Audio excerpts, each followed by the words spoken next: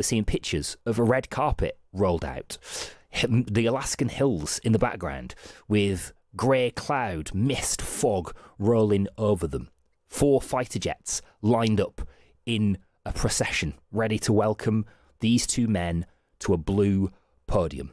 Tonight, we're going to watch and listen and take it all in and bring you everything you need to know. We're going to be joined by insiders in America and Europe. We're going to scrutinise every detail. Diplomacy is so often about theatre, and tonight is as much about the spectacle as it is the substance. We'll bring you everything. You won't miss a single handshake on Times Radio tonight. And after 7:30, we'll be back in Edinburgh. Jeff Norcourt, who usually occupies this space on Times Radio, will be back from the Edinburgh Fringe, speaking to performers and funny guests, and no doubt they'll have their say on what's happening in Alaska tonight. Okay, let's begin with the man himself then, Donald Trump, who spoke to reporters on Air Force One in the last few hours about his Russian counterpart. Look, he's a smart guy, been doing it for a long time, but so have I. Been doing it for a long time. And here we are, we're president. That was much more difficult than what I'm doing today, believe me. So we get along. There's a good respect level on both sides. And I think, something's going to come of it. I noticed he's bringing a lot of business people from Russia. And that's good. I like that because they want to do business, but they're not doing business until we get the war settled. That's such an interesting detail, isn't it? So much of the Russian contingent includes business people, economists, people who are going to negotiate the fine details of what we assume will be America and Russia's new economic relationship. Well, Donald Trump was also asked about Russian attacks today. I think they're trying to negotiate. He's trying to set a stage. I mean, in his mind, that helps him make a better deal. It actually hurts him. But in his mind, that helps him make a better deal if they can continue the killing. Well, this bit's particularly interesting because he was asked about the possible redrawing of borders in Ukraine. They'll be discussed, but I've got to let Ukraine make that decision. And I think they'll make a proper decision. But I'm not here to negotiate for Ukraine. I'm here to get them at a table. And I think you have two sides. Look, Vladimir Putin wanted to take all of Ukraine. If I wasn't president, he would right now be taking all of Ukraine. But he's not going to do it. President Trump on Air Force One. Let's speak to Sarah Baxter from the Marie Colvin Centre for International Reporting, who's watching on with us. Sarah, good evening. It's just almost 7:10 here in the United Kingdom, 10 a.m. in Alaska. I'm watching an image of a runway ready for Donald Trump's arrival. Just remind us of the timings from there. Yes, well, there was some talk that the meeting would start at around 3 p.m., but with Putin arriving at 3, it's obviously going to be put back a bit. But yes, I think things are going to go straight. As soon as Vladimir Putin arrives, there's going to be handshakes, photos, TV appearances, and then they'll get on to the nitty-gritty. It's really interesting looking at that picture you've been showing of the runway, because what we're looking at is a stage, really. It's a stage with fighter pilots, fighter planes, a red carpet, everything ready for the two, among the two most powerful people in the world, meeting mano a mano, carving up the world between them, just the sort of thing that Donald Trump wants to do. And when you say 3 p.m, Sarah, we should be clear, that's 3 p.m. where you are on the east coast of America, 11 a.m. in Alaska, 8 p.m. here in the United Kingdom. You're quite right. I'm so sorry to be incredibly confusing there. I would say don't worry about it. Just stay with us for the next few hours. Whatever time it is, wherever it is, we'll bring you what you need to know. Look, I think so far as how these two men greet each other, they are very similar in many ways, aren't they, Sarah? But at the same time, different. Well, Vladimir Putin has been around even longer than Donald Trump as a world leader. And unlike Donald Trump, who's a businessman first and foremost, Putin was a spy and was, is good at what they call spycraft. And world leaders have said how they do feel often manipulated by him, that he uses that spycraft to gain advantage. One thinks of Angela Merkel talking about how he brought a big black dog to one of their meetings in order to intimidate her because she didn't like dogs. And but at the same time, Donald Trump is the master of what he calls the art of the deal. And that's why he's been blowing hot and cold over what he wants out of this meeting.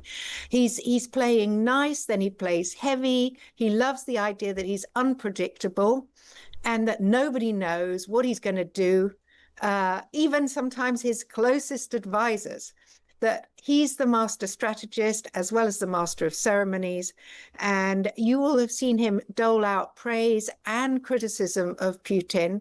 But the most reassuring comment that he made today, as far as Ukraine is concerned, is that he'll let Ukraine deal with actual borders. What Donald Trump wants is a ceasefire today. And he said he won't be happy if he doesn't get one. So that's the measure we should judge this meeting by.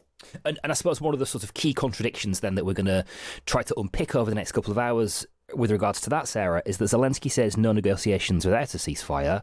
Putin says no ceasefire without a negotiated territorial and political cession from Ukraine. Yeah, and Donald Trump has thrown into the mix no business with America unless there's a ceasefire as well. So there are so many moving parts to this that it's just a guessing game at this stage.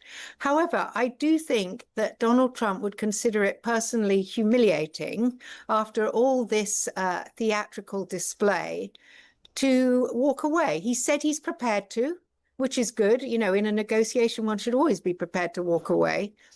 But he doesn't want to. He wants a deal, and he wants one that isn't humiliating for America. And that means one that isn't humiliating for Ukraine. Okay, Sarah, thank you for now. Sarah Baxter from the Marie Colvin Centre for International Reporting with us on Times Radio tonight. We'd love to hear from you as well. Your take is really welcome. What do you expect of tonight? What do you want of tonight? Matt says, here we are, we're presidents. Sums up Trump's main focus. That was a quote from him from Air Force One a little earlier. Trump just wants to sit at the table with a bigger bully in the playground to show that he too should be taken seriously. But Putin is smarter and more ruthless than the orange tantrum toddler, says Matt, and will walk all over him. Pretty harsh words, Matt. Ron says, my prediction for the whole thing is that it'll be a complete anticlimax. I'm hoping to be completely wrong, but you heard it here first. And James says, there is no pressure on Ukraine to end the war. Russia is winning and will be awarded land concessions. As bad as that sounds, it needs to be accepted to obtain peace. Ukraine then needs to rearm to dissuade further Russian aggression. Well, I'll tell you what, let's get the take of Igor Novikov, who is a former advisor to Vladimir Zelensky on US relations. Igor, give us your take on that then. Texts here, and we're hearing this in commentary too, people saying that actually this has to end with Ukraine ceding territory. Well, it remains to be seen what happens, to be honest. But my expectations, I mean, let's put it this way. If Trump walks away, as he threatened, that's a good result because Putin understands strength. If they agree on a ceasefire and it holds, that's a good result. Anything in between is Putin's win, pretty much. Because, and also I disagree. I mean, I've heard the previous commentator mention that to most powerful man in the world carving up the world. I disagree because I think the most powerful man in the world, the third one, is watching this closely from Beijing, and his lapdog is actually doing all the talking. Okay, and I assume you mean Xi Jinping. Obviously, yes. And I wouldn't rate Putin as one of the most powerful men in the world. I mean, he's a bully. They do have an army. They've attacked Ukraine, but he's definitely not a superpower at the moment. So just to be clear, Igor, sorry to interrupt, but you said that you feel that Xi Jinping is going to be in Vladimir Putin's ear today at this meeting. I think he's watching closely because, I mean, what's going on here, everyone is really focused on Russia, Ukraine here and on Trump's game with Russia, the economic game. But you have to remember that China is rearming. I mean, they are basically transforming the military. There's a question of Taiwan. China is doing economically far better than Russia. Russia's economy is not doing that great. And I actually find the irony that their foreign minister was wearing a USSR jumper in Alaska, which was hilarious because USSR actually broke up because of its economy. Yeah. Okay. First and foremost. So yeah, I think China is the elephant in the living room that everyone seems to forget to mention. Okay, and that's Sergei Lavrov, isn't it, that you're describing there, who arrived in that jumper. That's right. we've been sort of obviously trying to wonder what success looks like. You've said that success looks like Donald Trump leaving the room early. That also presumably means a war in Eastern Europe, in your country, grinds on. Well, I'm not really optimistic about the war ending or even pausing within the next few days because best case scenario, if Putin offers a ceasefire, I mean, we've had over 20 of those since 2014 when he invaded Crimea. That was the beginning of this particular war, and Russia's broken every single one of them. Russia is the aggressor here, so that's actually a very dangerous situation where he offers Trump a ceasefire, then uses a false flag to break it, and basically redirect Trump's anger back at Ukraine and Europe, pretty much. Okay. Iga, you are in Ukraine tonight. Just give us a sense of the mood. Well, it's somewhat optimistic, but I would say it's due to the war fatigue. Obviously, I mean, it'd be ridiculous if anyone wanted this war to continue here. But at the same time, I mean, we've been living in this for many years now. And it's the sense of realism. I mean, we have certain hopes, but, that's not our plan A. Okay. Iga, thank you for your time tonight. I appreciate it. Iga Novikov, who's a former advisor to Volodymyr Zelensky on US relations in Ukraine for us this evening, will be returning to Ukraine throughout the evening. They are not notably in the room at this meeting, at this summit between Vladimir Putin and Donald Trump tonight, but they are a very key player. They are the key player, obviously, and we're going to be continuing to check in with them to sense their mood, to understand what they want and crucially perhaps don't want from this negotiation. We're going to also speak to William Courtney in the next couple of minutes, a former US ambassador. He spent time advising US presidents on Russia and Ukraine. He knows this part of the world. He also understands the dynamic between the two countries at the table, between the US and Russia, and how actually the relationship between those two countries is as present, as important in this meeting as what's going on in Eastern Europe. We are live with our eye on Alaska on Times Radio tonight. Rod Liddle on Times Radio. I'll be reviewing the week with Julie Bindle and James Ball, including where to bury fat people, and I'll get a reaction to Friday night's Trump-Putin summit in Alaska. Find out whether human rights have worsened in Britain, as the US government had suggested, and I'll be taking a new look at Samuel Pepys. Plus, Uriah, the singer and presenter Ed Tudorpole, joins me to recommend albums old and new. Rod Liddle, tomorrow morning from 10 on Times Radio. How are you looking so fresh? It's my new Samsung Galaxy Watch 8. It's got this thing called Running Coach, which creates custom training plans just for me. Oh, and that's our cue to pick up the pace. What? This isn't fast enough. Oh. Smash your fitness goals with a new Galaxy Watch 8. Buy today at Samsung.com. Requires smartphone on Android 11 or above with the latest version of the Samsung Health app. You've reached the final level. The Spicy McNuggets side mission. Maximum flavour, crispy crunch, and a spicy dip with a kick. Are you ready? Spicy McNuggets, for a limited time only. Until the 9th of September 25. Fees apply to delivery. Participation and price may vary. Subject to availability. Serving times apply. Download the free Times Radio app from the App Store or Google Play today. Friday night on Times Radio with Visit Dubai. From high-energy action to Dubai's sun-soaked tranquil beaches. Find your perfect holiday at visitdubai.com. Hello, thank you for your company tonight. Usually Friday night with Jeff Norcott on Times Radio, sponsored by Visit Dubai. You can start your journey at visitdubai.com. He's in Edinburgh at the Edinburgh Fringe, and we're going to check back in with him after 7:30 on Times Radio tonight, because we're also, of course, watching Alaska. We're expecting, perhaps in the next hour or so, Donald Trump in Air Force One to touch down first, Putin due to arrive as well, and then the talks begin. In fact, actually, I can see Air Force One. Looks like it's about to land. It is flying in towards that joint airbase in Anchorage, set to touch down just by the looks of it. On my screen, it's got its landing gear down, its wheels are down. So it's about to land. Donald Trump is moments away from arriving in Alaska, and you would assume that President Putin of Russia is not far behind him for what would be a moment of history. Putin arriving on American soil for the first time since the invasion of Ukraine in 2022. I can tell you that Air Force One is now down on the ground. It's just landed in Anchorage. William Courtney is watching on as well. He's a senior fellow at RAND and a former US ambassador who's advised US presidents on Russia and Ukraine, also spent time in Moscow. William, thank you for being with us on Times Radio tonight. Look, we've been sort of toying with the possibility, William, of this ending before it begins. Donald Trump has said that he could very well leave. We've been hearing from Ukrainians telling us that they would prefer that outcome.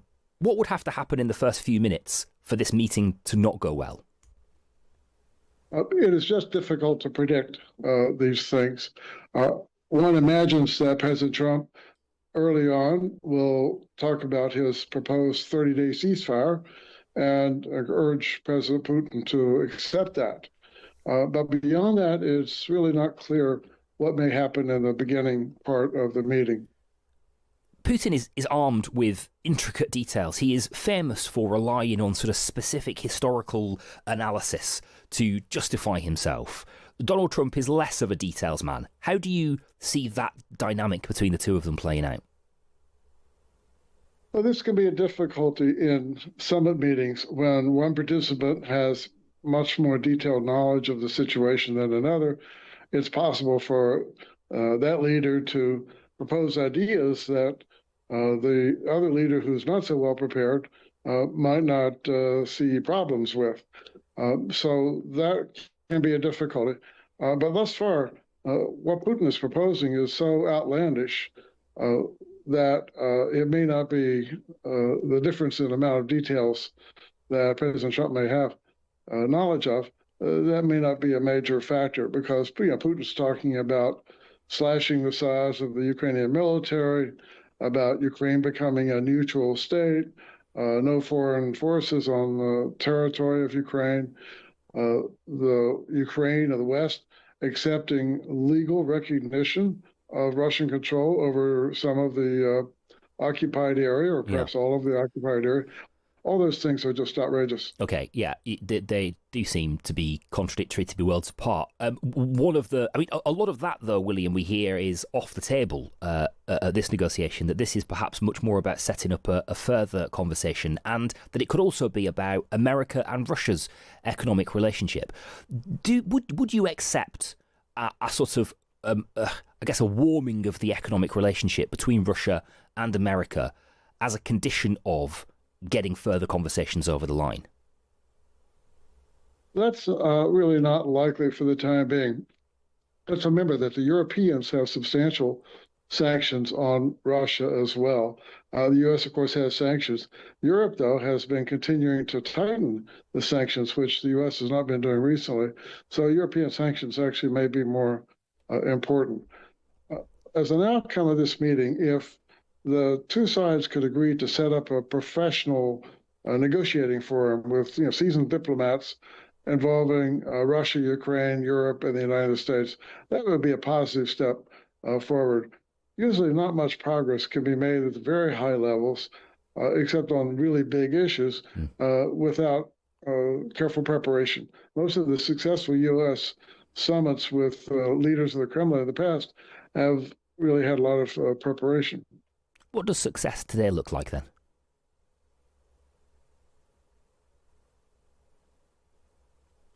Setting up a professional negotiating forum would be one successful. Of course, a big success would be if Putin were to accept the ceasefire, but that does not seem likely. Okay, William Courtney, thank you for being with us tonight. I appreciate your insights as ever. William Courtney, who is a former US ambassador, he's advised US presidents on Russia and Ukraine.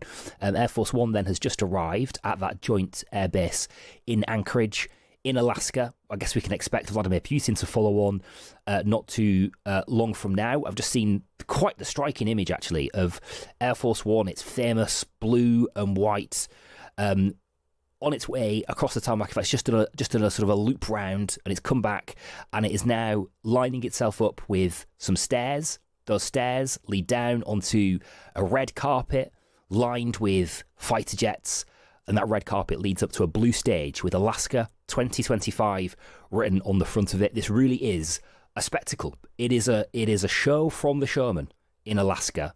That we are bringing you on Times Radio tonight. Matt Buxton is there as well. He's a political reporter and the author of the Alaska Memo. Matt, thank you for being with us. Just as we wait for that famous Air Force One door to open and for Donald Trump to emerge. Just give us a sense of the mood in Alaska, the scene of this extraordinary story tonight. It is a lot of anticipation, right? We are, it's interesting. I think for a long time, Alaska has had an uncomfortable relationship with Russia. Our long history of all our military bases, including JBER, where they're meeting, has played an important part in the Cold War. Has played an important part continuing to, keep Russia in check. Like this idea of having a lot of, we've had incursions of Russian jets into our airspace. And I think there's a lot of discomfort. I think for a lot of people in Alaska, Russia is kind of the enemy that at our doorstep, right? Just like it is for Ukraine. And so I think that there's a lot of discomfort around it. I think that there's kind of a little bit of pride. I mean, honestly, I've been kind of negative on the whole thing. Yeah. Until I saw that shot we just saw of the jets pulling up and the mountains in the background. I think it's really mixed. But I think there's a lot of. I think there's an honor to be hosting a big event like this, but at the same time, I think a lot of people would hope it would be someone else. Yeah, it's a good. Sure, it's a good point about the proximity. Just 3 miles apart, your nearest islands between Russia and Alaska. Yes. As well as that, Matt, there is a large contingent of Ukrainians, expats. Some of them refugees from the war, from its outbreak in 2022. What on earth are the Ukrainian population of Alaska thinking about this? They're not thrilled, right? I think that a lot of people really want to see an end to the conflict, right? That I think is the number one goal of everybody. And I think that there's a lot of frustration that Trump is going to, give too much up in it, I think. But I think it's sort of interesting, too, because we're at this time, right, where Trump's sort of numbers are starting to lag in Alaska. But I think it's interesting to see a lot of the protests have not really been very Trump focused, but they're very stand with Ukraine. There's a large flag going to be unfurled. A lot of the protesters, a big protest in Anchorage last night, right.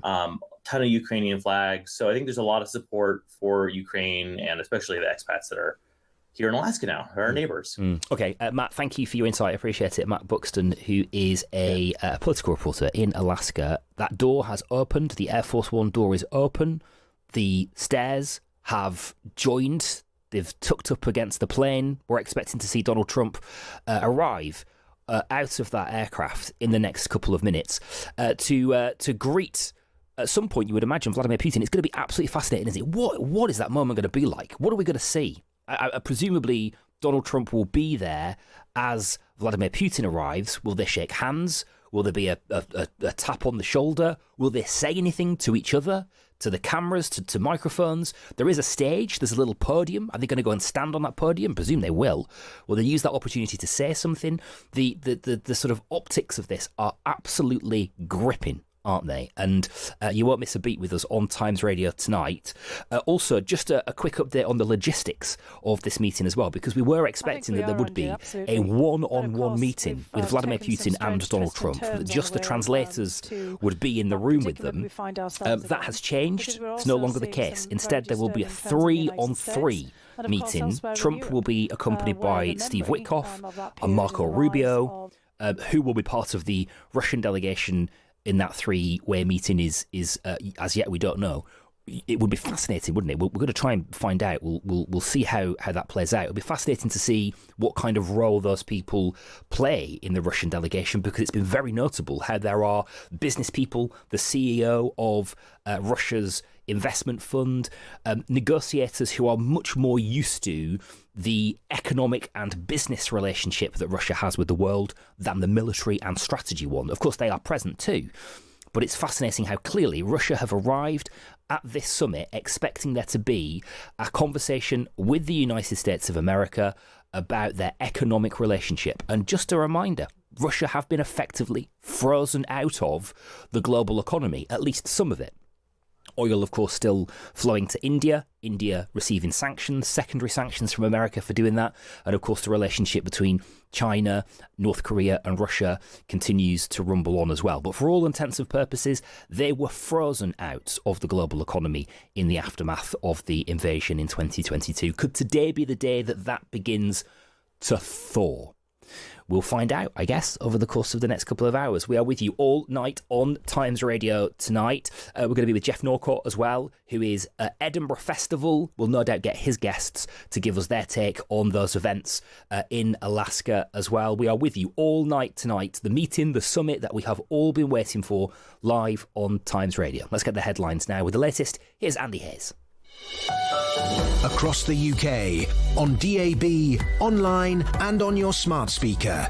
This is Times Radio. Thank you, Darryl. Good evening. In the last few minutes, Donald Trump has landed in Alaska ahead of his meeting with Vladimir Putin.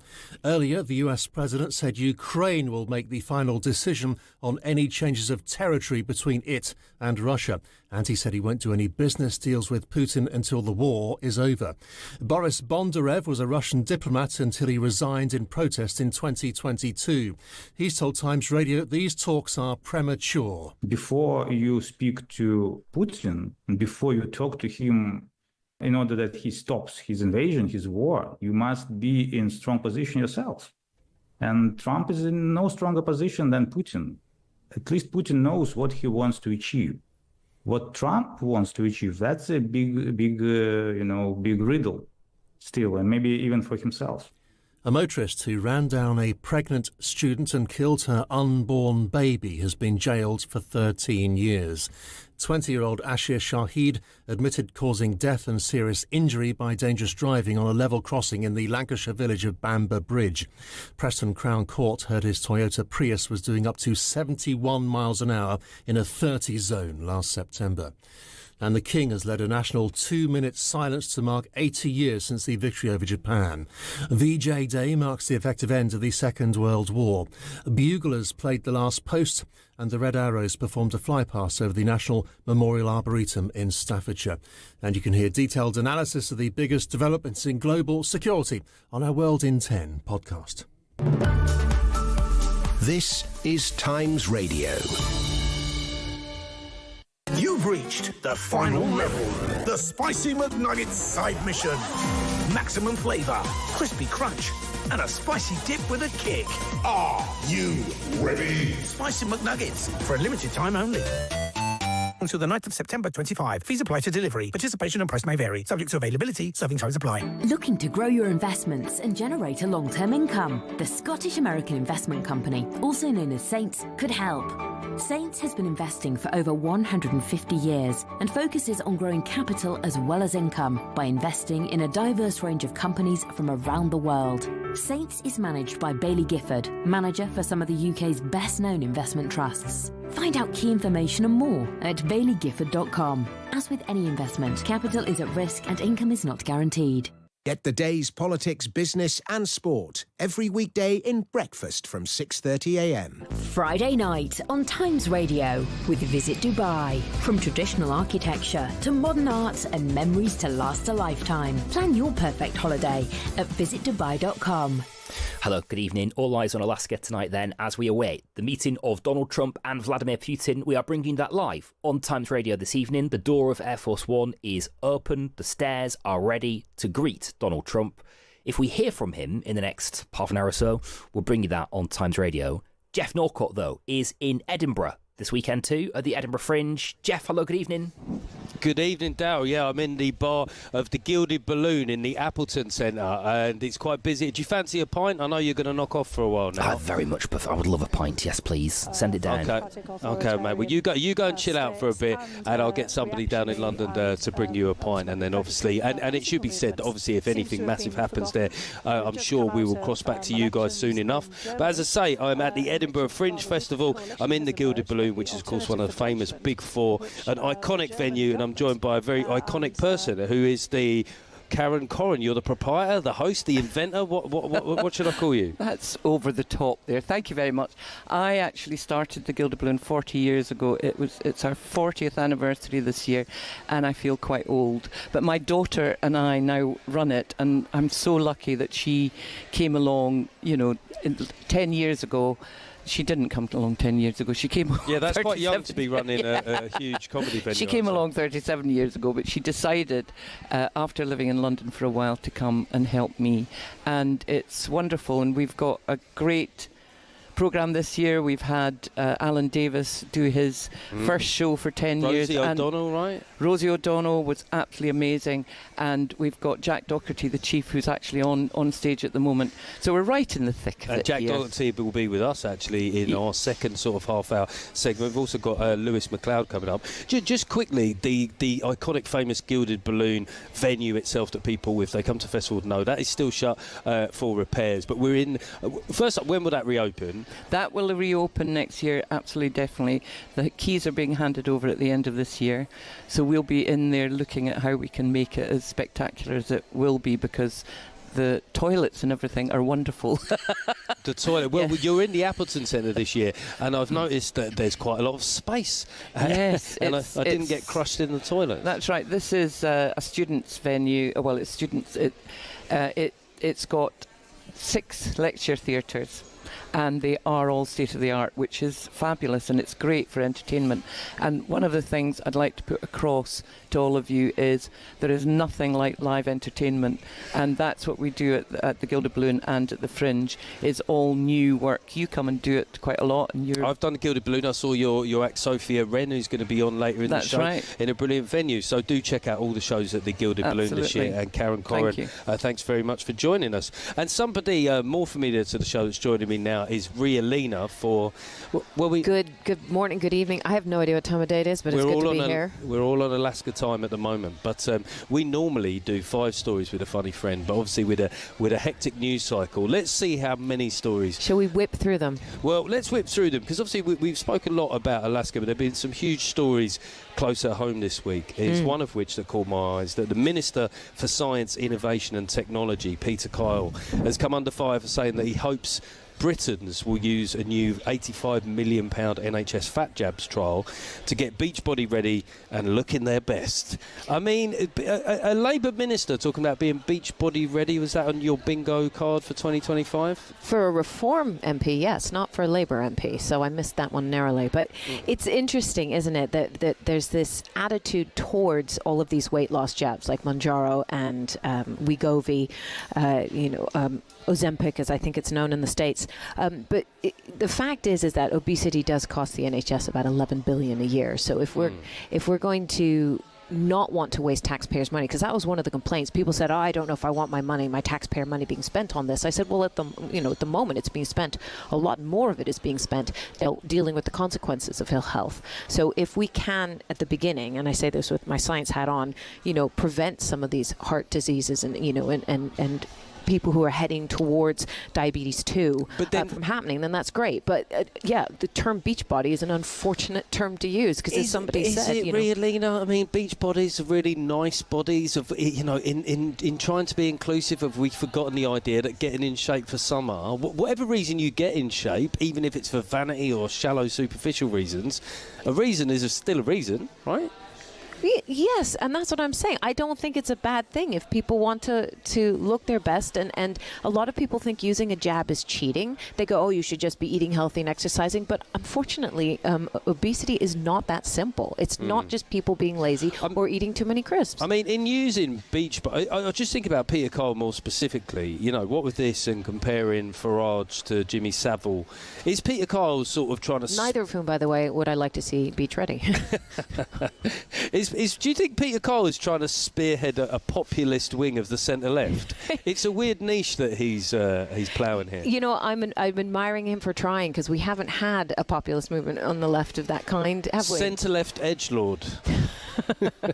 I mean, you know what? Would the Gilded Balloon put them on? That's the question. I would go see that show. I think Karen Corrin would put them on. I think there are certain venues at the Edinburgh Fringe that might not.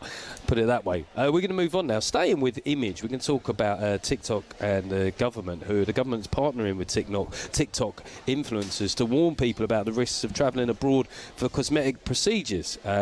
Now, first up, I should say that you've got a show. Is it? I do have a show. Is it out yet? What a great segue.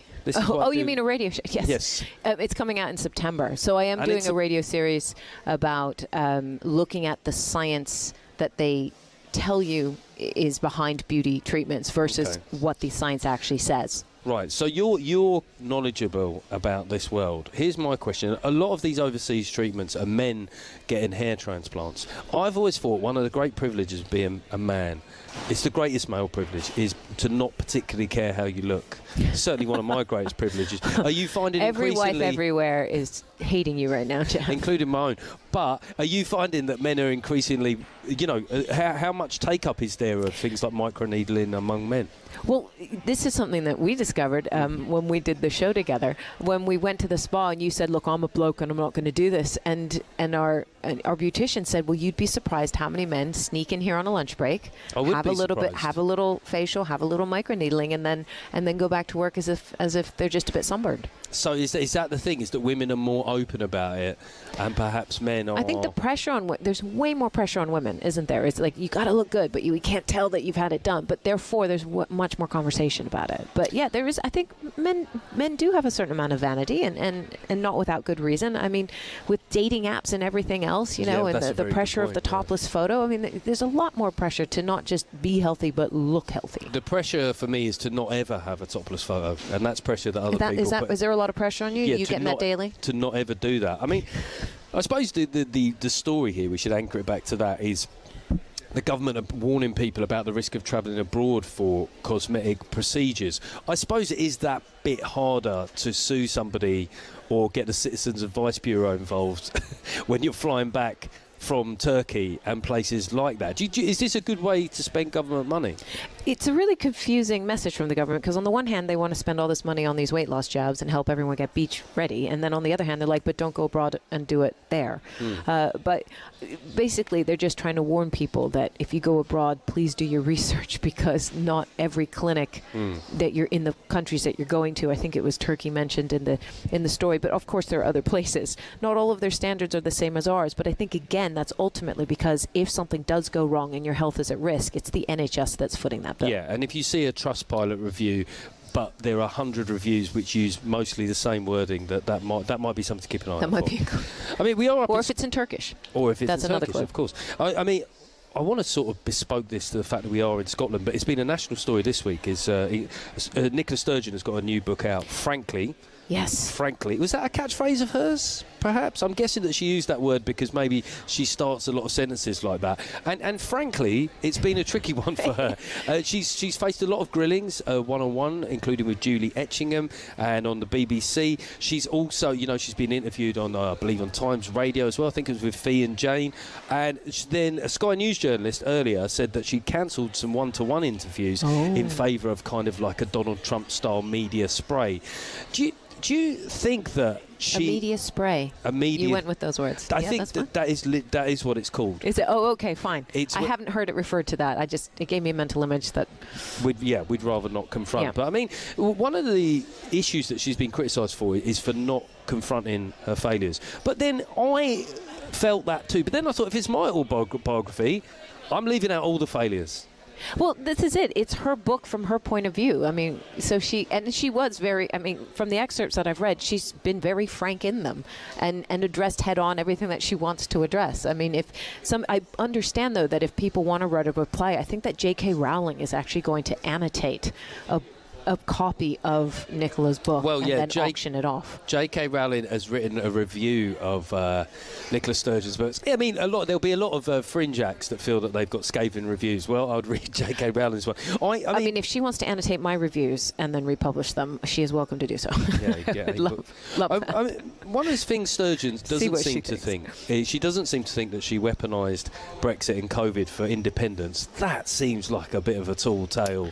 The idea, because in a weird way, given what she's pushing for, if she didn't weaponise Brexit and COVID for independence, then she wouldn't be doing her job. We all remember her giving those daily briefings, which it ended up becoming like some sort of chat show pitch that she was trying to get commissioned on Channel 5. I remember those briefings went on, I think, sometime in 2023. So is she being a bit disingenuous, or does she genuinely feel hard done by in terms of the coverage she's got? I mean, all you have to do is go back and look at the fact that she tried to have yet another independence referendum right after Brexit, didn't she? And then same with the 2024 election. I mean, maybe we're quibbling over the actual verb weaponized, but she certainly is, even now, I think in the book, still fighting for it, isn't she?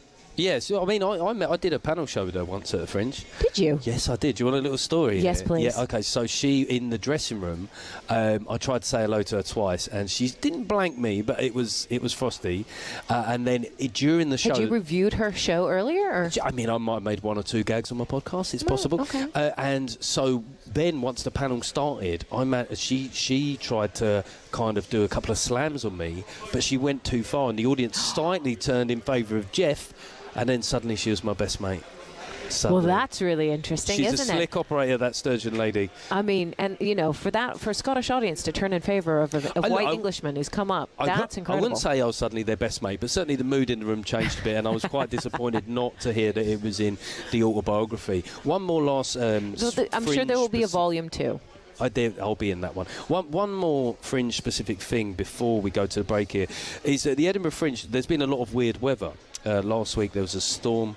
Earlier this week, Arthur's seat was on fire. It was. Which Although sounds like a description I quibble with storm. I quibble with the word storm. We were all warned about a storm, and of course, a lot of Scotland was impacted by the storm. And here in Edinburgh, we had to cancel shows in certain venues because they didn't feel it was safe. And in the end, we had some of the sunniest weather that I think I've ever seen in Scotland. Well, some winds. There was some winds, but it was bright and sunny and beautiful. Well, is that the third horseman of the Scottish weather apocalypse? Is that there was storm, fire, and then it was actually, I mean, legitimately warm at the Edinburgh Fringe. Now it's been very hot. 28 degrees. It does make. You don't normally think of an underground cave as being somewhere that you would want to.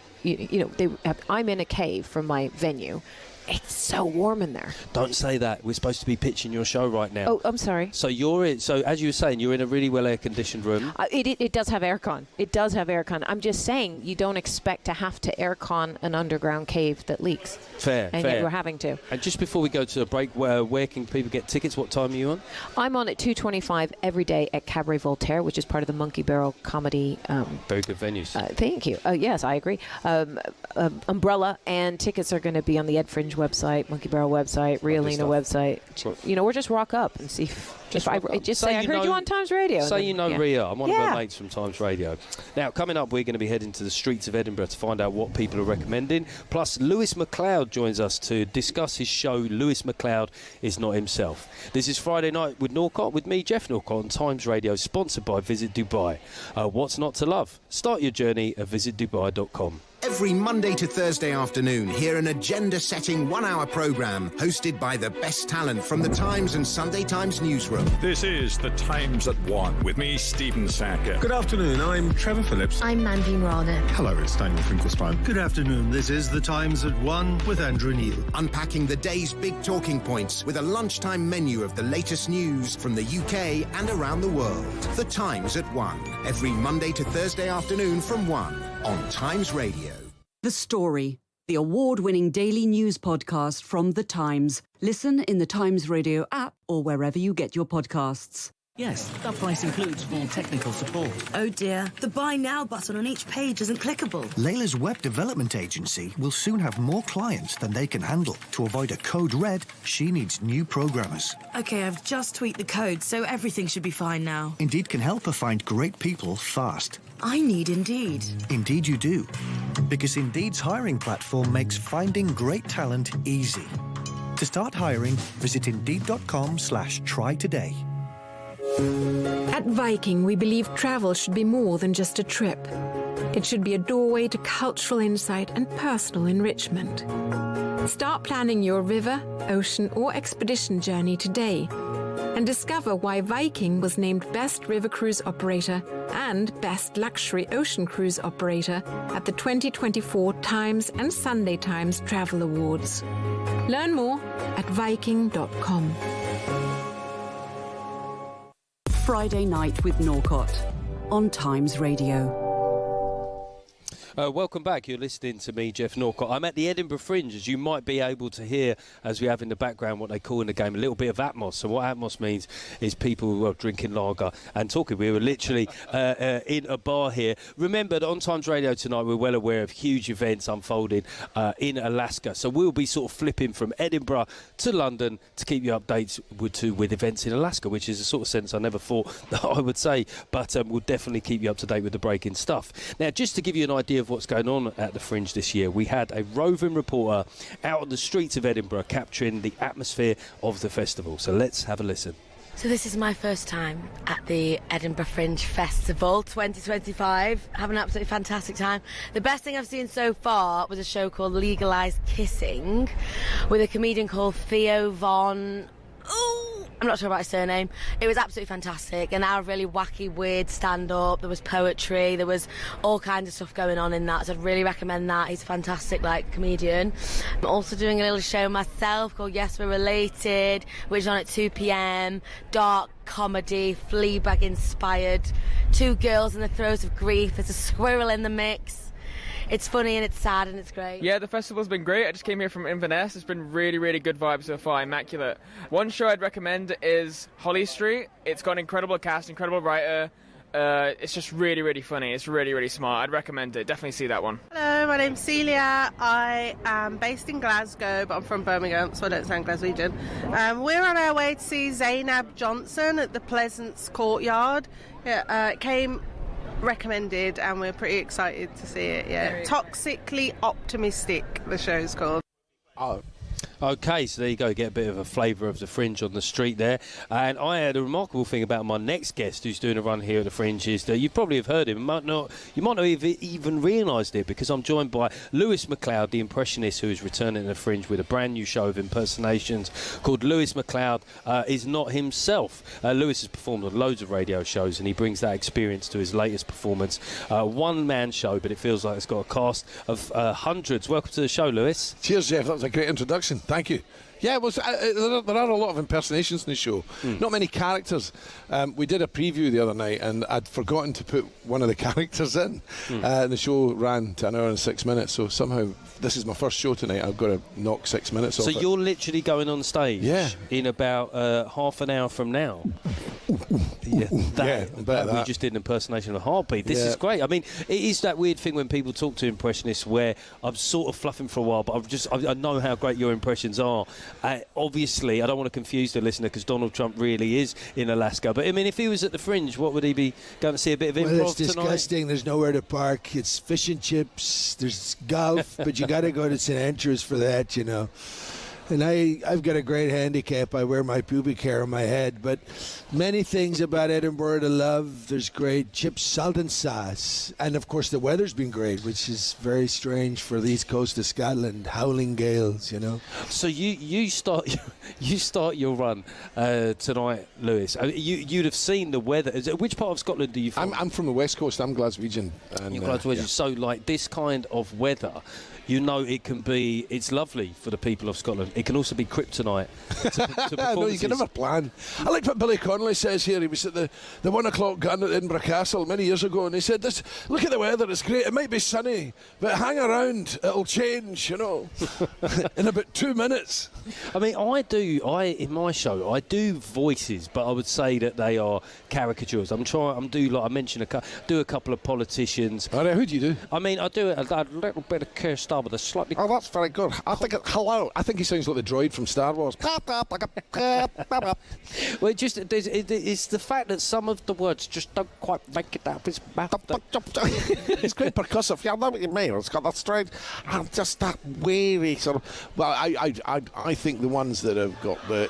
Strange, I think Starmer, although he's confident, the ones that project oodles of it. Farage. No, let me speak. I mean, you're Farage, because I sort of been trying to do him, and then I saw yours, and I thought I might as well give up, because literally you could prank people with that voice. Have you ever done? No, John Culshaw's done that, and he did that, and I think the original iteration of Dead Ringers many years ago, they used to phone up when did Blair actually phoning into channel. It's a trope that actually Peter Sellers did. I think he phoned up the BBC as Prince Charles many decades ago and got a job, or at least got a meeting with the BBC. I've never really had I've never done that actually. I think it's a caricature, I suppose. There's certain things that key into a voice. There's phrases like with Farage. I realised it was no, let me speak. That was the thing. But Boris and saying it's a farce. Everything's a farce. Yes, of course, absolutely. But you've got to remember, he does laugh through a lot of the things he says, and then gets deadly serious. But Boris, it was just noises, because I'd hear wah. That just has grown over the years. Actually, I've actually been on stage and done about 2 minutes of just but they're great fun to do, but there's sadly not many of them that really have that edge on caricature that you find that mimics grasp. I mean, like somebody there's certain people you think, well, I hope they come back. You probably will be hoping like Boris will come back in. I in a weird, perverse way, I hope Starmer sticks around for a while. But Rishi Sunak, I mean, he's a tricky one. Matt Ford, sort of got a bit of Rishi, but he wasn't around that long. No, he wasn't, and it was tricky. It was, with the sort of, I think with him, I sort of heard that sort of dull kind of, there's a sort of flat tone, and there was a slight lisp as well, and it was just terribly earnest. And there's, there's some actually that they're actually the opposite. They're quite cool. Like Obama was very difficult to do because actually, how do we make this guy funny? How do you satirise him? And I watched two writers come up with sort of phrasing.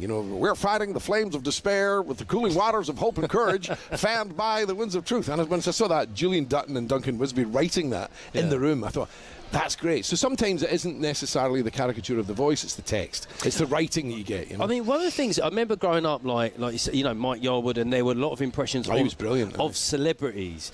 There are less people that become household names now, in a way. I mean, is there any sort of celebrities and entertainers? Because one of the things, everyone's got to know who you're doing. So are there any kind of people from the celebrity and entertainment world? Well, Ian Sterling's a voice. I don't think he's as recognisable a face. The Love Island voiceover guy. Because it's that voice. Hello. We've done him a few times on Ringers. But certainly the Elon Musk and, there's people like that have come through, with Musk. Difficult voices. Tom Cruise, I think, is one that's, he's such a superstar, and yet you don't hear many people doing him. In my show, I've got a lot of voices that nobody's probably that aware that the other caricatures, people like Martin Scorsese, the director, and there's Spielberg and people like that. But of the celebrity bunch, I think you're really into those ITV shows. That's the it's kind of interesting. Ryland, he's one. I think Ryland's great. Do you know what I mean? Sorry, I know this is Times Radio. Hello, babes, all right. I actually met him and his voice got really low, and I thought this sounds nothing like him. No, I met him once. He's got incredible, sort of geezer voice. Yeah, I think he made it slightly lower, and he said, "Well, what Ryland do you want?" I went, "Oh, all right, thanks for giving me the olive branch there, But I mean, I suppose that is just finally is one of the great things about politics. If you're interested about it, they are some of the last people for whom everybody knows who they are, how they sound. Those moments like Rachel Reeves crying in the Commons, there aren't many moments in entertainment, like the Del Boy falling through a bar moment, but we all know the Rishi Sunak without an umbrella moment. Oh yeah, well, that was just crazy. I mean, the podium. But that's AI again. Everything that set the stage, I think, for so many of those AI memes where there's the podium, doors of 10 Downing Street, and there's some crazy stuff happening. But actually, that did happen with the Brawley, and there you go. I just completely cynically here. While I've got you, I was wondering if you could do a little bit of Donald Trump saying you're listening to Jeff Norcott on Times Radio. Well, I think Jeff Norcott it's a great airport. It's Norcott Airport. We've landed there many times. It's on Air Force One at Norcott. We're going north on Norcott. Jeff Norcott. He's a great guy. He's on Times Radio, and it's very intelligent. He's a very clever guy. He never looks you in the eye, but he just you're on radio. He could be playing the piano for all I know. But and you've got Andrew Neil. At 1 o'clock, Andrew Neil. But thank you very much for having me on. Andrew Neil, also on Times Radio. and listen, that was impressionist. So funny, man. Lewis McLeod. Do catch Lewis McLeod if there's any tickets left. He's a brilliant act. Yeah, there are. I've been laughing to hear the whole time. Look, there's going to be more from me in Edinburgh after 8:30, but it is now time to hand back to Daryl in London to give us the latest on the summit in Alaska. Daryl, over to you, mate. Thank you, Jeff. I felt like Trump was with us there. It felt like we were in his company. And we have got our eye on him. He is in Alaska tonight. Air Force One has touched down in Alaska, and breaking news in the last few minutes. Vladimir Putin's plane has also touched down in Alaska. Also speculation as to whether or not this summit between the two men would actually happen tonight or not. It appears to be on. There is a set of stairs up against Vladimir Putin's plane. It's looking as though there will be perhaps a moment where they both walk out of their respective planes together onto a red carpet, up onto a stage, and we will bring it all live on Times Radio tonight.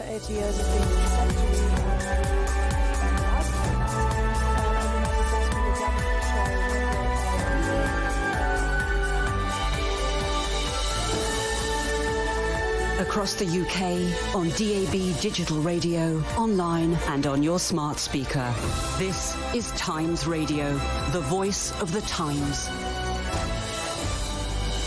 Hello there, good evening. It is 8 o'clock on Times Radio. I'm Daryl Morris, live in London with our eyes on Alaska. Donald Trump and Vladimir Putin have arrived at the joint military base in Anchorage, where Europe's future is on the table. We'll return to Alaska in the next few minutes, and we'll speak to Eric Rubin, a former US representative to Moscow. We'll also return to Edinburgh as well, where Jeff Norcott is live at the Fringe for us tonight. That's all on the way. After the headlines, here's Mark Tyler.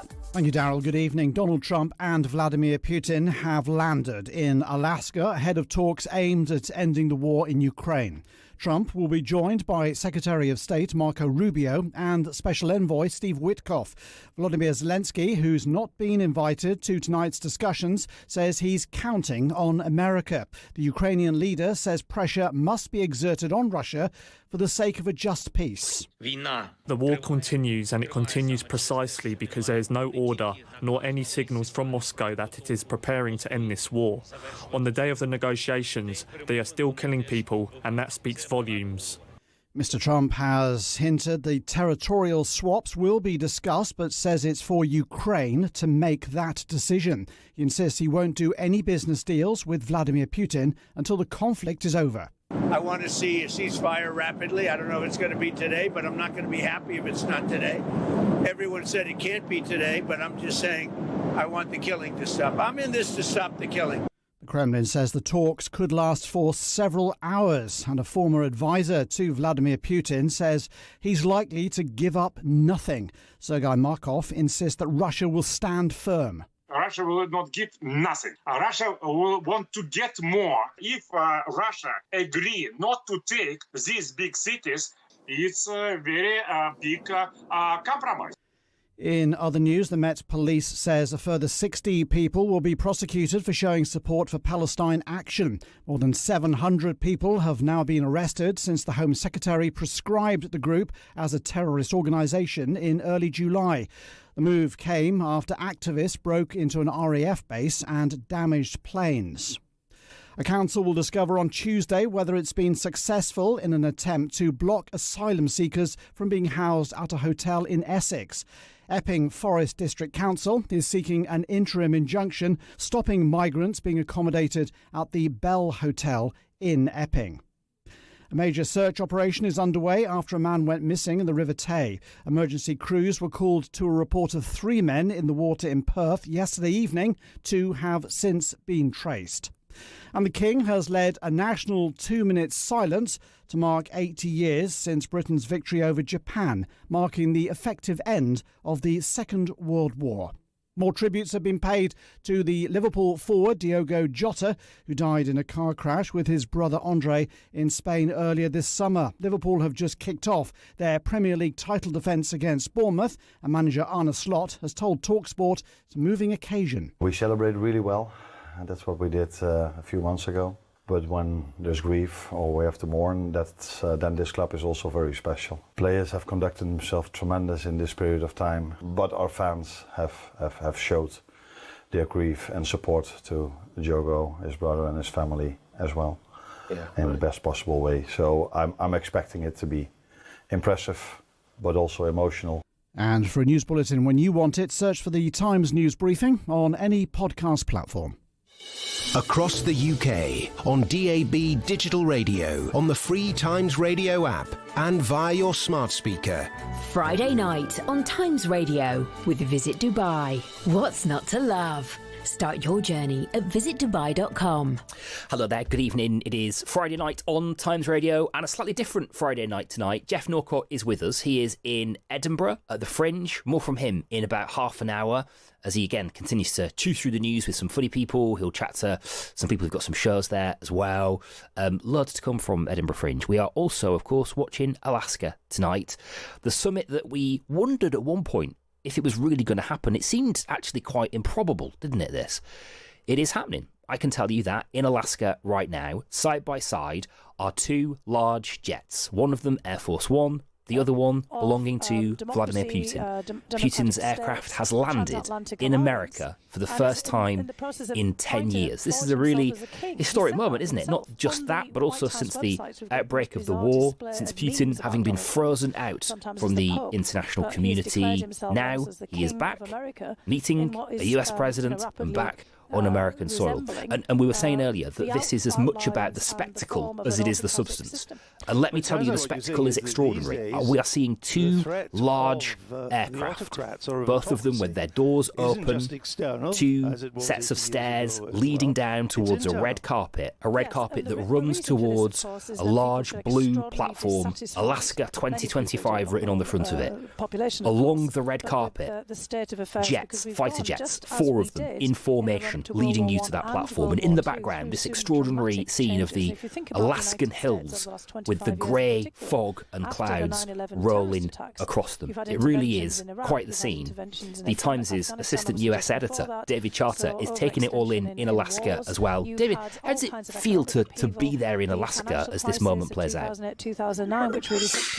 It's actually a really exciting moment for not just the Trump presidency or even, I guess, Ukraine, but it really is it feels like a globally historic moment without wanting to sound too hyperbolic about it, because we're just on tenterhooks to see how these two leaders play their hands in these high-stakes meetings. There's been all sorts of shuffling and manoeuvring ahead of the talks. We've heard from the Russian side that there will be a joint press conference, and we've seen in a big ballroom on this military base that there are two podiums set up ready for that joint press conference. But of course, even though the White House confirmed a joint press conference, President Trump has kept his options open by saying that he may just walk away if it doesn't go that well. And really, we've heard a whole spectrum of pre-briefings from President Trump, right from he'll be very unhappy if he doesn't get a ceasefire today, right through to, well, I could just walk away and say, get on with your war. And all of this has been in the last 48, 72 hours in the run-up to it, and now the moment is about to arrive. I don't know how they're coordinating this, but at any moment now, we're going to see the doors of these presidential planes open, and the two main characters walk down the steps. Presumably, it will be coordinated, but let's see how they do this one. Yeah, that's a really good point. We were wondering if one of them may wait for the other at the bottom of the stairs, and it looks as though, as you say, I'm seeing an image of the two planes side by side, the steps to the doors of the planes, both of them leading up to an open door, and we're perhaps expecting them to walk out together at the same time and to walk down those stairs together. There's also been, look, as you say, David, excuse me, quite a lot of this is up in the air at the moment as to exactly how this is going to play out, but there has been a key change to the arrangement of the meeting, hasn't there? Right, so we were told just 24 hours ago that there would be a significant one-on-one. David, I'm sorry to interrupt you, but we've got an answer to our question as to how this is going to play out, because Donald Trump has left Air Force One. He's now on his way down the steps. No sign of Vladimir Putin at the door of his aircraft yet. So it looks as though Donald Trump is going to get to the bottom of his steps, perhaps go and to greet Putin at the bottom of his steps of his aircraft. Yeah, that's how I think the protocol would dictate, because he is the host, and the Russian president has extraordinarily come to this enormous military base that's mainly exists to in fact, guard against. I'm sorry, David, but I can answer that question again for you. Obviously, this is all unfolded in front of our eyes, because actually Vladimir Putin has now left his aircraft down the stairs onto a red carpet, and he is walking down, similar to Donald Trump, a separate adjacent red carpet. They are running in parallel together, these red carpets, leading up towards this stage.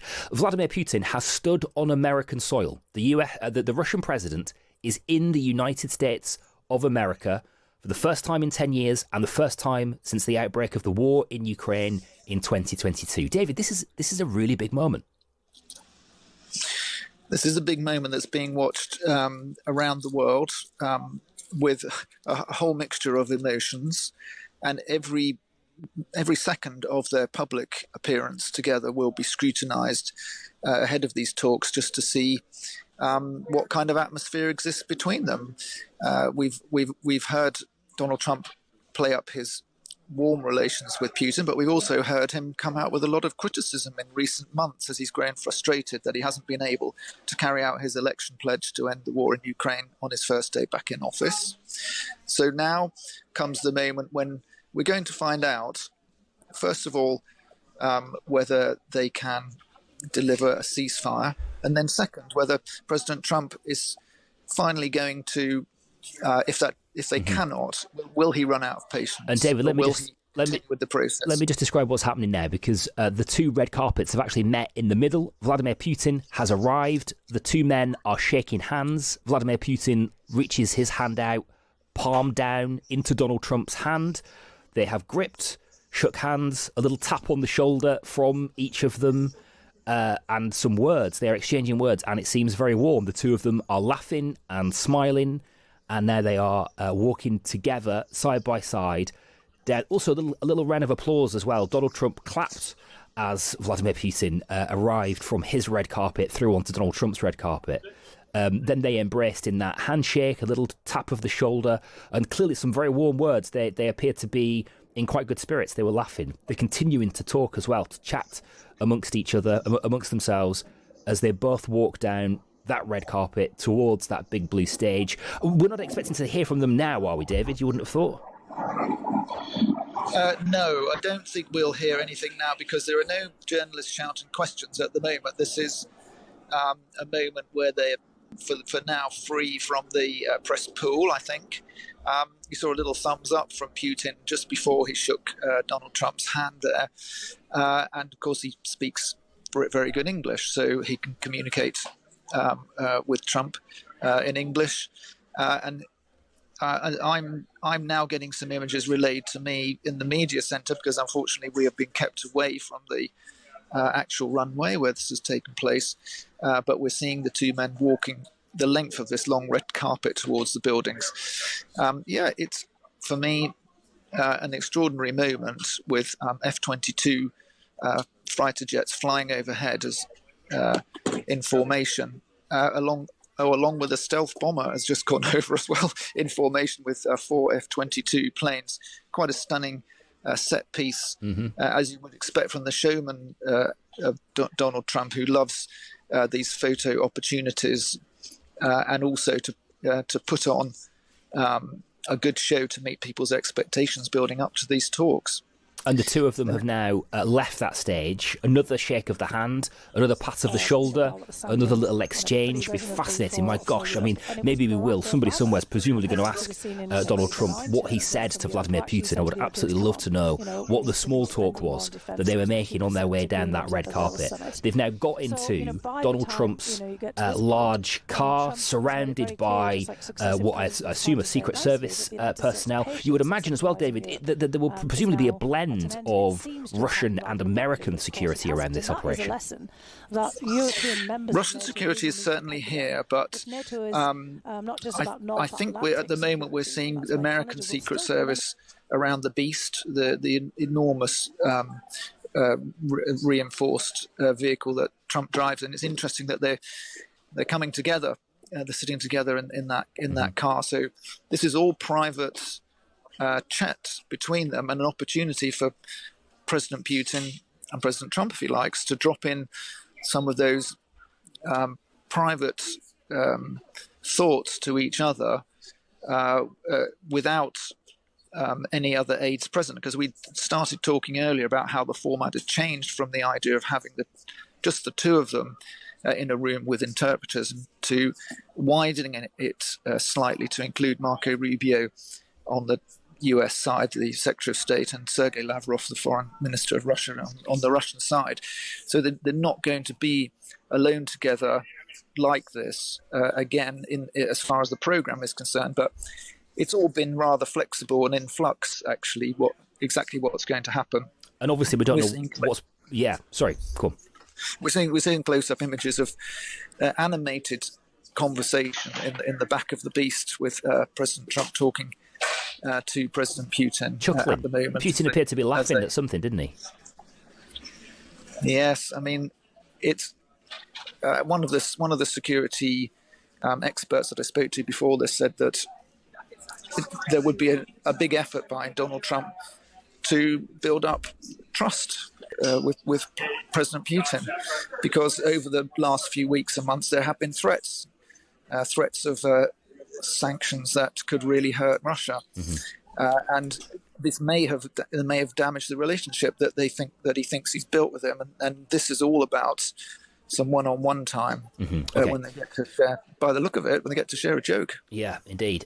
Okay, David, thank you for your time. I appreciate it. David Charter, Assistant US Editor for The Times in Alaska for us on Times Radio tonight. We'll hear again from David before the night is out. So Donald Trump and Vladimir Putin are together. They are in Alaska. They are together in the back of Donald Trump's Beast, in the centre of that convoy of cars as it makes its way through to the venue where a conversation will begin. Initially, we expected it to be a one-on-one conversation with translators between Putin and Donald Trump. That's now evolved into several sort of three-on-three, at least, in that initial meeting, and there'll be a larger meeting still. And there is a conference centre with two podiums. So we are expecting to hear from Putin and Trump in the next couple of hours. Let's hear first, though, from Andrew Levy, who is a former British diplomat, was based in the British Embassy in Moscow for a time in the 2000s. Andrew, you are watching these same images that we are. What's your take as this moment of history plays out before us? Well, it's always an amazing sight, isn't it? The Air Force One and the huge vehicles and all the security. And it is very important. We're seeing the US president meeting the really dictator of Russia, President Putin, but he is an internally repressive dictator, an externally aggressive one. And there's nothing new about that. The invasion in 2022, which is the subject of these discussions, this potential ceasefire, was part of a series of events which you can trace right back to the end of the Soviet Union, and a group of intelligence officials, KGB people, Siloviki in Russian, hard men, a tiny group of them planning for the reconquest of the Soviet Union after it broke up, and the re-establishment of a Russian empire in their own image. And a lot of that is the sort of history that Vladimir Putin pulls on in these moments, doesn't he? And I mean, what's going to happen now? The two of these men are going to meet. There's going to be, and just to remind you, by the way, it will now be 3 American representatives, 3 Russian representatives, Steve Witkoff, Marco Rubio. Putin's going to be accompanied at the first stage of the negotiations by the Russian Foreign Minister, Sergei Lavrov. He will also have the assistant to the head of the Russian state, Yuri Ushakov, with him as well. So a bit of a sense there as to who's going to be part of the Russian delegation, Andrew. How do you expect the first few moments, which could be crucial, we hear from Donald Trump as to whether he walks out or not, actually going? Yes, it's very difficult to read Donald Trump's mind. It's very difficult to read anyone's mind. I don't really believe that he is planning to walk out at all. And I think he may see things transactionally and like a business deal where he can walk out, but I don't think even he thinks this is that. The people you've mentioned, so Ushakov is the chief. We'd call it civil servant, but really he isn't, right? He's part of this very narrow group. And he's an important figure. Lavrov has been around for an awfully long time. And he used to be someone who was fairly decent, when he was we thought he was fairly decent, but he turned into this lackey, really. And he's been doing that for many years. They're highly experienced, whereas on the US side, Mr. Witkoff isn't. And we can only hope that former Senator, now Secretary of State Rubio, has really got himself briefed up. He's also a national security advisor, I think, temporarily still. At any rate, he's a very important figure for Trump. Let's hope he's briefed up, because Trump apparently hasn't been taking any briefing from any experts on Russia at all. Right. Also not there, Andrew, is Zelensky, President Zelensky of Ukraine. Penny for his thoughts watching this. Yes, I think this really does have a horrible echo. Surely we can all feel that, of 1938 and Chamberlain and Munich, when the Czechs were left outside the room, the Czechoslovaks, I should say, back then. They were left outside the room, and it was negotiated over their heads, and the Germans took over Czechoslovakia. Well, I don't know what the outcome of this is going to be, but I'm sure that President Zelensky must be feeling that historical parallel. He must also be feeling, I think we know he's feeling, that he's not going to agree to any of this stuff unless extraordinary concessions are made by Putin. Extraordinary only in terms that Putin is unwilling to concede anything. In fact, he wants to get more rather than give anything back. Yeah. Okay. Andrew, thank you for your time. I appreciate it. Andrew Levy, who is a former senior British diplomat who was based at the British Embassy in Moscow for a time. We're going to speak in a moment to Eric Rubin, who's a former US ambassador, also Deputy Chief of Mission in Moscow. Andrew very neatly describes what appears to be a key contradiction. The two parties coming from entirely different places. How can a ceasefire possibly get over the line tonight? We'll ask Eric that question on Times Radio next.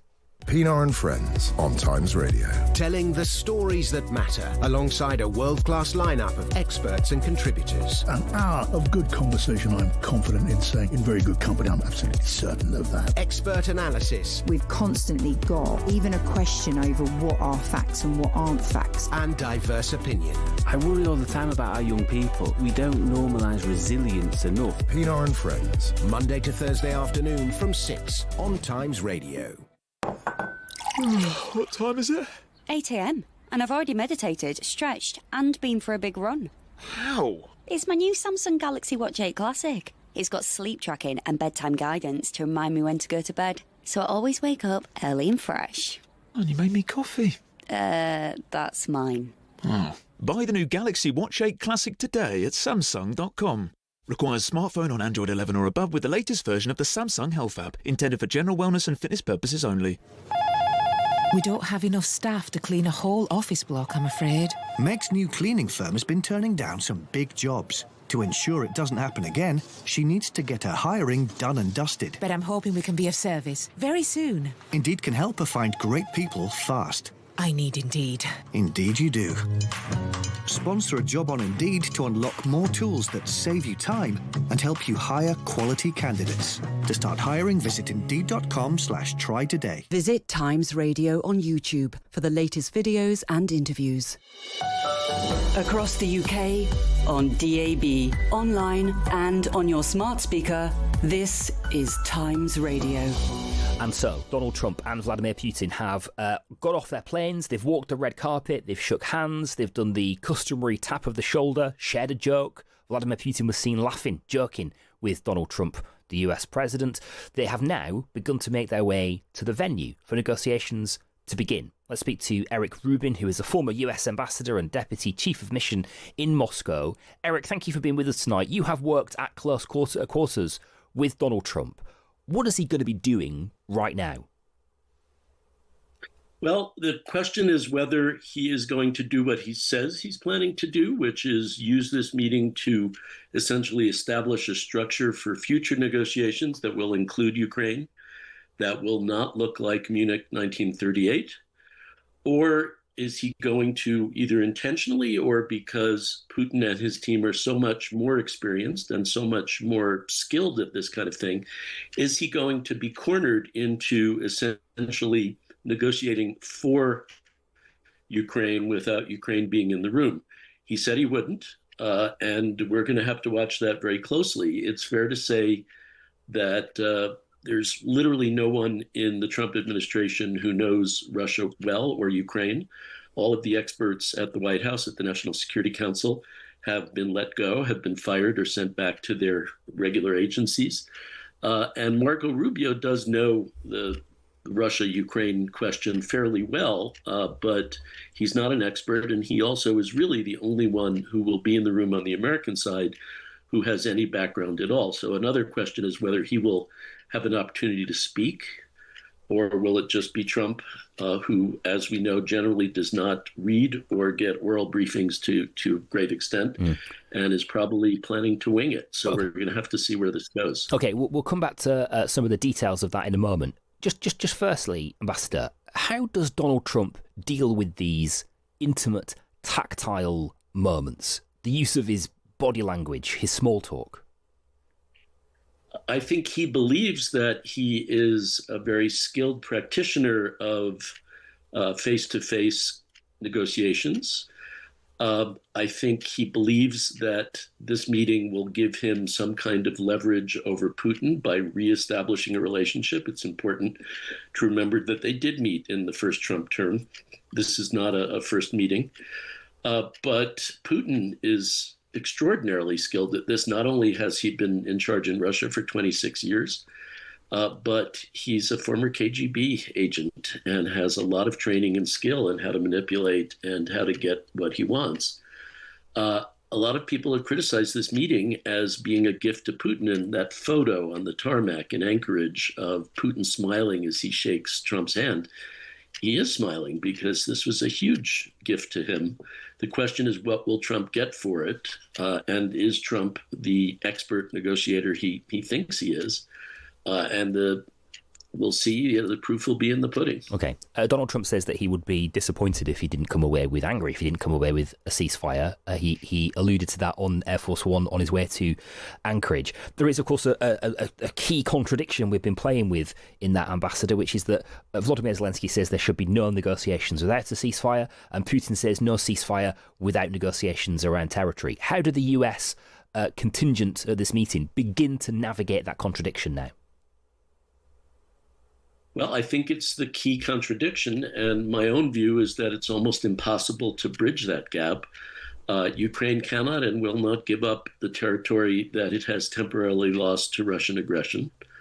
Asking it to do so without Ukraine being in the room would be a mirror image of Munich 1938 and what Chamberlain and Daladier did with Czechoslovakia essentially being the victim. Trump has said he won't do that. It should be emphasized the goal here is not a peace treaty. If any of us see a peace treaty between Russia and Ukraine in our lifetime, I think it'll be a miracle. The goal is a lasting, durable ceasefire, and that's a good goal. But ceasefires need to be unconditional, and that's the Ukrainian position. You can't turn a ceasefire negotiation into a peace treaty negotiation, which is what Putin is trying to do. Right. So unless Putin yields from his very, very firm position that Ukraine has to essentially surrender in advance, I don't see how a ceasefire can happen. Okay, and in the meantime, this conversation could be as much about America's relationship with Russia, right? Kirill Dmitriev is one of the key negotiators there. He is the CEO of the Russian Direct Investment Fund. It feels as though this is perhaps leading up to America having access to some Russian oil, or perhaps Russia having some access to America's market in order to thaw relations and bring about a ceasefire that way. Is that, as Donald Trump does so often, the right path? If you think that this conflict is about natural resources and money, then yes. But my view, which is by no means a unique view, is that Putin is determined to destroy Ukraine as an independent sovereign country. He has said as much. He has said that Ukraine isn't a country, despite having recognized it over and over and over again, not just Russia, but Putin personally over the past 26 years since he took power in 1999. So that's really the crux, whether Putin could somehow accept an independent Ukraine that wants to join the European Union, wants to join NATO, which isn't in the cards. Again, I think that is probably unbridgeable. So the question is, how do both of these leaders leave Anchorage with some kind of success that they can claim? And frankly, I don't think they both can. Okay. Eric, thank you for your time tonight. I appreciate it. Eric Rubin, who is a former US ambassador and a deputy chief of mission to Moscow. Just seeing some images, by the way, of that spectacle, I guess, continuing to play out. We have seen inside the room where Vladimir Putin and Donald Trump sit side by side. Their representatives on either side. We know that Steve Witkoff and Marco Rubio are there. Also, Russian Foreign Minister Sergei Lavrov. And also the head of the Russian state, Yuri Ushakov, who is a sort of, as it was described earlier, a sort of chief of staff, if you will, sort of head of the civil service, but yet much closer. The reality of Vladimir Putin's inner circle, of course, is that relationship is much tighter and presumably much more political. We were hoping they might say something to the press there, but they didn't. They just shooed the press out of the room. And so we have to presume that the conversation, the negotiations have begun. We will bring you any news as we get it on Times Radio tonight. You will not miss anything. Jeff Norcott is live in Edinburgh at the Edinburgh Festival as well. Jeff? Yes, I will take the news baton from you, Daryl. And of course, I'll be here for the next half hour on Times Radio. But if anything major happens, we'll go back to you there. Of course, look, while we've got your attention, if you're having a weekend on the road, and a lot of people will be going on holiday, make sure you've got Times Radio with you. If you've got a DAB radio in your car, just search the dial. If you can't find it, you might need to rescan. Trust me, it does work. But coming up in the next half hour, we're in a bar. You can probably hear people drinking and talking in the background. Got lots of Edinburgh atmosphere for you. And we've also got BAFTA winning Jack Doherty, who's here to discuss his show, The Chief, Still No Apologies, which is back after a sellout run last year. All that and more after news with Mark Tyler. Across the UK, on DAB, online and on your smart speaker. This is Times Radio. Thank you, Jeff. Good evening. Donald Trump and Vladimir Putin have landed in Alaska and shaken hands on the runway red carpet ahead of what the US president describes as high-stake talks aimed at ending the war in Ukraine. They're just getting underway. Volodymyr Zelensky, who's not been invited to tonight's discussions, says he's counting on America. The Ukrainian leader says pressure must be exerted on Russia for the sake of a just peace. President Trump says Ukraine will make the final decision on any changes of territory between it and Russia. He was asked about potential land swaps. They'll be discussed, but I've got to let Ukraine make that decision. And I think they'll make a proper decision. But I'm not here to negotiate for Ukraine. I'm here to get them at a table. And I think you have two sides. Look, Vladimir Putin wanted to take all of Ukraine. If I wasn't president, he would right now be taking all of Ukraine. Well, Kremlin spokesman Dmitry Peskov says the talks between the two presidents could last between 6 and 7 hours. He also said officials will take part in meetings that were expected to be one-to-one. Trump will be joined by Secretary of State Marco Rubio and Special Envoy Steve Witkoff.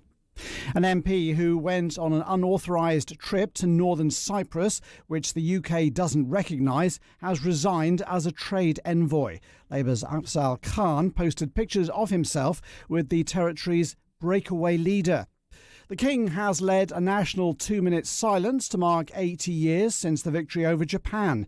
VJ Day marks the effective end of the Second World War. And more tributes were paid to the Liverpool forward Diogo Jota, who died in a car crash with his brother in Spain earlier this summer. They came before Liverpool kicked off their Premier League title defence against Bournemouth tonight. The latest score from Anfield is Liverpool 0, Bournemouth 0. For a news bulletin when you want it, search for the Times News Briefing on any podcast platform. This is Times Radio. Claim approved. Direct Line's ready to send my new laptop within 2 hours. That's how it's done. Imagine if that's how everything got done. Like teaching little Johnny to play his recorder. Oh my. That's my boy! Direct Line. That's how it's done. Theft and accidental loss claims up to £3,000. Cover limits apply. Personal possessions cover needed for items outside the home. At Kia, we're excited to announce that the refined new Kia Sportage is available in showrooms now. Secure your test drive today to explore its advanced technology and stylish, sporty design. Order before the 30th of September to get 5.9% APR representative and £1,000 PCP finance deposit contribution. Search the new Kia Sportage to book your test drive. T's and C's apply. Kia Finance. Kia. Movement that inspires. Daryl Morris wraps up the weekend's news and takes a look at the week ahead. Saturday and Sunday from 10 p.m. Jeff Norcott on Times Radio with Visit Dubai. Enjoy the best sporting action with a dose of vitamin D. Plan your holiday at visitdubai.com. What's not to love? While I'm my room on this earth, I will be with you.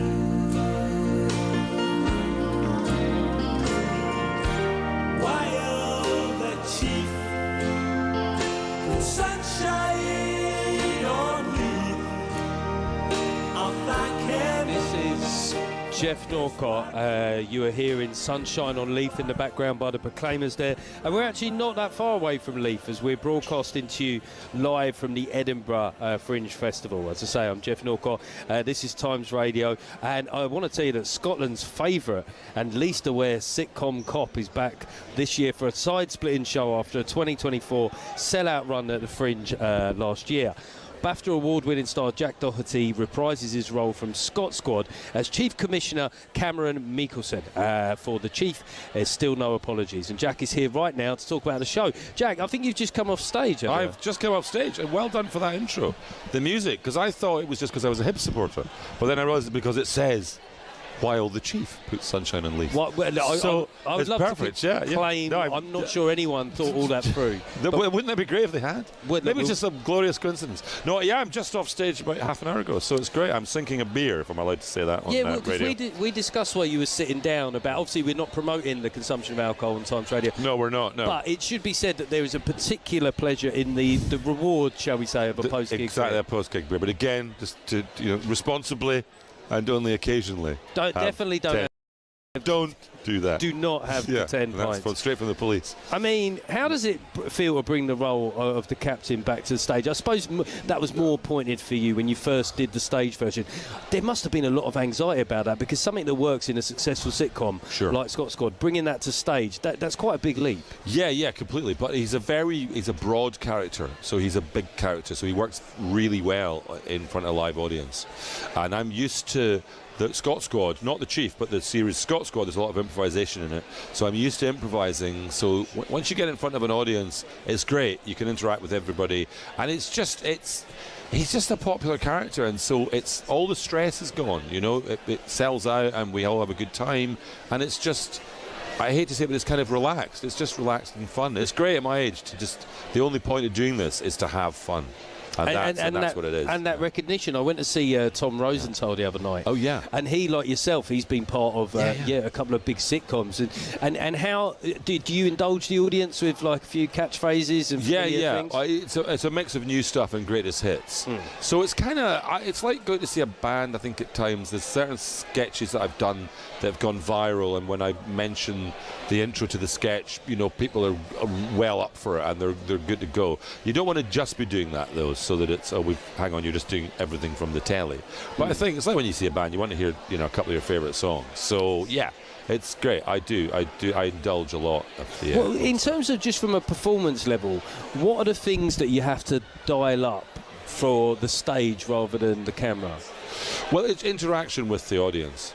I talk to the audience a lot, and take questions. I get them involved, and it's a bigger performance live on stage. Of course, it is. It's particularly the Chief, which is the spin-off series. That's more kind of traditional sitcom. It's still not reality, Yeah. It's not completely like, oh, that's a real person, that's a real cop. But it's more real life than the live show. It's like it's almost like a stand-up gig at times. It's almost like vaudeville, Vaudeville. I mean, have you had any mad punters yet? You're on quite early, so. Yeah, no, 7 o'clock. I mean, it's the earliest I've done actually for many years. Normally I do 8, 9, 10. But it's actually quite a good time. So it's because it's my stuff is also, it's kind of family friendly. So 13 plus. So lots of kids come as well. So and 7 o'clock's a good time for that. I mean, you mentioned that it's selling out and stuff. When are you here until? I'm only here until Sunday. Are there any tickets left? There are no tickets available. So you're just doing Although, actually, I think they always keep like tickets for critics back. Press tickets. You don't want them in. I know, so I don't Why get. would you So want them? we just sell them at 6 o'clock every evening. So you can probably, if you go bang on 6 o'clock for the last 2 nights, you might get a ticket. Okay, well listen, Yeah. if you can get a ticket, do come and see Jack in his role as the captain. I think Jack is now going to switch headsets to our next guest, so do come see Jack's excellent show. And now we've got Sophia Wren joining us, and plenty of fresh, exciting comedians making their waves at their first Fringe Festival this year. And Sophia's show is called Princess Melancholy, which has done exactly that. She talks about everything from feminism and body image, her Irishness and her experiences with men. I'm delighted to say she joins me now on Times Radio. Welcome to the show. Oh, thank you very much. Thanks for having me. Well, no, it's great to have you. I was at the show on Wednesday. You were not, were you? I was in there, and I thought it was a great performance. And, thank you. And you worked the room, and it's quite an intimate room, right? Yes, it is. And I think it's fair to say that some of the stuff you say is quite unguarded and open.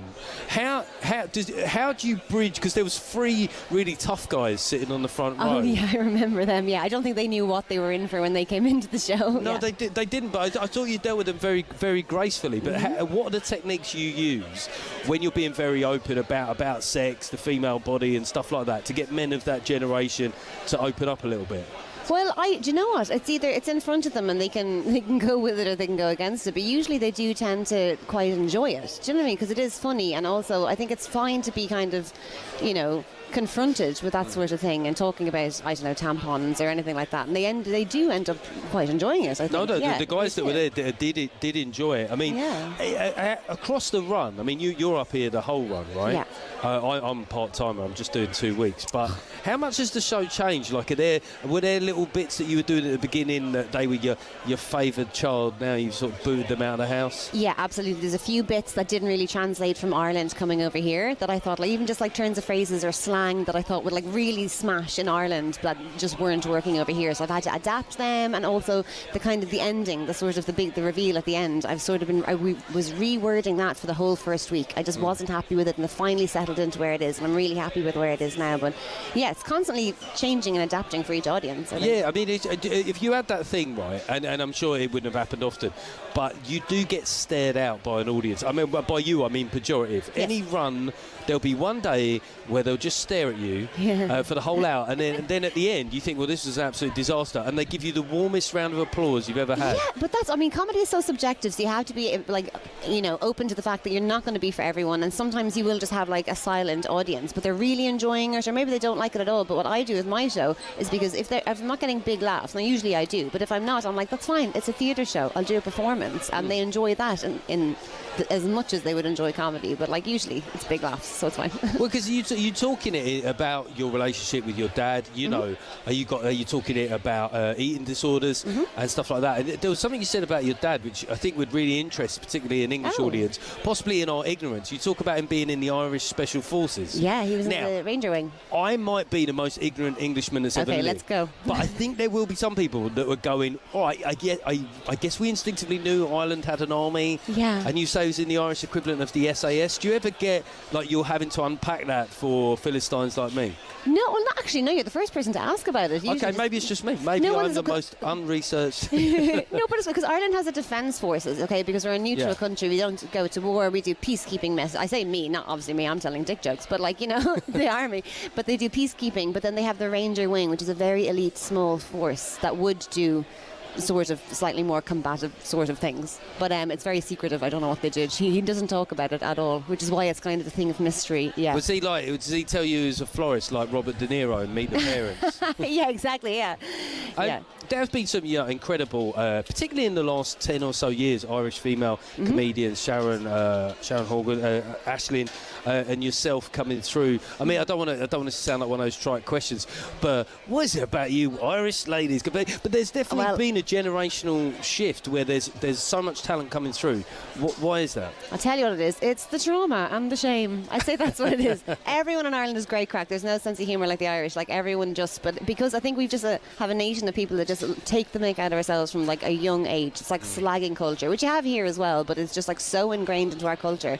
And I think, we have Joanne and all the girls you just mentioned. Like, oh my God, they're selling huge. out huge venues. Huge. Oh my gosh, she blew up. She's amazing, yeah. But it's really kind of, I think, opened the doors for women comedians in a way, because people didn't associate women with always being funny, which was kind of a bad stereotype. I know Catherine Ryan talks about it a lot.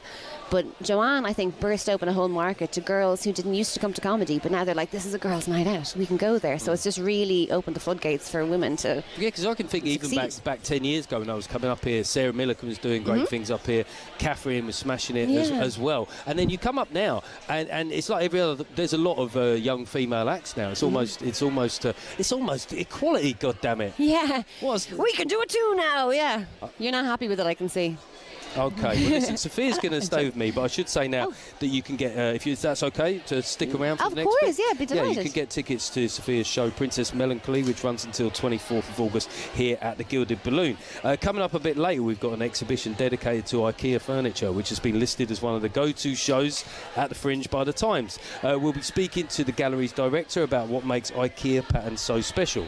This is Friday night with Norcott, with me, Jeff Norcott, on Times Radio, sponsored by Visit Dubai. What's not to love? Start your journey at visitdubai.com. Kate Borsay on Times Radio. Prepare for a lively mix of illuminating conversation, telling the stories that matter alongside a world-class lineup of guests, experts and contributors. There's a merry band of erudite intellectuals who join us every evening. Michael Binion. We had a very interesting meeting with the Russian Orthodox Patriarch. Zoe Strimple. There is real unease. And Peter Hitchens, to name a few. This is war, for goodness sake. Nobody tells the truth about what's going on. Kate Borsay, Monday to Thursday nights from 7 on Times Radio.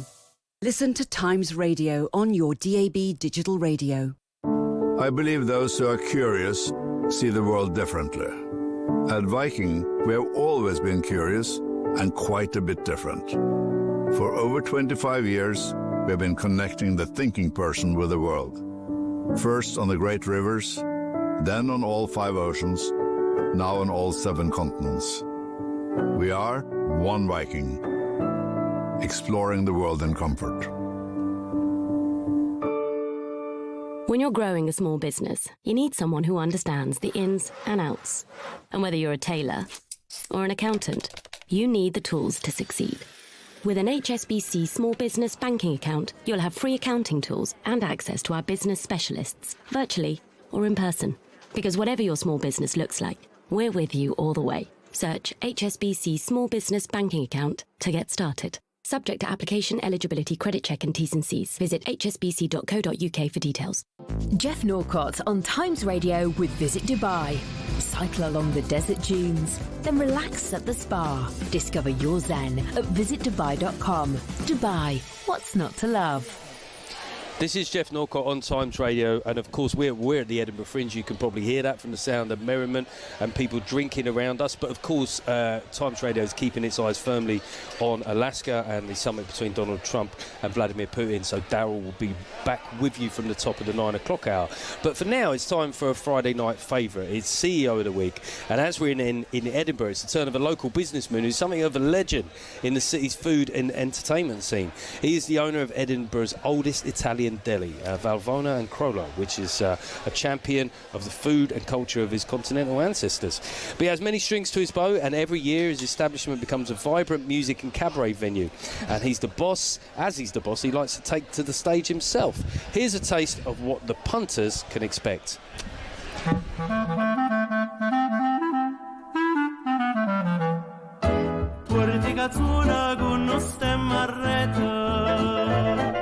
Una cupolella che vi si era alzata Okay, so I'm delighted to say that Philip has joined us now on CEO of the Week. First up, welcome to the show. Thanks, Jeff. Great to be here, my friend. It's great to have you here, and I'm even more delighted to see that you've brought us a typical Italian feast for us to sample. Sophia Wren is still with us on the show. She's stuck around for a bit of wine and cheese. No bother there. Yeah, don't ask me twice. Quite right. So what are we having for our supper? Well, we've got 2 sheep milk cheeses called pecorino from the centre of Italy. Why don't I try while you explain? Try the mild one first, and then try the strong one. So the mild one is only 15 days old, freshly made, tastes of fresh milk, easy to eat.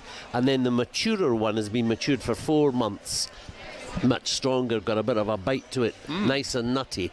And this is the family cheese, because all our family came from the centre of Italy, from the Lazio area and also from Naples. So we're southern Italians, and this is what we eat at home. So, Sophia, do you eat cheese? I sure do, yeah. So you've got to get stuck in order. So I've just tried both of those, and they are amazing. And we washed it down with a little bit of the old Vino Tinto. Yes, we've got some lovely Vino Rosso, again from our area, from Lazio, called Cesanese. Nobody else has got it, but you are drinking it this evening. And it's a nice, light, fresh, easy drinking red. Goes great with the cheese. I'd say too easy, because I've still got to do a bit of radio Yeah, here. well, it's okay. The bottle's across the road there, so you... Don't get me started. One of the things, I've been coming to Fringe for many years, and the quality of Italian food here, pizza here, is incredible. What is it with Italians in Edinburgh? What's the heritage? Italians first came over in the late 19th century, and they began selling ice cream. They began selling fish and chips. And so in the early 20th century, they altered the way that the Scots ate. And after the war, in the early 50s, they started to open pizzerias and small restaurants, and gradually changed the eating habits of the Scots yet again. And now, of course, pizza is a global phenomenon, isn't it? It is. And Sophia, you've just tried the cheese there. It's delicious. That's gorgeous. And actually, I want to go to an Italian tomorrow night, so now I know exactly where. If you have any space, it's probably booked up. Yeah, always space. Always brilliant, space. yeah. See, that's a businessman talking. Yeah.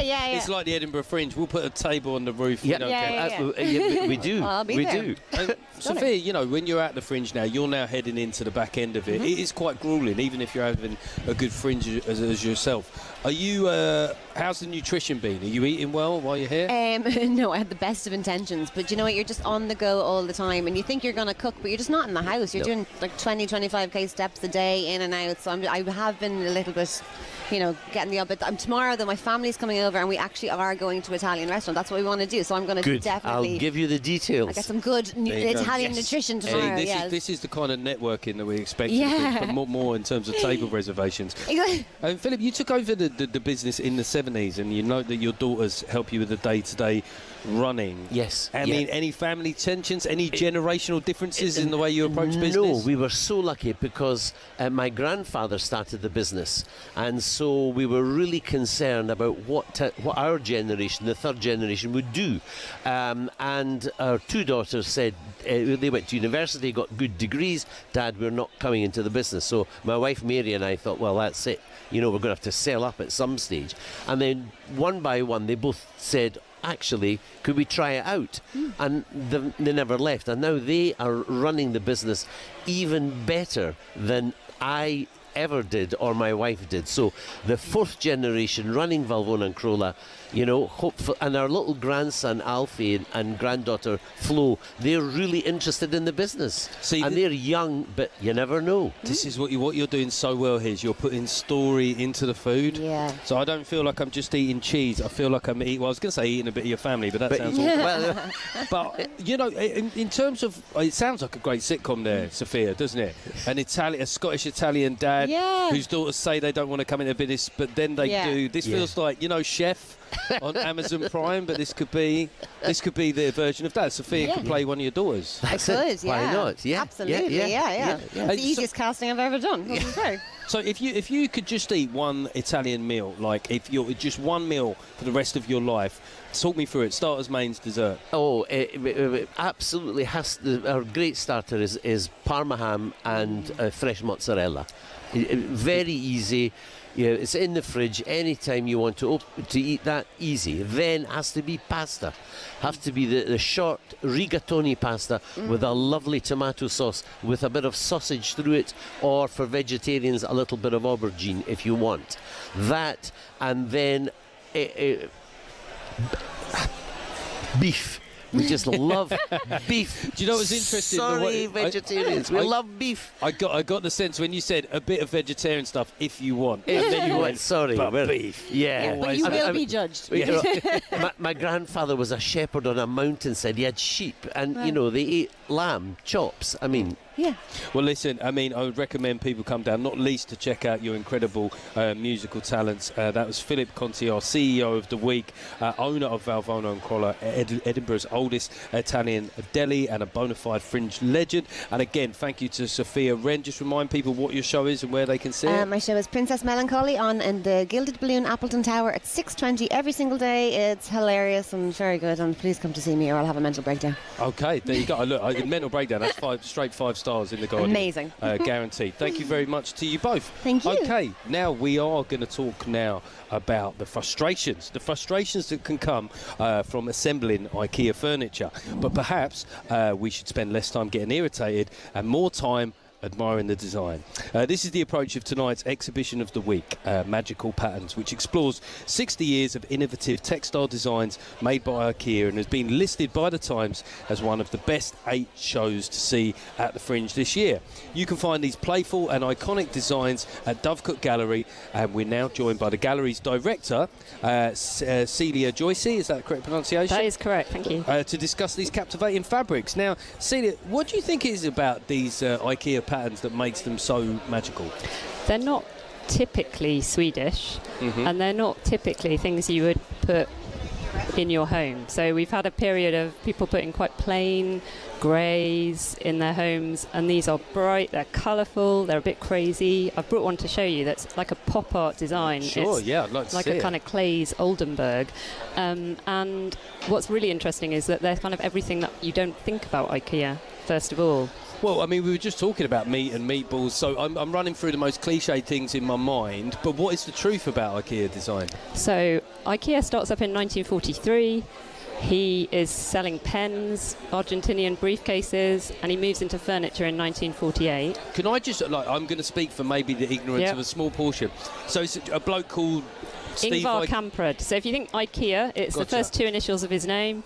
It's the farm he grew up in, and the place A for Amhult, where he's from. So it's got his name, a bit like Odeon. Oscar Deutsch entertains our nation. Crunched together. Yeah. Sorry, I interrupted. That's all right. And he reinvents the furniture industry, but he doesn't really get textiles. So he's controlling the business incredibly tightly, and then he lets 3 women in succession take over textiles, and he gives them free rein. And what they do is, it's pop art, it's creative, it's colourful, it's masses of stripes, masses of playful, imaginative kind of playgrounds of spaces, vegetables. It's everything that you could think you might not want in your home, but it works unbelievably well. So you can have 12 patterns in your home, and as long as you love them all, they'll work together. And strangely, it calms the mind. So I mean, it did make me feel stressed when you said 12 patterns there.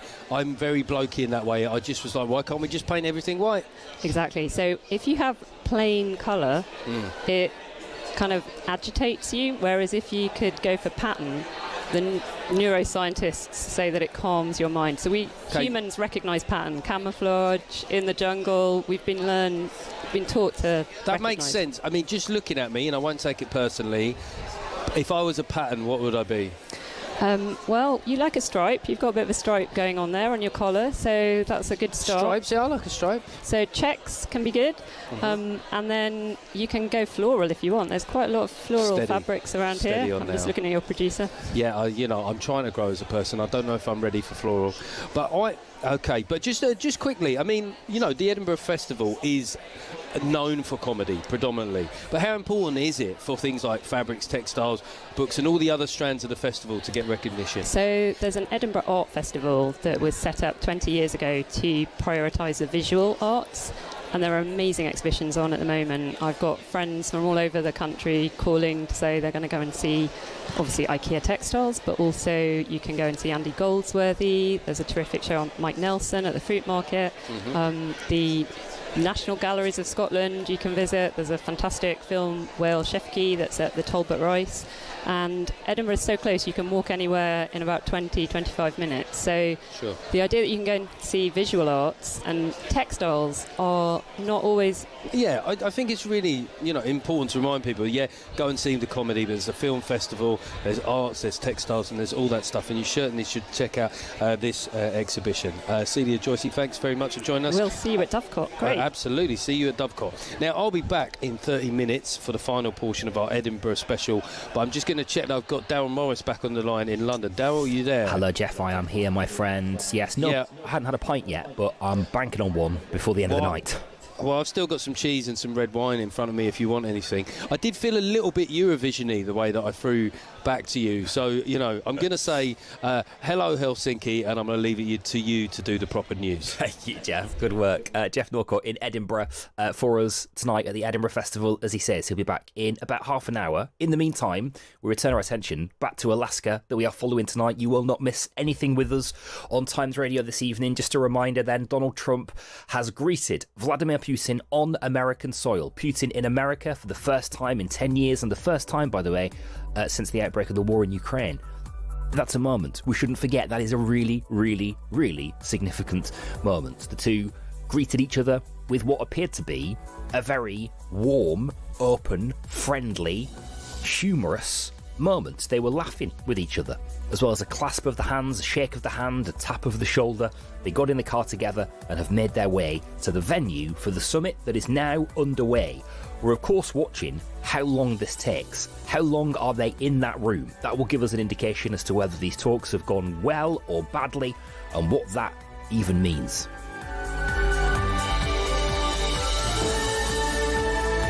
Across the UK, on DAB, online and on your smart speaker. This is Times Radio, the voice of the Times. Hello, good evening. It is 9 o'clock on Times Radio. I'm Daryl Morris. So negotiations between Vladimir Putin and Donald Trump have begun behind closed doors as the Russian president touches down on US soil for the first time in 10 years. We'll return to Alaska in the next few minutes and speak to insiders in Ukraine and America. All after the headlines. Here's Mark Tyler. Thank you, Daryl. Good evening. The much-anticipated ceasefire talks between Donald Trump and Vladimir Putin are now underway. Volodymyr Zelensky, who's not been invited, says he's counting on America to secure an end to the fighting. Sky's US correspondent James Matthews, who's in Anchorage, says the presidents greeted each other warmly. President Trump clapping the arrival of Vladimir Putin and big smiles. This is the superpower moment, the smile and the shake of men who hold peace in their hands, a defining moment. Officials are also taking part in the talks, which were expected to be one-to-one. Trump has been joined by Secretary of State Marco Rubio and Special Envoy Steve Witkoff. Earlier, President Trump said Ukraine will make the final decision on any land swaps between it and Russia. Volodymyr Kandogi, a former Ukrainian ambassador to London and NATO, has given his reaction to Times Radio. That's a good news, yes. But before we even mention the territorial swap or territorial concessions or whatever, we have to start with the simple thing. It's a ceasefire. And if and when that comes to life, then we can talk honestly on several things, including territories, how to go further. The Met Police says a further 60 people will be prosecuted for showing support for Palestine action. More than 700 people have now been arrested since the Home Secretary prescribed the group as a terrorist organisation in early July. The move came after activists broke into an RAF base and damaged planes. A council will discover on Tuesday whether it's been successful in an attempt to block asylum seekers from being housed at a hotel in Essex. Epping Forest District Council is seeking an interim injunction stopping migrants being accommodated at the Bell Hotel in Epping. A major search operation is underway after a man went missing in the River Tay. Emergency crews were called to a report of 3 men in the water in Perth yesterday evening. 2 have since been traced. The King has led a national 2-minute silence to mark 80 years since the victory over Japan. VJ Day marks the effective end of the Second World War. And Liverpool fans have applauded and chanted Diogo Jota's name on the 20-minute mark of their Premier League opener at home to Bournemouth tonight. It was the same number worn by the forward, who died in a car crash last month at the age of 28. A minute's silence was held before kick-off at Anfield, where the Portuguese striker lifted the trophy in May after helping Liverpool win the top-flight title. Liverpool are leading the game 1-0 at half-time. Ekitike bursting through the middle for Liverpool. He scored on his Premier League debut. Welcome to the top flight, Hugo Ekitike. And for a news bulletin when you want it, search for the Times News Briefing on any podcast platform. Across the UK, on DAB digital radio, on the free Times Radio app, and via your smart speaker. Friday night on Times Radio with Visit Dubai. What's not to love? Start your journey at visitdubai.com. Hello there. Good evening. Just gone 9 o'clock. It is Friday. Thanks for being with us. If you were expecting Jeff Norcott, he is with us. He is live tonight from the Edinburgh Festival. More from Jeff in about half an hour on Times Radio tonight. In the meantime, we are, of course, watching very closely events unfolding in Alaska. Let's just recap where we are then. This moment of history that we have been navigating together tonight. Vladimir Putin, well, actually, let's start really with how it began. Donald Trump's Air Force One arriving in Anchorage in Alaska at that joint military base where the 2 men, Vladimir Putin and Donald Trump, were due to meet. Shortly after, Vladimir Putin's plane landed too, the first time in 10 years. The 2 lined up side by side, the 2 stairs nestled against each plane. The doors opened. Firstly, Donald Trump emerged and began to walk down the stairs. A few moments later, Vladimir Putin did the same thing. Both of them hitting a red carpet, both red carpets sort of in parallel with each other. They both walked down a red carpet at the same time. And about halfway down, Vladimir Putin's red carpet met Donald Trump's red carpet, and Donald Trump met Vladimir Putin. The 2 of them embracing each other with a handshake, Donald Trump applauding at one point as well as Putin made his way to him, a customary tap of the shoulder, the share of a joke. Gosh, wouldn't it be fascinating to know what they said to each other in that moment? But a bit of small talk, some light laughter. The 2 of them made their way to a stage, stood to pose for some cameras for a few moments, again shared a laugh, then made their way off the stage into Donald Trump's beast, that central sort of jewel in the convoy of the many, many cars that surround Donald Trump. Secret Service personnel swarming all around them at all times, vigilant to what's going on. 2 perhaps of the most delicate men, security-wise, in the world, together. And then, in the back of a car, we got a close-up shot of Vladimir Putin as he was seen chuckling, laughing along to Donald Trump in the back of the car together. The 2 of them made their way to the venue at this military base in Alaska where negotiations will begin. We also got a little quick shot of that meeting, Putin and Donald Trump and representatives, 3 representatives from the US and from Russia. The press were ushered out of the room and their negotiations begin. The Times' Katie Bowles is watching on for us. Katie, hello, good evening.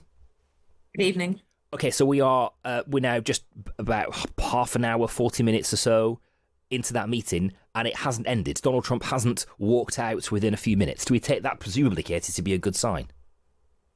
Yeah, I mean, I think in so much as a good sign as in it's not proving to be a disaster where there's no common ground so early on. Of course, there's still lots of ways this could become difficult, and there's also lots of challenges. And we have heard from the Russian side, for example, they were suggesting that this could take 6 to 7 hours. So we could be in for a long night, depending on what time zone you're in. And also there's a question of, will we get the joint press conference? Now it's been set up as if that could happen. But of course, when you're having a negotiation or talking, nothing is confirmed really until it happens.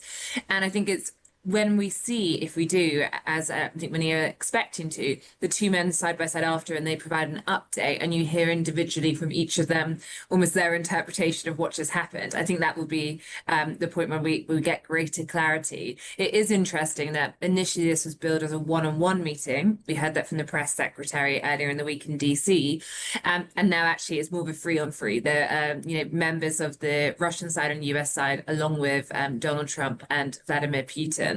Of course, they did have a little bit of a one-on-one just for traveling together in the car. Gosh, Katie, I mean, to have been a fly on the wall of that car, I mean, what on earth could they have been talking about?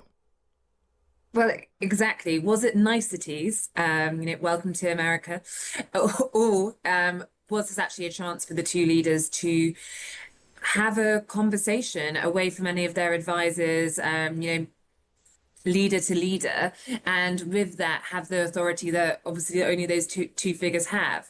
And we'll find out, because one of the things here is we've seen in reports that obviously there's a language barrier, but generally speaking, there's more than that when it comes to space for misinterpretation, for things to get lost in translation.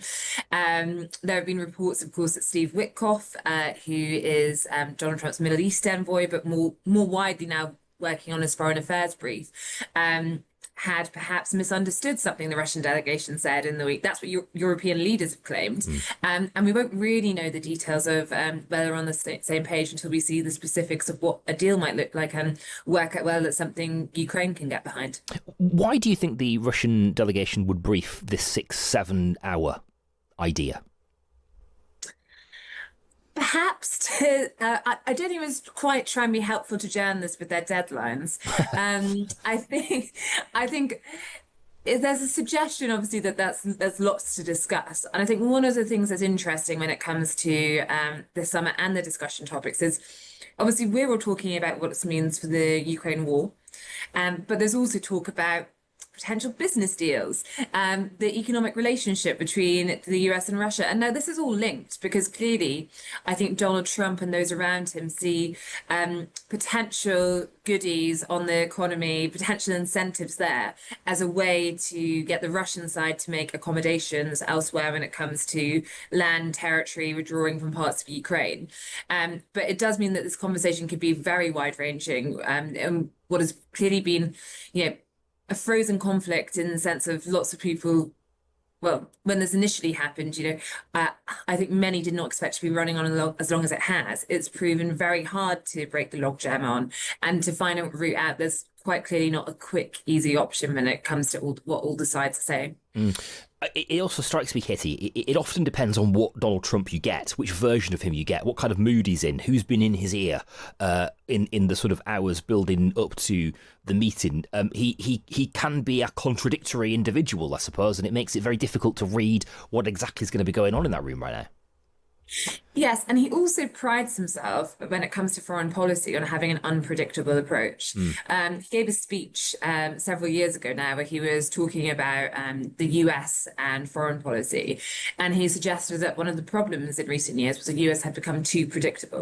And he said, you should never have a situation where your opponent, or even maybe an ally, but one that you want something from, can guess what you're going to do. And therefore, I think there's also a purposeful tactic, which is we've had countless media appearances from Donald Trump this week, whether it's officially at the White House talking about police, but then it becomes onto Ukraine, if it's at the Kennedy Center. And in each one, he says something slightly different about how he's approaching these talks. So he might walk away. There's a 25% chance. He's feeling optimistic. He's not. And I think that, that is not just to keep journalists guessing. I think there's a general sense that he doesn't want anyone to know what his next move is going to be, per se. We've been toying, Katie, with this idea of what success looks like at the end of this summit. So far as, let's just deal with Donald Trump specifically and America specifically. How would he describe success? Well, for Donald Trump, you saw it a little bit today in some of the comments, which I think were to Fox News, and he was saying, I want to focus more on America. He wants his America First agenda, and almost being pulled into these global situations and global conflicts, there is a feeling that that they are obviously necessary to do, but it means he's less able to focus on the things. And you think about his base, they want an America First agenda. So for Donald Trump, if he can say he's ended the war, even if that involves a compromise of sorts that not everyone is happy with, and fewer people are dying than would have otherwise because the conflict is over. And then he can almost put this in a tidy box and start to move back towards domestic issues. I think that would be seen as something very positive. And then you also add to that Donald Trump's ongoing quest to win the Nobel Peace Prize. And you've even had Hillary Clinton, for example, say that if Donald Trump were to bring an end to the Ukraine war, and that involved not ceding territory to Russia, which Ukraine wanted to keep, she herself would personally nominate Donald Trump. And I think he said today in response to that, be careful now, I'm almost going to have to start liking her again. Okay. Katie, thank you. As ever, lovely to talk to you, Katie Balls, Washington editor of The Times. You can read more from Katie in your copy of The Times over the weekend, online with a digital subscription as well at thetimes.com. Absolutely essential insight from the heart of the biggest story in the world in the Times this weekend. It really is. It's a Times Radio kind of weekend, and it's a Times kind of weekend. You're going to want to pick up a copy out and about tomorrow, or online with a digital subscription at thetimes.com. Let's consider then more Donald Trump, his motivation, and where I suppose this sits on the arc of history for him. Fred Fleitz is served as a National Security Council on the National Security Council during President Trump's first term, and joins us now. Fred, I've got to tell you, I'm getting a lot of messages from people who are hearing us tonight describe Vladimir Putin's arrival in America for the first time in 10 years after a war in Europe, and they're describing Donald Trump as having legitimised the aggressor in that war. Well, we've been hearing that before the summit took place, people saying that just agreeing to the summit was rewarding Putin. But look, that's just the wrong way of looking at this.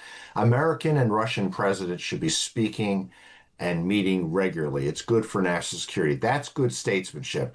It's Joe Biden who's at fault here. He didn't even speak to Putin on the phone after Putin invaded Ukraine in February 2022. And that caused U.S. and Russian relations to seriously deteriorate. In many ways, Trump is restoring American foreign policy and opening up a line of communication that could possibly end this war in Ukraine. But presumably, I mean, a line of communication, though, with somebody who wants to redraw the borders in Europe. There are many people here in Europe, Fred, who feel very uncomfortable with that.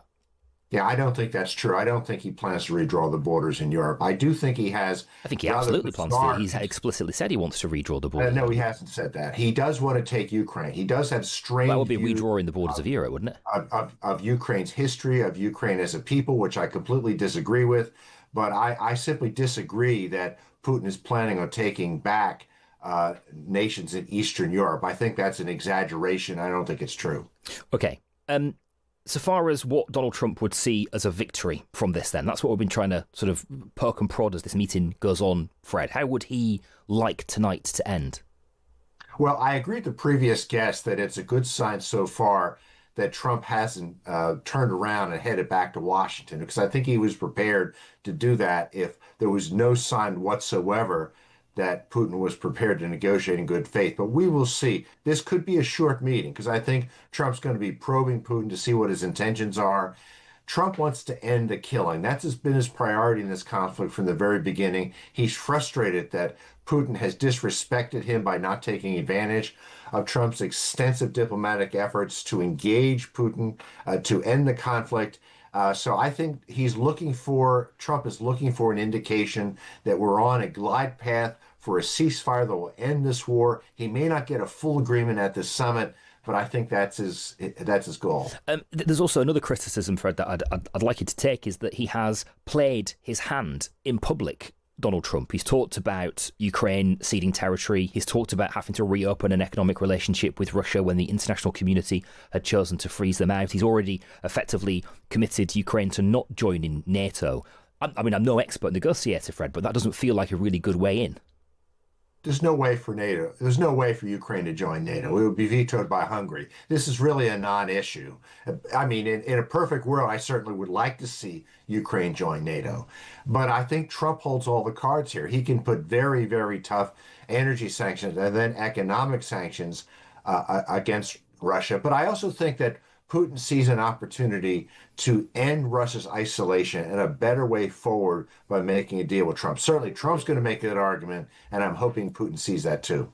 Now, many people will feel that this is a victory for Putin, Fred, and actually that Putin himself feels that this is a victory. Just simply being here, back from the cold, on American soil, is a big, big win for the aggressor of a war in Europe. We've discussed that already. It's a good thing that American and Russian leaders speak. These are the two nations with the largest nuclear arsenals on Earth. Russia has the largest. It's frankly dangerous when American and Russian presidents don't meet and discuss these things regularly. Okay, Fred Flights, appreciate your time tonight. Served as a national security advisor during President Trump's first term, giving us a bit of insight into the sort of Trump camp there, how Trump may be thinking and feeling around this. Next, we're going to head to Ukraine. I imagine that a Ukrainian MP for Zelensky's party will disagree with that assessment. Will be in Ukraine. On Times Radio next. Alexis Conran, tomorrow afternoon from 1 on Times Radio. Trusted news, essential analysis and thought-provoking insight. And we bring you issues that shape your world but you may have missed. The news you need to know, the views you need to hear. There is no way that that is acceptable in Parliament. Telling the stories that matter. There simply isn't enough data to assess the impact it will have. Alexis Conran, tomorrow afternoon from 1 on Times Radio. The road stretches before you, but there's trouble ahead. Stationary cars. You're faced with the McDonald's side mission. Do you, A, join the ever-growing queue, or B, take the next exit and treat yourself to a glorious Mackey's? Detouring to McDonald's. Start your side mission today. Wow, Direct Line sorted my claim with a 5-year guarantee on the car repairs. That's how it's done. Imagine if that's how everything got done. Like getting my kids to eat their greens. Mummy, the vegetable van is here. Please can I have a broccoli pop? Or a courgette? Please? Go on then. Direct Line. That's how it's done. Valid whilst the car is yours. Must use approved repairers. Excludes poor maintenance, later damage, wear and tear. Listen at 6:30 every weekday morning for your indispensable briefing on the latest politics, business and sports news of the day. Friday night on Times Radio with Visit Dubai. What's not to love? Start your journey at visitdubai.com. Hello there and good evening. 9:20. We are back in Edinburgh in the next 10 minutes or so. Jeff Norcourt, who's usually here on a Friday night with Visit Dubai, we'll be back with him in Edinburgh in the next 10 minutes or so, where he will bring us more highlights from this year's festival. In the meantime, we are following closely events in Alaska. I think we are now in the eye of the storm, aren't we? There was this enormous hurricane that made its way into Alaska. Two of the most powerful and arguably controversial men in the world meeting on American soil. The pariah of Vladimir Putin stood as a partner with Donald Trump. They are now behind closed doors. They're in negotiations. They're talking about the future of Europe. We'll bring you developments as we get them out of Alaska. You won't miss anything with us on Times Radio tonight, but it has just gone quiet, hasn't it? That sort of eye of the storm moment where we wait with bated breath for what comes next. In particular, Maria Menzenseva, who is a Ukrainian MP for Volodymyr Zelensky's party in Ukraine. Maria, thank you for being with us. We were just hearing there from Fred Flights, who was saying that the idea of an American president and a Russian president talking just makes diplomatic and security sense, no matter the consequences. Well, yeah, we can discuss on that. It's just, it was unimaginable if someone would tell me that the outcome of this 3.5 years of full-scale invasion would be this meeting in Alaska. Probably I wouldn't believe. But in contemporary history, we should be prepared for everything. It is a chance for peace. Nevertheless, we have to be very cautious on how Russia and its leadership is holding negotiations. Last time, Ukrainian leader, President Zelensky, together with French and German partners, met in December 2019 with President Putin. It was first and last time, I think. We've been through Minsk 1, Minsk 2. Since 2014, there's been 26 ceasefires, never respected by the Russian side. When we're hearing, swap of the land notions, it sounds very odd because we're talking about swapping Ukrainian land to a Ukrainian land. And this is just a Russian technique to put extra pressure by, the previous speaker was referring to nukes, and there's the first and second largest nuclear powers. Well, they would never, ever use it against anyone. It was just to, to bring a little bit tension into the diplomatic discussions. I do believe tonight, the outcome may be in the continuation of this 5 hours talk. I don't believe it's going to be 5-10 minutes of a conversation. It should be a continuation having Ukraine at the table. Right. Maria, we're struggling with your line a little bit. I'm going to try just one more question, if you can hear me. As you say, Ukraine not at the table tonight. Zelensky, presumably, watching on like the rest of us. What is he thinking right now? I think we've lost her, actually. That is Maria Menzenseva, Ukrainian MP for Volodymyr Zelensky's party in Ukraine. We might try and speak through her again before the end of the night, because, of course, you would imagine, it's very late, it's ticking now, probably into, about midnight nearly in Ukraine. You would imagine, just gone midnight, isn't it now?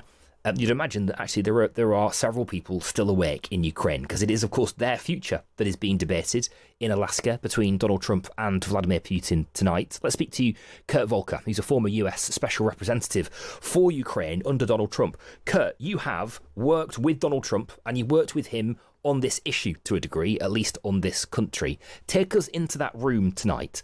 How is Donald Trump likely playing his hand right now? Well, that's a great question, because I think what Donald Trump wants to do is convince Putin that there's a pot of gold at the end of the rainbow if he just ends the war. That, there can be lifting of sanctions, there can be business deals, energy, all kinds of cooperation, but Putin has to end the war. And conversely, Putin's going to do exactly the same thing. He's going to try to convince Trump, you can make a lot of money in Russia, I can help you, but you got to put more pressure on the Ukrainians to get them to give up. And so that, I think, is going to be a somewhat stated, somewhat not stated dynamic. They're not going to be able to agree on anything.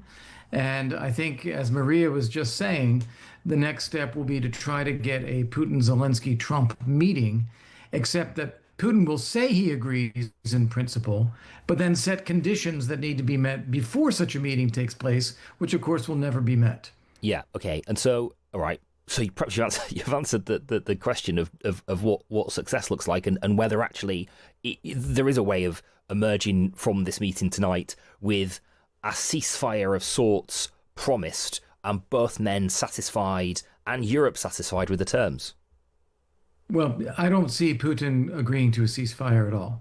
I think that he still wants to play this out militarily, and he wants Trump to put pressure on Ukraine. I don't think that that'll be successful either, but I think that is the dynamic he's looking for. If you want to talk about success, what is the success of this meeting? It's that they meet, and Trump does not agree to push Ukraine to give away territory. That is what it sounded like things were heading toward a few weeks ago. And it seems as though both Zelensky and European leaders and Trump himself have realized that would appear to be a failure for President Trump if he did that. And so he is still trying to convince Putin that he has to take the steps to end the war. Right, okay. Look, there will be, over the course of the next couple of weeks, I think, lots of discussion about land and what's on that land, the minerals that are on that land. There was a peace treaty that Trump brokered between the Democratic Republic of Congo and Rwanda earlier this year. Not hugely, not particularly famous, this, really. We didn't sort of talk about it at length in the way that we have this other conflict and this other possible peace deal, but it was contingent on America and American mining companies being able to get preferential access to rare earth materials. And we hear a lot about Ukraine's rare earth materials. Do you see a path through here where there is something similar to what was brokered between those two countries emerging in the next couple of days? Well, in terms of what was brokered between the U.S. and Ukraine, I view that principally as a political document. It gives a justification for allowing American arms and ammunition and support for Ukraine to continue to flow if it's paid for.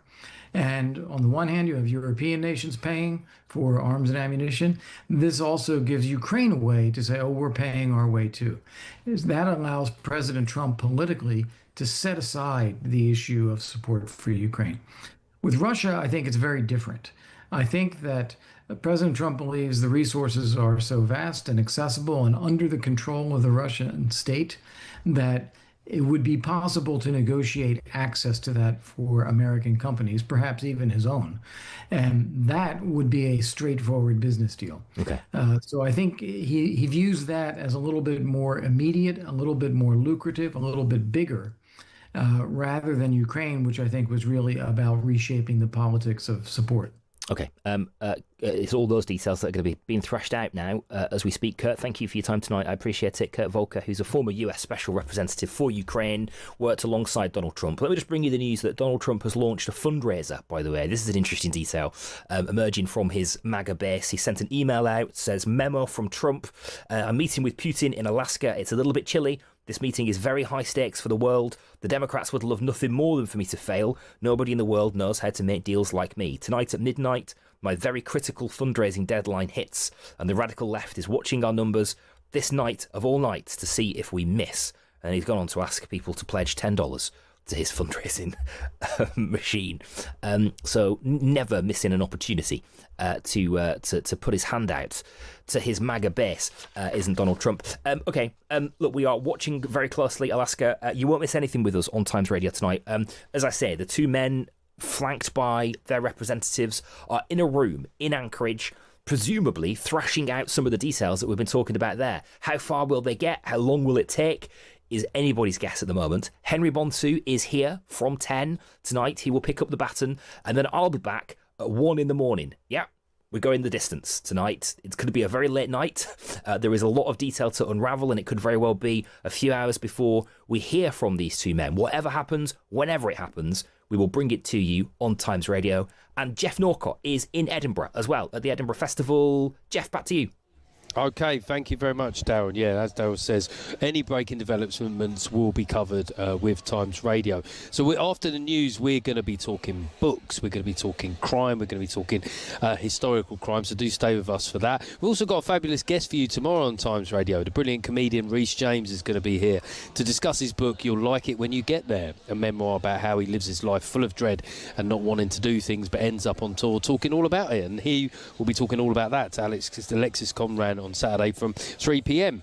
As I say, we've still got a musical. We're going to be talking about a musical based on the life of crime of Lizzie Borden, which has been making a splash at the Fringe. We'll also be joined by those cast members to answer why she makes such an interesting subject matter. But first, the news with Mark Tyler. Across the UK, on DAB, online and on your smart speaker. This is Times Radio. Thank you, Jeff. Good evening. The much-anticipated ceasefire talks between Donald Trump and Vladimir Putin are underway.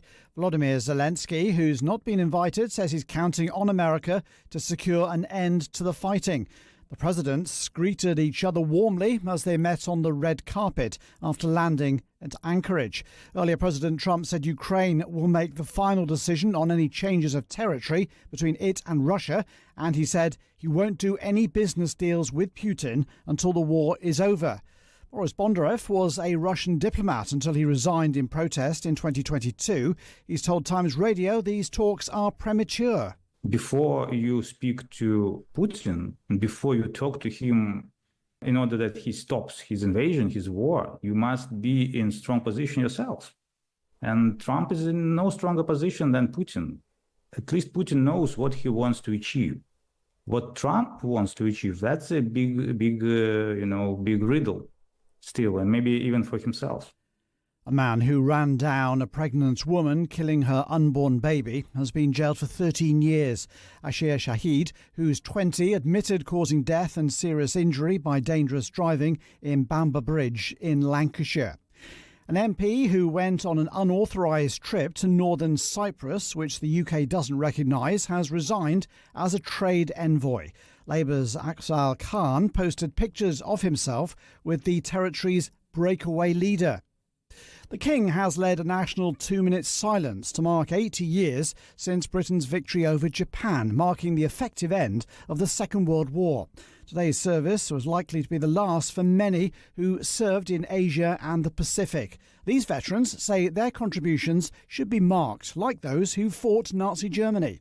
It wasn't forgotten as far as we were concerned. You know, we lost people just like everyone else did. Over the last few years, they seem to be focuses on a lot of that, which is a good thing in a way.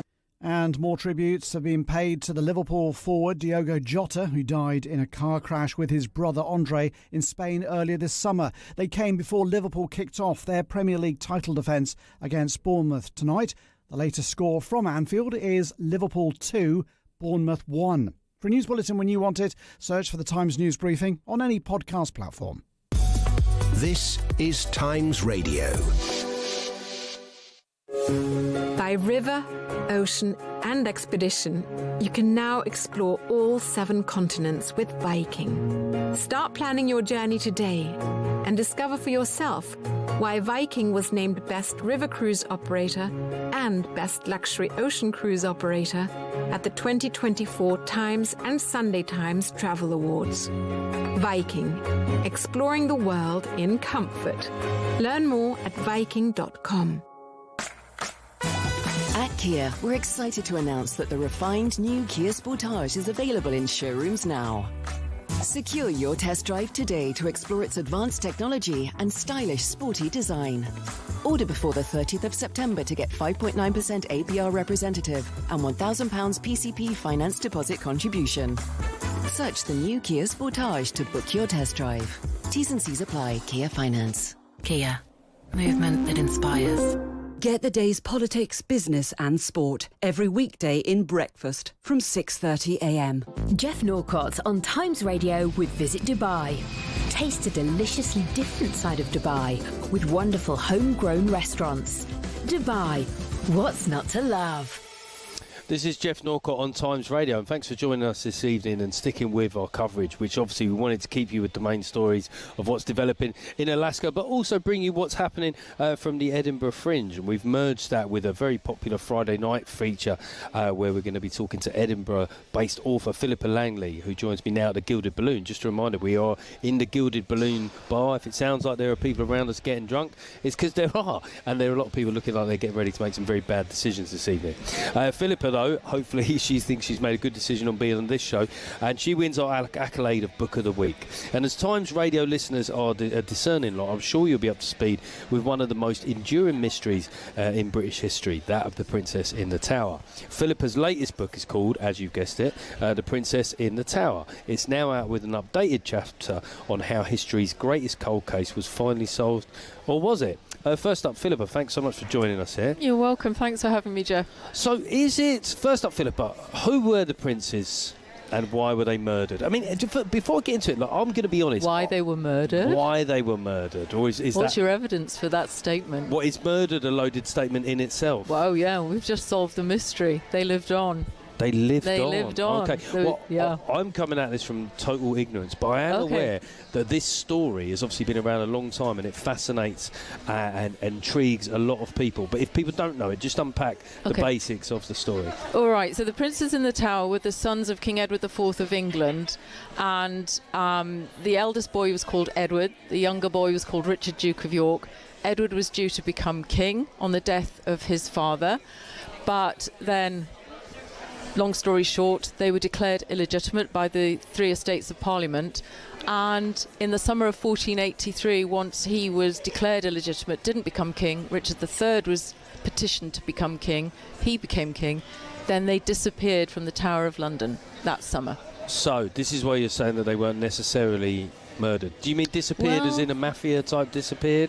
No, that's the story. The story we've been handed down for centuries is that they were murdered by Richard III. That's what the Tudors told us, that's what Thomas More told us, that's what Shakespeare told us. So what this project did in terms of the book, it's a cold case missing persons police investigation. It's taken 10 years, over 300 researchers around the world, searching archives everywhere, forensic research for 10 years, and this is what we've discovered. They didn't die during Richard's reign. They weren't even murdered during Richard's reign. And they lived on into the reign of Henry VII and became two Yorkist claimants to his throne who tried to get the throne from Henry VII. Okay, so why were people so wrong for so long? It's the winner gets to write history. Yeah. So Henry Tudor won the Battle of Bosworth. Richard was dead. He then has got a very, very poor claim to the throne. He's about 30th in line to the throne on the day of Battle of Bosworth. So he's got to show himself as being the better choice, you know. So he then he basically hits the mud on Richard, and that mud is then repeated and repeated and repeated until this is what the history we've been telling ourselves for nearly 500 years. Do you think people prefer the version where they were knocked off by the venal Richard III? Do you know, I suppose if you like murder stories, then yes.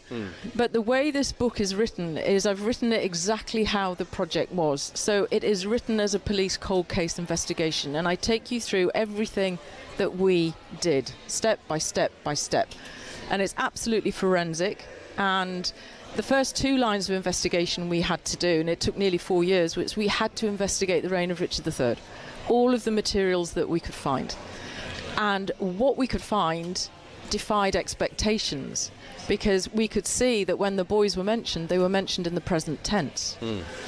We then had to investigate what happened at Bosworth, because that's when Richard III, Henry Tudor collided head-on, and Henry Tudor's his mortal enemy. We could then discover that the entry point for the murder story into England arrives with Henry Tudor and his French foreign invasion force a week before Bosworth, and we can actually date it to the 14th of August 1485. That's when it arrives into England, and that's when it starts. So do you quite clearly have a passion for the forensics? Does it frustrate you the amount of commentary that there is out there that's sort of vibes based, of people, we get this now with crimes that happen even in the moment. People will turn up with their phone, turn up and start live streaming and speculating. Is this the answer back to that sort of unscientific approach? It is, because I've been working with police, investigative specialists, we've got magistrates, we've got lawyers, we've got advocates, barristers. I've even got a spook or two on the project. So they are absolutely clear on the methodology, absolutely clear on the forensic side of things. And I think that's what's been really useful, is finally stripping away what the historians do, because the historians, it's about opinion, it's about hindsight, it's about what I think. With this, we couldn't do that because we're following a certain methodology. And when you do that, it absolutely changes how you look at history.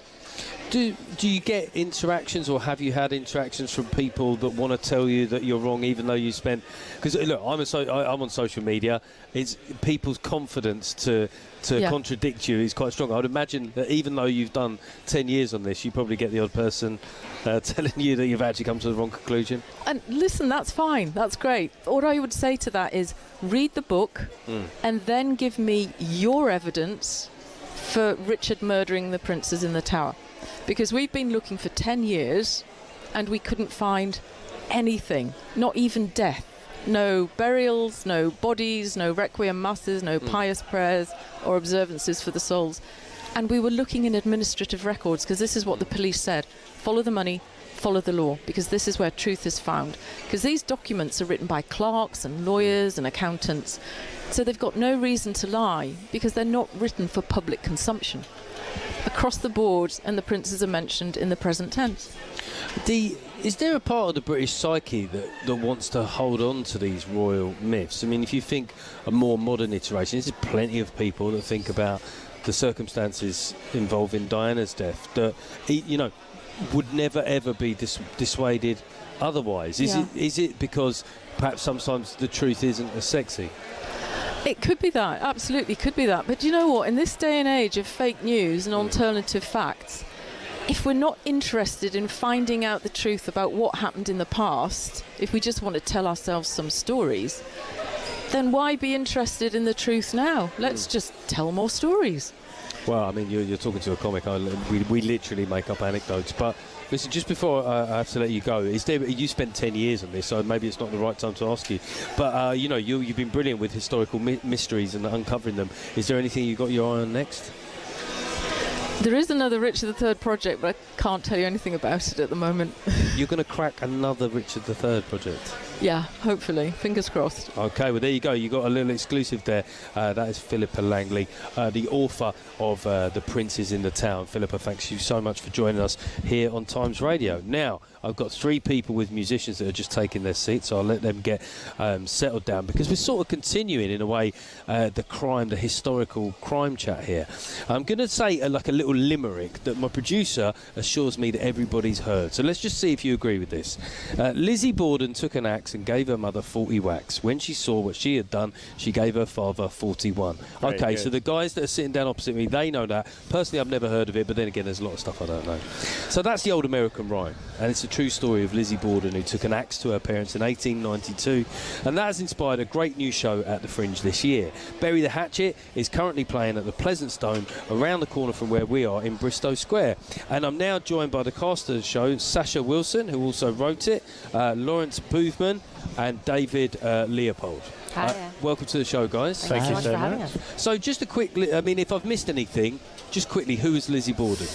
Well, Lizzie Borden was just some American girl who, prior to the events of 1892, was reasonably unremarkable and then was catapulted into international fame.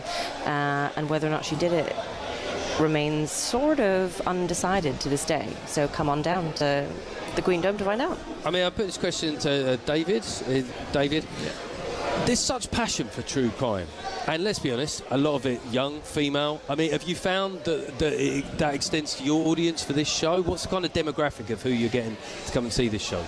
It's a real mix of ages and people, but I do think, like the play Explorers, even at the time, back in 1890s, there was an appetite for it. And, she was a very infamous figure, and the tabloids sort of painted, her as this sort of monster. And, people at the time, were saying, did Jack the Ripper come over and murder her father and stepmother? So, and I think our appetite for it has only grown, and now we're inundated with true crime stories. We now have producers, and Netflix people contacting victims and spouses of criminals for the rights for their story so that they can get it made. But I'd like to think, we put it on stage, which was very interesting, but we use live music, and we also poke fun at the genre a little bit, because I think we're sort of inundated with very earnest true crime stuff, and it's nice to have a bit of light with the shade, I mean, that's what I'm saying. This is open to anybody to answer, but I'm sort of wondering if we beat ourselves up a bit in the modern age for what can sometimes be a prurient interest in true crime. But if they'd have had podcasts and microphones, sounds like from what you're saying, they'd have been doing exactly the same. Oh, for goodness sake, yes. They were eating it up by the morning, noon and night. Like, the telegraph had only just been invented at that point. So people on the West Coast, all the way in California, were waking up and reading about the trial over their breakfast cereal. You know what I mean? So it was the O.J. Simpson trial of its time. It absolutely held that kind of mass appeal. And you've taken this. I see Lawrence with the sitting there with. Is that? I don't know. I'm such a Philistine. Is that a fiddle or a violin? It depends. It's a fiddle and a violin. It just depends on the music you're playing, but I think for this show I would call it a fiddle. There you go. You know what? Instinctively I felt fiddle because of the way you guys are sat. As I said, it is a bit of musical theatre about, a cold case of a true crime issue from long ago. I think it'd be a shame if we didn't get a little blast of a bit of music from the show, so whenever you're ready. Let's go on then. Great. Okay, so the guys are going to play us a little tune here now. It's another exclusive on Times Radio.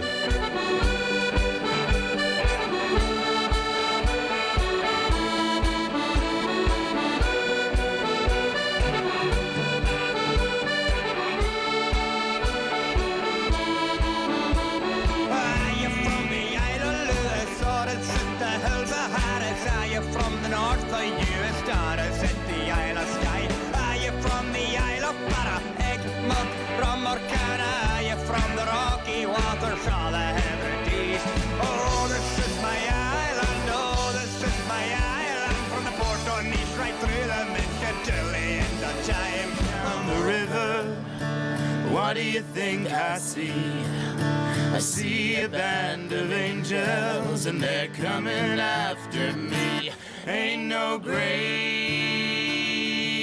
can hold my body down. Ain't no grave can hold my body down. When I hear that trumpet sound, I'm gonna rise right out of the ground.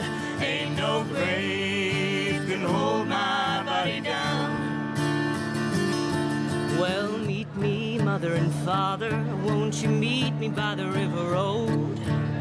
Mama, you know I'll be there when I check in my load. Ain't no grave can hold my body down. Ain't no grave can hold my body down. When I hear that trumpet sound, I'm gonna rise right out of the ground. Ain't no grave can hold my body down. Ain't no grave can hold my body down. Ain't no grave can hold my body. Fantastic there. Look at us bringing you a little bit of culture live, literally live from the Edinburgh Fringe. I think we had a little pre-recorded there, and then we segued nicely into a live bit of performance, which is from the show Lizzie Borden. Just remind me of the title of the show. Bury the Hatchet. Bury the Hatchet, which is on at the Pleasant Stone, which is around the corner from where we are. I just want to say that the producer came to the show. I know you guys, you asked the audience who did it, right? And producer Tim is very much in the Lizzie is guilty camp. Classic Tim. All right. Okay, so if you want to go and cast your own view on this true crime sort of quandary that's been around for hundreds of years, then do go and check it out. Thanks Sasha Wilson, Lawrence Boofman and David Leopold. Thank you very Bury much. the Hatchet is on at the Pleasance Dome until the end of the run, till the 24th. Okay, right. up until Sunday 25th. next. To 20. You're doing the Monday as well. We're doing Word That Monday. is- We're doing Word Monday. Got thoughts and prayers. That is hardcore. Now, coming up is our traditional Friday night showstopper with a Scottish twist. This is Friday Night with Norcott with me, Jeff Norcott, on Times Radio, sponsored by Visit Dubai. What is not to love? Start your journey at visitdubai.com. Global events. There are two separate elements to the story. One is about the money and one about the behaviour. Reactive analysis. So how close are we to signing an agreement and what red lines are getting in the way? From the world's best journalists. People who can provoke your thoughts on the news, headlines and issues of the day. Keeping you informed as events unfold. Are they just a bit too reckless for politics? On DAB, online, on the app and on your smart speaker. This is Times Radio. Download the free Times Radio app and listen to us wherever you are. How are you looking so fresh? It's my new Samsung Galaxy Watch 8. It's got this thing called Running Coach, which creates custom training plans just for me. Oh, and that's our cue to pick up the pace. What? This isn't fast enough. Oh. Smash your fitness goals with a new Galaxy Watch 8. Buy today at Samsung.com. Requires smartphone on Android 11 or above with the latest version of the Samsung Health app. When you're growing a small business, you need someone who understands the ins and outs. And whether you're a tailor or an accountant, you need the tools to succeed. With an HSBC small business banking account, you'll have free accounting tools and access to our business specialists, virtually or in person. Because whatever your small business looks like, we're with you all the way. Search HSBC Small Business Banking Account to get started. Subject to application, eligibility, credit check and T's and C's. Visit hsbc.co.uk for details. Friday Night with Norcott on Times Radio. This is Jeff Norcott for Times Radio at the Edinburgh Fringe in the Gilded Balloon. Now, this is the last 10 minutes of the show here. Hopefully you've enjoyed the mix of culture and songs and stuff. While I've been doing a show here, and I've been, well, making people laugh, it says here in the script. You know, that's subjective. But producer Tim, who's now sitting next to me, he's been out and about seeing as many shows as is humanly possible in 24 hours. So, Tim, we normally do hard recommend of the week here, but you just tell me some brilliant things that people should go and see. Brilliant. Well, I really did enjoy Bury the Hatchet. You've just been speaking to the cast, so you know all about that. That's a big 4.5-star review from me. I love that. Okay, go and see those guys. Massive contrast.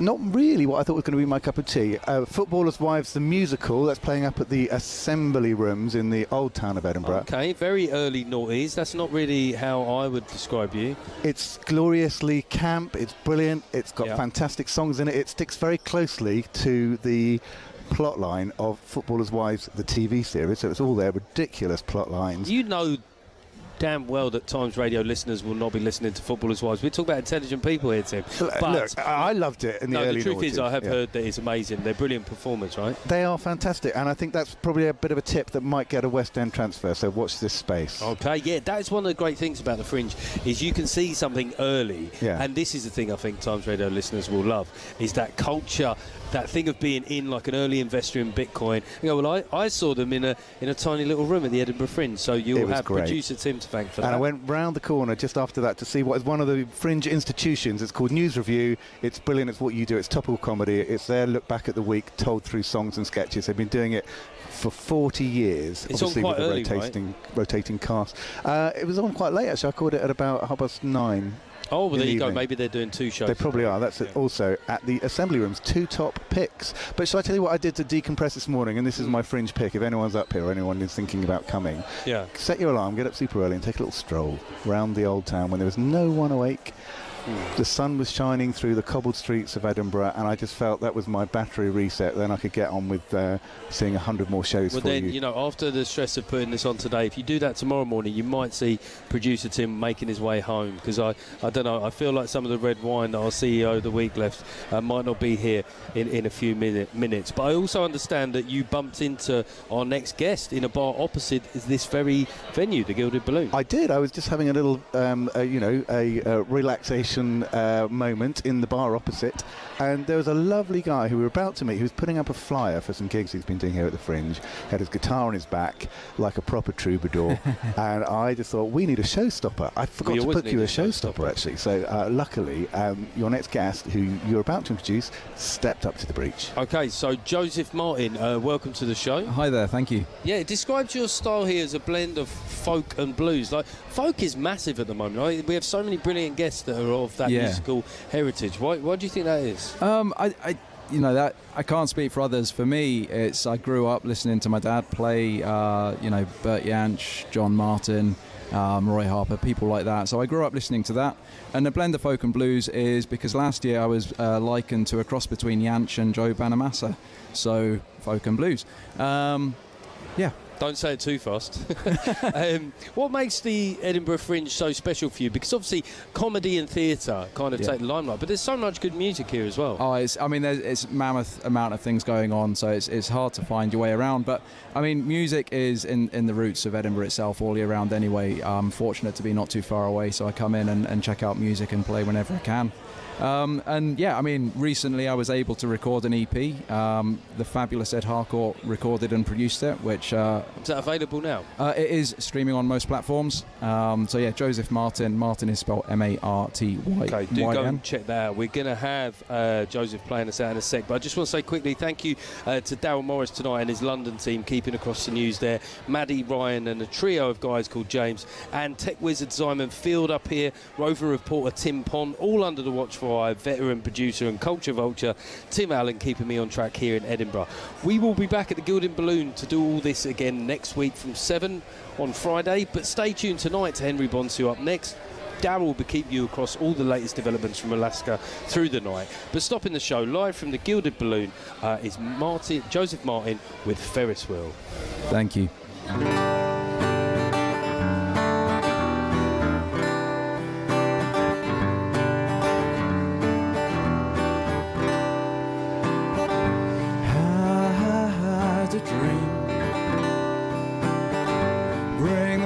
To today,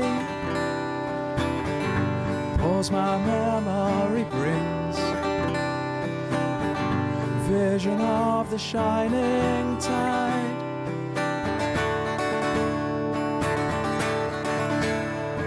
We sailed together on our Ferris wheel, played pretending it's all sailed together on our Ferris wheel, played convinces all there is.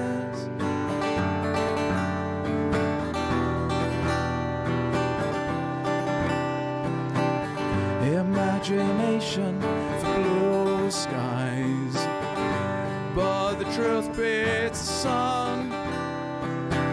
And you took it too close, burning vision on my pedestal, bearing down on reality.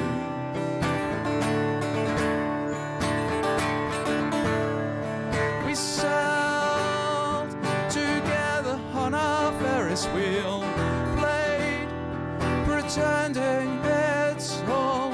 Sailed together on our Ferris wheel, played convinces all there is.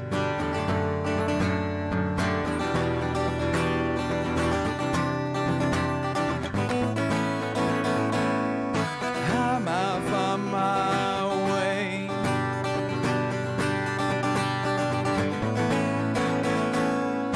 I might make it back someday.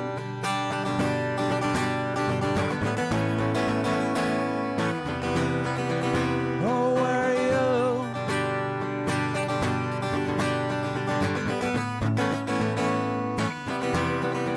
Oh, where are you? We sailed together on our Ferris wheel, played pretending it's all real. Together on our Ferris wheel, played convinces all there is.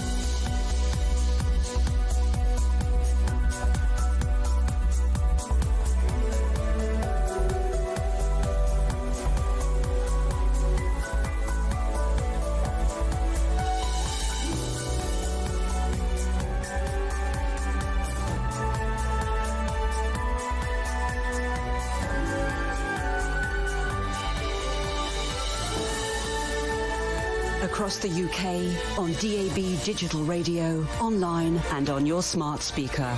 This is Times Radio, the voice of the times. Yeah, thank you, Jeff and Daryl, for the last 3 hours. It's Henry Bonsu. It's 10 o'clock, right here on Times Radio. Coming up tonight, President Trump welcomes Vladimir Putin to US soil for a historic summit with Ukraine, business deals, and even nuclear weapons on the agenda. Over the next 3 hours, we'll bring you the latest from our reporters on the ground in Alaska and our analysts from the worlds of defence, diplomacy, and finance. What's at stake in this meeting? How strongly will Trump push for a ceasefire? What will Putin demand in return? And will the US president keep his promise not to negotiate above the head of President Zelensky? We'll have it all, including live coverage of any news conference if and when it occurs. All this plus a look at how tomorrow's papers are calling it. First here with the news is Mark Tyler. Thank you, Henry. Good evening. Donald Trump and Vladimir Putin have greeted each other with smiles and handshakes as the high-stakes summit got underway in Alaska, aimed at ending the war in Ukraine. The pair were then seen getting into the American presidential limousine together. Trump was joined by Secretary of State Marco Rubio and Special Envoy Steve Witkoff for the talks. Ole Shamshur, a former Ukrainian ambassador to the US, is sceptical about what can be achieved. I have very serious doubts, and I have been always critical of Donald Trump in general, and as far as his approach to Ukraine and to war in Ukraine is concerned. Meanwhile, Volodymyr Zelensky, who's not been invited to tonight's discussion, says he's counting on America. The Ukrainian leader says pressure must be exerted on Russia for the sake of a just peace. The war continues, and it continues precisely because there is no order nor any signals from Moscow that it is preparing to end this war. On the day of the negotiations, they are still killing people, and that speaks volumes. President Trump has hinted territorial swaps will be discussed, but says it's for Ukraine to make that decision. The government has confirmed thousands more Afghan nationals living in the UK could be affected by another data breach. It emerged earlier this year that 7,000 Afghans who'd worked for the government would be relocated to the UK after their names and passport details leaked. Now the Ministry of Defence says a further 3,700 people have been caught up in a new hack. A council will discover on Tuesday whether it's been successful in an attempt to block asylum seekers from being housed at a hotel in Essex. Epping Forest District Council is seeking an interim injunction stopping migrants being accommodated at the Bell Hotel in Epping. The Met Police says a further 60 people will be prosecuted for showing support for Palestine Action. More than 700 people have now been arrested since the Home Secretary prescribed the group as a terrorist organisation in early July. The move came after activists broke into an RAF base and damaged planes. A major search operation is underway after a man went missing in the River Tay. Emergency crews were called to a report of 3 men in the water in Perth yesterday evening. 2 have since been traced. The King and Queen have led a 2-minute silence to mark 80 years since the Second World War effectively ended. Victory over Japan Day, or VJ Day, is held to remember the date in 1945 when the country surrendered to the Allied forces. Veteran Ron Gumbley from Birmingham gave a short reading. At the going down of the sun and in the morning, we will remember them.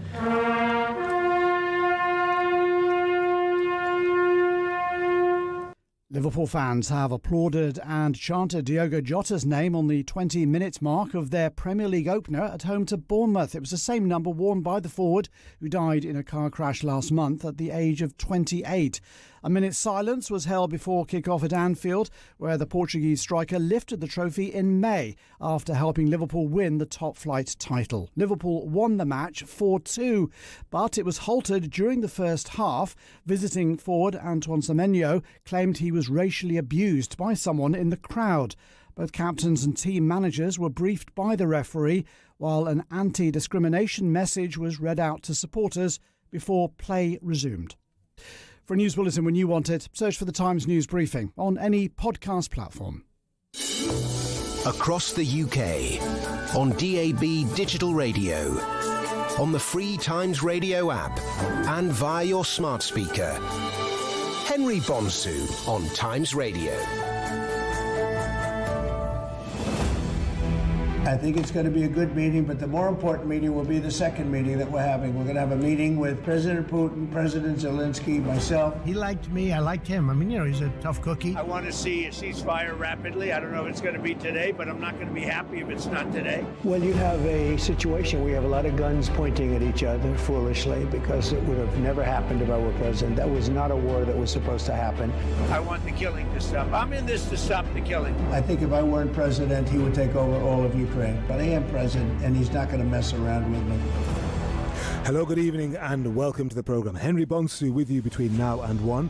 Plenty of big questions over the next 3 hours on this historic night.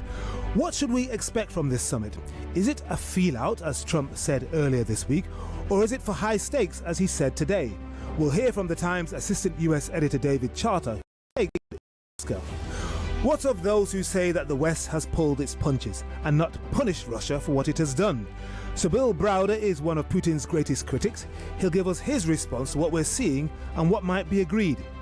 Now, if you're a Ukrainian, how do you feel watching Trump and Putin glad-handling at the airbase and grinning in front of the press? Sviatoslav Yuras is a Ukrainian politician. Expect a strong response from him. It's one of those nights when you think you know what's going to be on tomorrow's front pages. We've got a perfect panel to digest whatever they're saying. The former Foreign Office advisor Adam Jones and the former newspaper editor Baroness Wheatcroft. After 11, what do Americans, particularly the Washington establishment, make of Trump going all out to embrace their one-time foe? We'll ask John Herbst, former US ambassador to Ukraine. Also, this meeting is being seen as make or break for NATO. After some threatening noises in his first term and in the early part of his second, Trump made some deeply hostile noises, but he's changed his tune. So where do we stand now? Former US Ambassador to Poland, David Fried, will give us his assessment. And despite all this talk of potential peace, there is still a hot war going on. We'll ask Matthew Saville, Director of Military Sciences at RUSI, what is happening along the 600-mile front line and whether there really is any potential for what Trump called land swaps. And there's also been much talk of Munich 1938 and Yalta 1945, among those who fear that Ukraine is going to be carved up the way Czechoslovakia and Eastern Europe were. Are such comparisons right? Dr. Amy Knight, US historian of the Soviet Union and Russia, will tell us. Plus, what about the frontline states that rushed to join NATO once they were freed from the yoke of the Iron Curtain? How concerned are they? We'll ask Estonian parliamentarian and former military officer Rio Terras. And how is all this going down with the American voter, especially among those who wanted to see America first in action?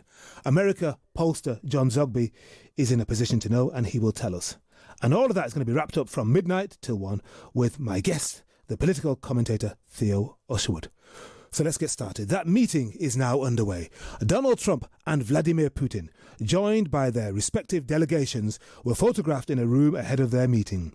Behind the leaders was a blue backdrop that had the words, "Pursuing Peace." As talks are being held, the stage is being set for a news conference later on. There are two podiums, one with the US presidential seal and American and Russian flags set up, suggesting it could be a joint news conference. But we do not have confirmation that the two presidents will appear together. Donald Trump did speak to reporters on Air Force One earlier today about his Russian counterpart. Look, he's a smart guy, been doing it for a long time, but so have I. Been doing it for a long time. And here we are, we're president. That was much more difficult than what I'm doing today, believe me. So we get along. There's a good respect level on both sides. And I think, something's going to come of it. I noticed he's bringing a lot of business people from Russia. And that's good. I like that because they want to do business, but they're not doing business until we get the war settled. Well, Trump and Putin got off their planes to reporters shouting at them. President Putin, will you agree to a ceasefire? Mr. President, what's your message to Vladimir Putin? Mr. Putin, did you underestimate Ukraine? President Putin, will you stop killing civilians?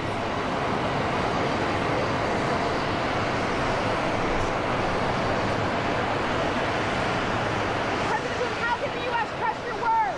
Thank you, press. Thank you, press. Thank you, press. And then the reporters were drowned out by a B-2 bomber flyover.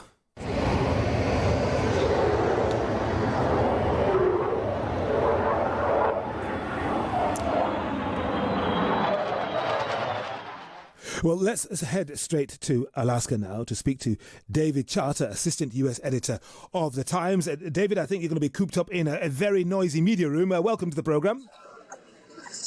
Hello, Henry from Anchorage. Yes. A rather chilly summer's day. Indeed, indeed. Well, we've seen the extraordinary pictures, the America First president welcoming his indicted Russian counterpart in from the cold. Each of them, we saw it, leaving their planes at the same time, walking onto their red carpets, and then into that US presidential car, the Beast, talking to each other without other aids, presumably in English. I don't know what Trump's Russian is like. David, what did you make of the choreography, the grip, the grin, and what it says about the mood ahead of these crucial talks?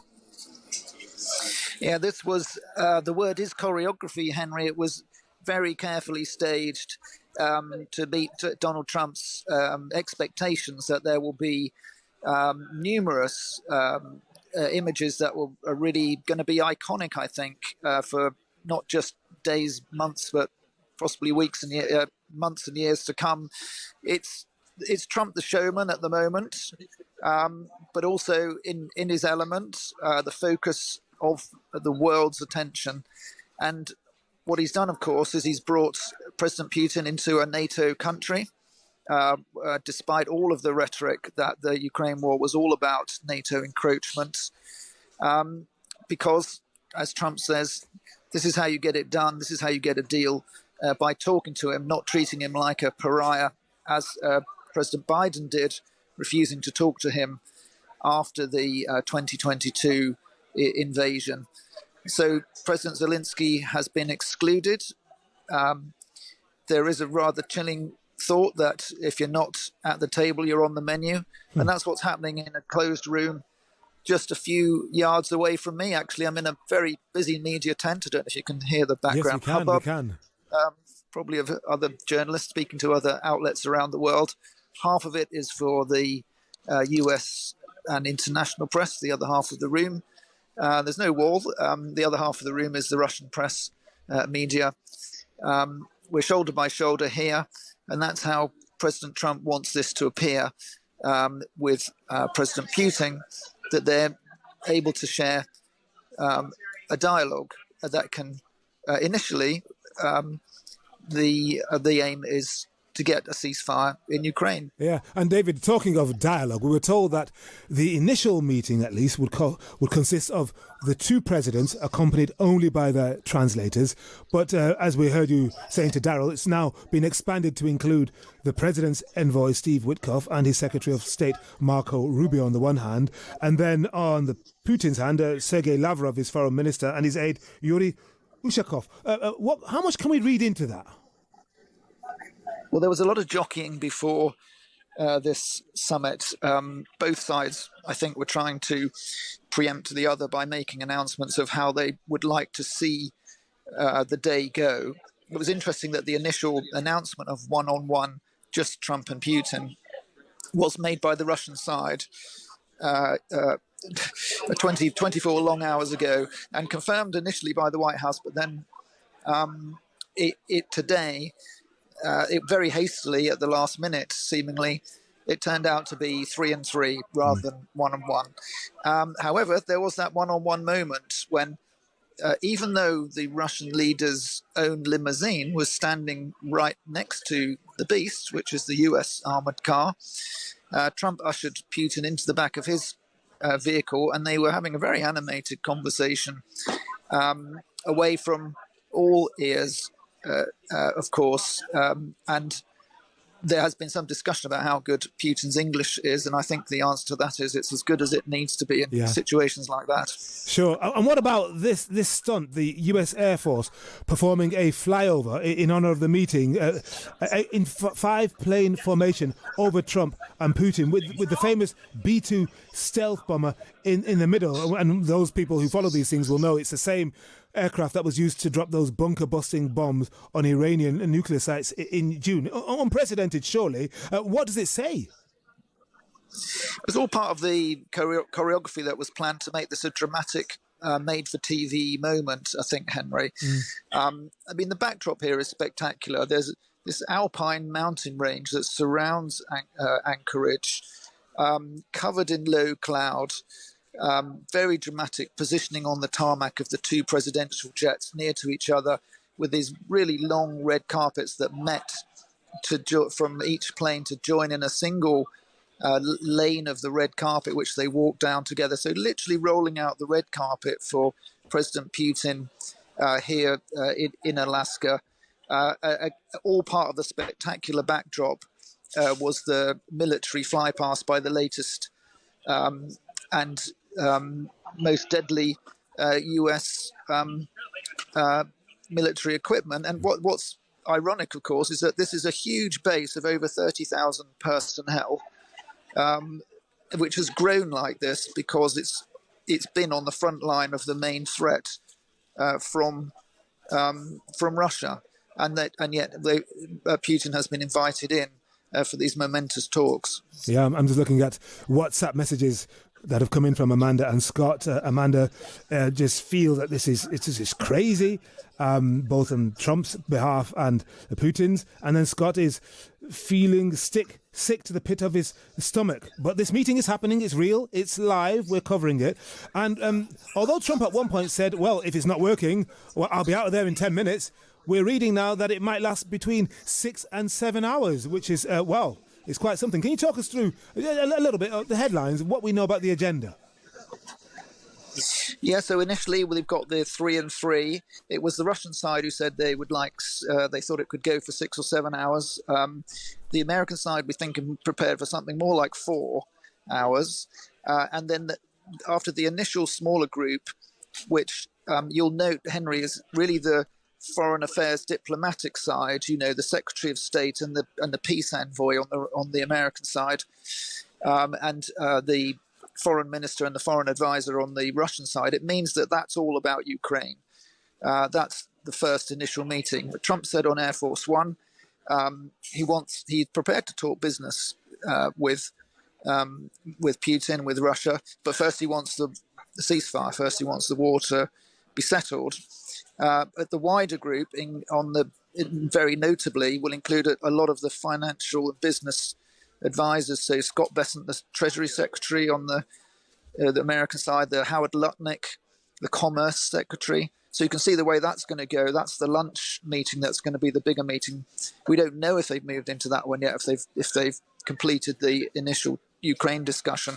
But clearly, business is going to be on the agenda for at least some of the afternoon. All right. David, thank you very much indeed. David Charter, Assistant US Editor of The Times. David has got the front page story in tomorrow's Times. The headline is Peace in Their Hands. There's a picture of President Trump holding out his right hand to President Putin, who's looking at it. And we've got the picture, it's spectacular really, of Air Force One behind them, and a red carpet too. Peace in their hands. Echoes perhaps of Peace for Our Time, 1938. Neville Chamberlain, some have said. We'll talk about that in more detail a little bit later on. But for now, the time is 18 minutes past 10. Keep those messages coming in and I'll read them out shortly. As you heard from David there, talks have now been going on for over an hour and a half. Yesterday, Trump said, if it's a bad meeting, it'll end very quickly. I've been speaking with Sybil Browder, head of the global Magnitsky Justice Campaign, and he's a fierce Russia critic. He told me what he made of the welcome Putin received. If Donald Trump is able to convince Putin to stop the war, then, of course, we can only take our hat off to Donald Trump and his unconventional ways.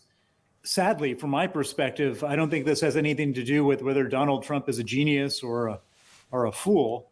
Vladimir Putin is doing this war not because he needs more territory or he wants Ukraine out of NATO. He's conducting this war because he needs a war to stay in power.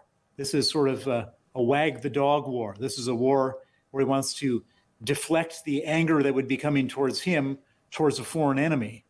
And there's nothing that Donald Trump or any other world leader could do to guarantee him that he would be able to stay in power. And so it's kind of, in my opinion, almost a non-starter that there's going to be any kind of lasting peace that's going to come from this initiative. You tweeted a couple of days ago that this was the president's sixth ultimatum to Vladimir Putin. Now, if, as you imply, that makes his threats worthless, what do you fear is happening in that Air Force base? Well, what I suspect is happening is that Putin has two objectives. One is he wants to carry on this war. He needs to carry on this war, and he intends to carry on this war. That's his first objective. He doesn't want to stop his war. He thinks he's doing well. He has a great capacity to stomach pain and losses that the West doesn't have, and he'll carry on doing that if he can.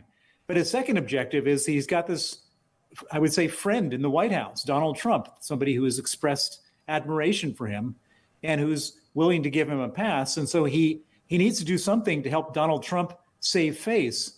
And so I think he's going to try to twist this whole thing around into a much bigger, broader discussion and negotiation about nuclear war and space and Arctic and all sorts of other things. And oh yeah, and by the way, there's also that niggling issue about Ukraine that we have to sort out at some point in the future. And I think he's going to try to change the terms of the negotiation, set up task forces and other things to meet and discuss, and use that as an opportunity to then kick the ball into the long grass. Well, Trump has said that if things are going badly, he will know and he will leave within 10 minutes. And he's got a Secretary of State who was a Russia hawk, Marco Rubio, alongside him. He's got Steve Witkoff, his envoy. He's not alone. If you were in that meeting, what would you be telling him would be the right path? I would tell him the right path would be to tell Putin that if he doesn't agree a ceasefire right now, today, here in this room, then tomorrow there will be crippling sanctions on his oil industry so that he can no longer sell his oil. To tell the Chinese, the Indians, the Turks that if they buy the oil, they'll be subject to sanctions. To sanction Lukoil, Gazprom, Surgutneftegas, some of the big Russian oil companies. And I would also tell Putin that starting tomorrow, we're going to supply an unlimited amount of offensive weapons to the Ukrainians to use at their discretion to attack Russian military targets. At various points over the last 3 years, a number of commentators and analysts, including you perhaps, have predicted that Russia was in serious trouble, that Putin was surrounded by people who doubted him, that this could not go on forever. But we hear Russia analysts even today claiming that their economy is in rude health, doing even better than the EU economies. Why are they wrong? Well, first of all, the Russians can go on forever in the same way as the North Koreans have gone on forever. Putin doesn't care if every person in his country starves, as long as he's okay and he's ready to allocate resources militarily. The economy is absolutely not in rude health. I don't know where that comes from. They've got terrible problems. They've lost 1 million able-bodied men in war. Another 1 million have left. They're having such labor shortages. They're having to bring in North Korean laborers. They're having soldier shortages. They're having to bring in North Korean soldiers. They're having weapons shortages. They're having to buy North Korean and Iranian weapons. Their $300 billion of their money is frozen in the West. That's probably going to be confiscated. I mean, there's nothing rude health about their economic situation at all. But as I said, Putin is ready to stomach whatever comes his way because he's a dictator. And he doesn't need the public opinion to come he doesn't have to have Russian people enthusiastically supporting him. He just have to have Russian people either distracted or scared of him so that they don't try to kick him out of power. And so he's ready to carry on this war for a very long time. And there's a long history of this type of stuff. If you remember in the Second World War, Russia lost, millions and millions of people because they just don't have the capacity to feel pain over losses in the same way as we do in the West. And when it comes to expectations from this historic summit, the Trump team, indeed the president himself, tried to manage them, certainly has tried to in the last day or two, saying it's just going to be a feel-it meeting, not going to negotiate above the head of the Ukrainians. What would be the minimum you would expect from this gathering that you would hope for? Well, I'm kind of disappointed this gathering is even happening today. I think that a gathering of this sort should happen at Putin's initiative, not Trump's initiative, when there's been so much military and economic pressure put on Putin that he has no choice but to negotiate. I don't think that Putin is in a place where he really has to negotiate right now. And so I think that the best that can happen is that Trump says to Putin, you meet with Zelensky tomorrow and you hash out a deal, otherwise there's going to be hell to pay, and that Putin and Zelensky meet and that Trump is serious about his hell to pay. That would be the best case scenario. I doubt anything close to that is going to happen as a result of these meetings today. And that was Sybil Browder, head of the Global Magnitsky Justice Campaign. Thanks very much for your messages. We've got Andrew, how embarrassing, make America grovel again. And then Luke says, well said, Scott. Putin is attacking Ukraine literally as they talk. It's Henry Bonsu on Times Radio. Coming up, we'll head to Ukraine to get the latest reaction from a Ukrainian politician.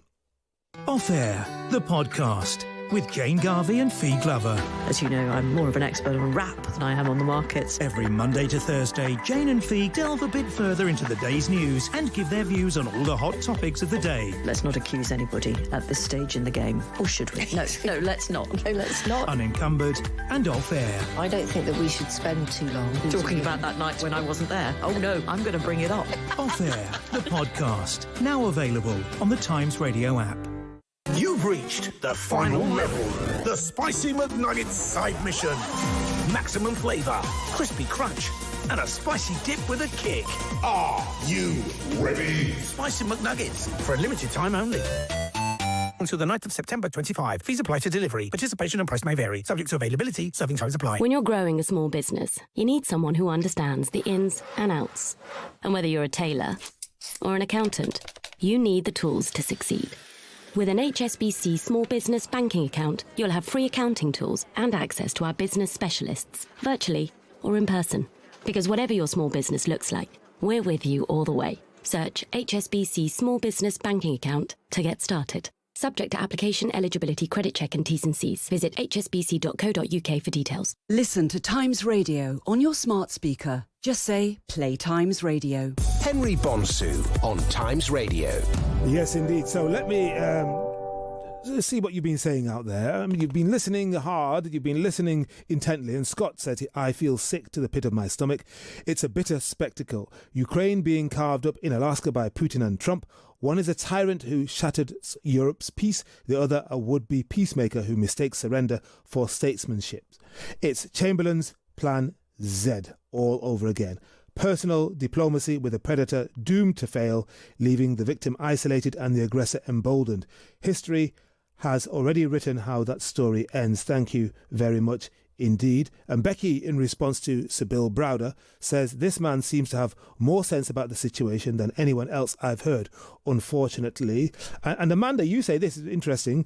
So Trump wants the killing to stop. Funny that, because he seems to support capital punishment. Cops who shoot to kill and crazy lax gun laws. Amanda, thank you very much. Keep those messages coming in. Here's the way to do so. Text 87222, start your message with the word Times, or you can WhatsApp us on 0333 003 2353. Just looking at the front page of the Times then. So we have President Trump towering over President Putin, offering him his hand. The two of them are at the end of a long red carpet, and in the back they are framed by the huge picture of Air Force One, that huge aircraft. It's a flying symbol of American power. And David Charter, who you might have heard about 10 or so minutes ago, has painted a really vivid picture about the shared handshake, the warm smiles, the animated private conversation as they rode alone together in the US presidential limousine. Look at this. He's painting further a picture. He says, Trump said he would not be happy if the day did not conclude with a ceasefire in Ukraine, descended the steps of his aircraft first and clapped briefly when the Russian leader walked toward him for momentous talks which will have life and death consequences for European security. Think about what this means. Think about how this meeting will go down in history. Think about 1938, Munich. Some people have made comparisons with that, with Neville Chamberlain. Some people have made comparisons with 1945 and Yalta. Your thoughts on that, please. Let me speak now to a Ukrainian politician, Sviatoslav Yurash, who is who represents the Servant of the People Party in the Verkhovna Rada. Sviatoslav, welcome to the programme. Thank you. Greetings. Greetings to you. Now, after all the death and destruction, not just since February 2022, but since 2014 and the annexation of Crimea, how did you feel, how do you think Ukrainians felt when you saw Trump and Putin shaking hands, grinning and joking on the red carpet? Well, it all is painful to see. The attempt to try and justify that man is certainly difficult to understand. Last we remembered the old Churchill proverb that America always chooses the right option after it exhausts all other ones. And we are hoping that in this search, this is one of those steps. And we have seen much frustration coming from Trump's administration in days past with all the things Russia has been doing to disrupt peace, not just in Ukraine, but all over the world. Your president, Mr. Zelensky, was in London yesterday getting support from Prime Minister Keir Starmer and lobbying the US president via Zoom alongside other European leaders the day before. And he said today that he's counting on the US. How confident are you that Mr. Zelensky's message has got through to Mr. Trump, that Ukraine is the victim and Russia is the invader? We are confident that when the entire free world is relaying the message, it gets across. And we have seen some words and some clarity coming after those conversations. Not to mention the territorial question that has been laid to rest in those conversations. But I'm just saying that as far as this support coming from Britain and all over the free world, it is a clear sign that Ukraine is not alone. And in these years, we have had many nations come around to support us. That's right. And as we've seen today, Ukraine has managed to hit a supply ship. It's managed to hit an oil refinery. So when people say that Putin is making progress in the Donbass and has all the cards, how do you respond? We are pushing him back as well. He is through all these innumerable Russians that he has sacrificed on to his vanity and ambition. He has gained something, but also lost something. Russians were sieging our capital in 2022. They aren't anymore. They were occupying some of our biggest cities in 23. Not anymore. We have pushed them back in different directions, and we are making them pay for every step they take into our country, and that's how it will be. Okay.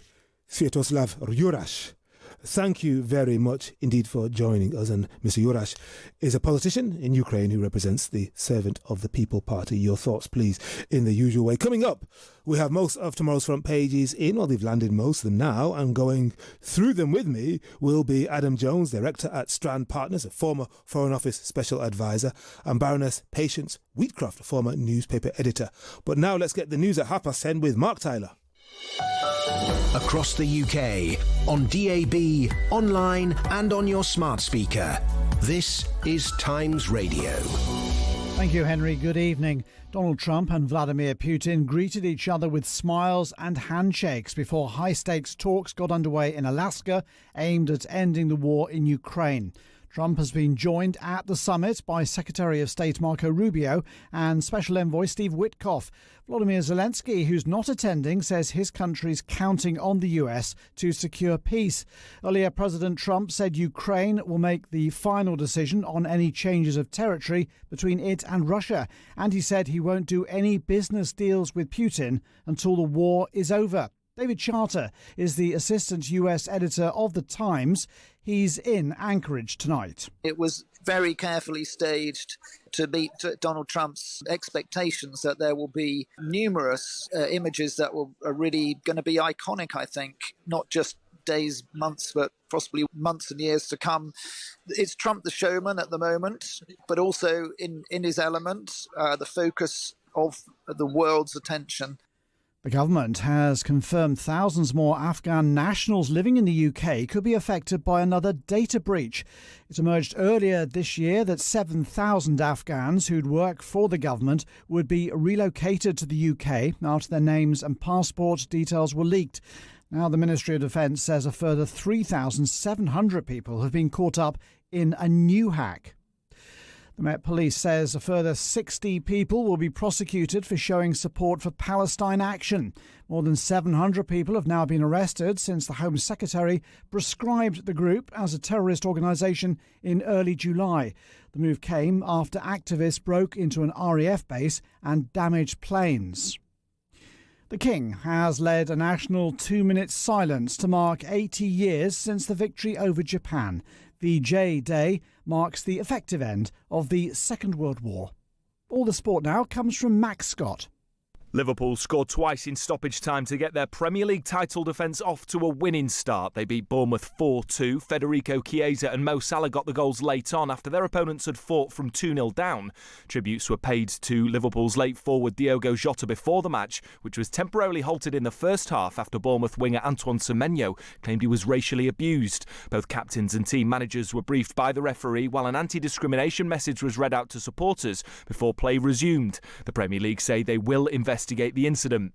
Ronnie O'Sullivan has become the oldest snooker player to make a 147 break. He made the maximum in the opening frame of his Saudi Arabia Masters semi-final against Chris Wakelin. At 49 years and 253 days, the 7-time world champion takes the record from John Higgins, who was 48 years, 268 days. And Northern Superchargers have beaten Birmingham Phoenix by 36 runs in the 100. They posted 193 for 5 to set the biggest chase of this year's competition so far, before restricting their opponents to 157 for 9. This is Times Radio. The road stretches before you, but there's trouble ahead. Stationary cars. You're faced with the McDonald's side mission. Do you, A, join the Evergreen queue, or B, take the next exit and treat yourself to a glorious Mackey's? Detouring to McDonald's. Start your side mission today. Direct Line's flexible business cover means I only pay for the cover I need. That's how it's done. Imagine if that's how everything got done. Like dominating the pub quiz. Final question. What is the population of Mongolia? 3,537,947. Is absolutely correct. This week's winner is none of your quizness. Direct Line. That's how it's done. Underwritten by UK Insurance Limited. Daryl Morris brings you a first look at the Sunday Times front page splash. Saturday nights from 10:30. Henry Bonsu on Times Radio. Yes, indeed. It's Henry Bonsu with you through till 1, and then Daryl will take over into the wee hours because this is a moment of history. We've got this meeting between the two presidents. People thought it wasn't going to happen, but Trump made it happen and Putin accepted. And so it's going to go on well into the night because the Russians have planned for something like 6 or 7 hours of talks. The Americans suggested around about 4, but we'll wait and see. And President Zelensky has raised concerns because he says the Russians are still killing us. He's spoken out today. He's very, very concerned that while Trump and Putin are making nice, the Russians are still bombarding Ukraine. We've got messages coming in all the time. Keep them tight, keep them pithy, and I'll try and read them out. Will and Prit, thank you very much. Let me invite Adam Jones, Director at Strand Partners, former Foreign Office Special Advisor, on the line. Adam, welcome to you.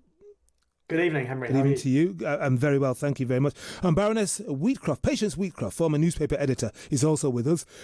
Patience, hello. Hello, good evening, Henry. Good evening to you. OK, front page of the Times, peace in their hands. Trump and Putin begin talks after warm greeting in Alaska. We can settle war, then do business, says US President. A picture of the two of them, as described earlier. Trump holding out his right hand, Putin looking at it. The Telegraph, British boots on the ground in Ukraine within week of a ceasefire, and a more smiley picture of the two presidents on the front page of that paper. The Mail, historic Alaska summit, Ukraine's fate in their hands. Trump wants rapid ceasefire and discusses Ukraine giving up land. I thought he said he wasn't going to do that. And Putin simply shrugs when asked if he will stop killing civilians. It's a picture of the two of them leaning in very warmly. Big smiles there. The Eye, Putin's nuclear warning as UK stands ready to deploy military to back Ukraine. The Mirror, VJ, remembered 80 years on. As we honour those heroes who endured horror and sacrifice in the Second World War, two presidents meet to try to end Ukraine's long, brutal conflict, praying for peace, bringing the two stories together there. The FT, Reeves on the hunt for tax reforms. Chancellor seeks to unlock growth, fears of £10 billion OBR downgrade, fiscal plan in peril. But no room for this story, well, no room for that picture of Trump and Putin, but there is a small child who's surrounded by Ukrainian flags. Kiev rally cry, US urged not to yield land. The Guardian, rethink policing of Gaza, protests urges watchdog. And then a picture of Trump disembarking from Air Force One. High stakes. Trump underlines the importance of Alaska summit with Putin. The Express, save Britain's beloved post office's campaign to protect our vital stores. And then a picture of Trump doing that weird handshake where sometimes he takes a person's hand and then envelops it in both his hands. Trump hands Putin chance to make peace in Ukraine.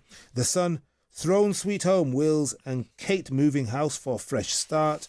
And the Star, Ukraine war summit, time for peace. Trump demands truce at Crunch, Alaska talk. So we know which story is going to dominate our conversation, Adam and Patience. First of all, to you, Baroness Wheatcroft, peace in their hands. Trump and Putin begin talks after warm greeting in Alaska. That picture, first of all, of Trump reaching out to Putin. What do you think? I find it really obnoxious, but I know it's got to be done. The way in which Putin has been greeted as almost a long-time friend is really unsettling. But clearly there is a relationship there that ideally will produce something that's positive.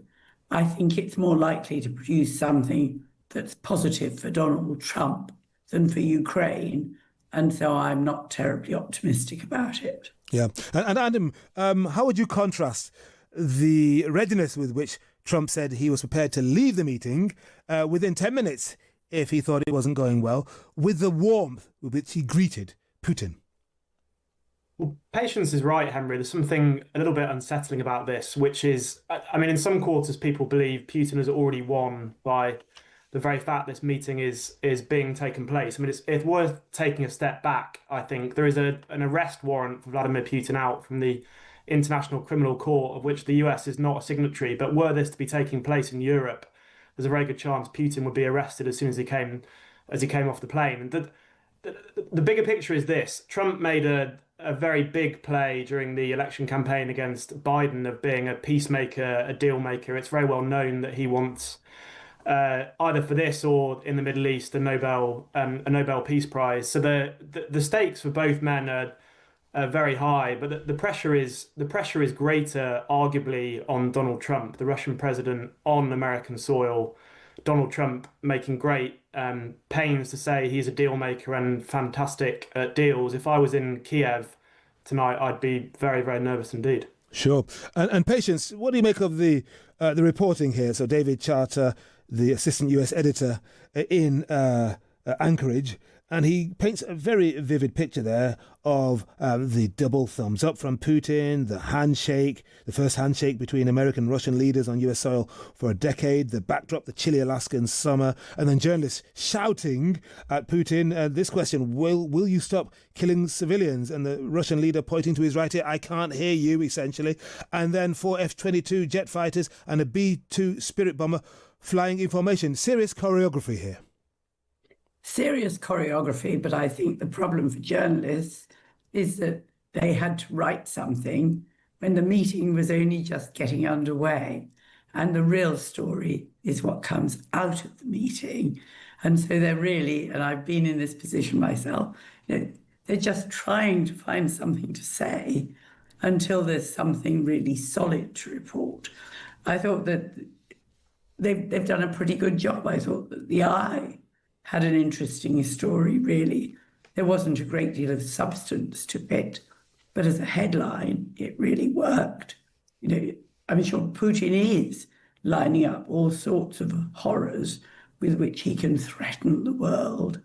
And at the moment, the real story is if Trump can produce anything out of this meeting, or indeed if he should walk out after 10, 15 minutes. So at the moment, really, we're all just holding our breath.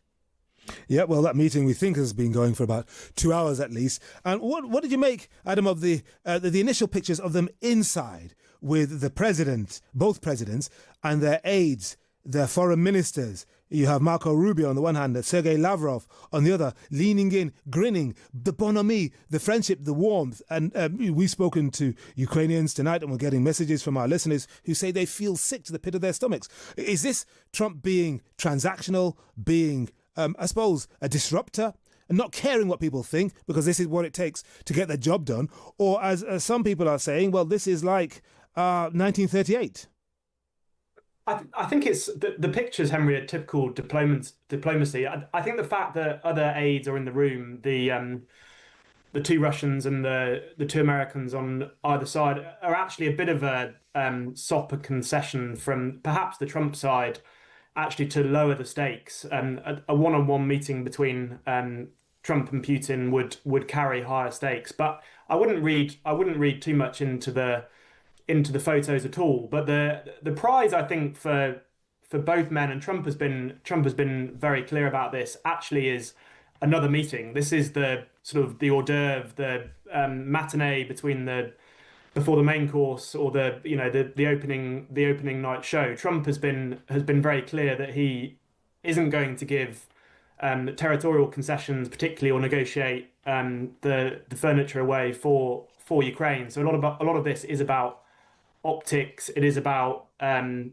for both sides spinning this as a success, and pictures play a part in that ultimately. Yeah, and some interesting detail here, Patience, in the Telegraph story, which tells us that hours before Mr. Trump and Putin were due to meet, the Ministry of Defense released defense intelligence that piled pressure on the White House not to give away more land. It showed the slow progress Russia was making on the battlefield in taking 4 areas of Ukraine that Putin is targeting: Luhansk, Donetsk, Zaporizhia and Kherson.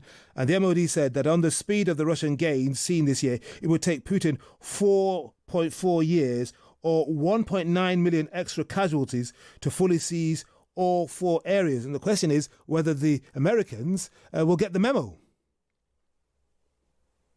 Patience. I think that Putin is determined to come out of this with more land than he went in. And whatever Trump says, he will be prepared, if he can, to concede some land, but Zelensky won't. And the negotiations there are where the real problem comes. So this is a preliminary. Right. As we just heard from Adam, the real stuff comes when Zelensky's in the room as well, if we ever get to that stage. Yeah. I mean, talking of stages, Patience, well, we've just been told that the 3-on-3 meeting with the presidents and their foreign ministers and senior envoys is now over.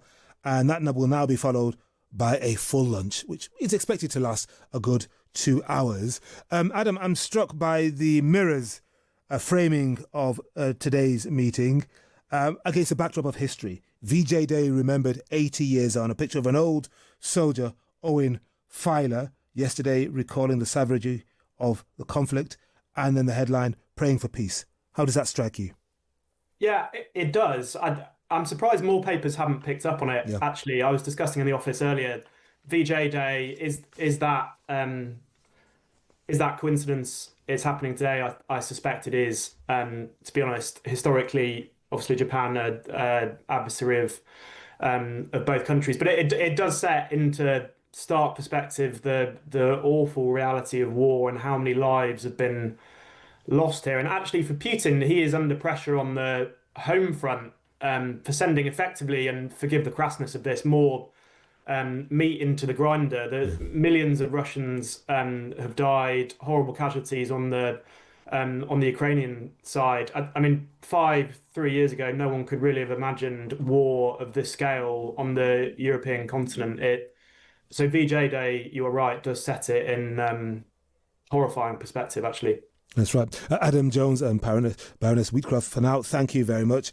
And as we speak, air raids alerts are sounding across various areas of eastern Ukraine, so that war goes on. Will says the war in Ukraine cannot be compared to World War II because Russia is a nuclear power and cannot be defeated in the same way as Hitler's Germany.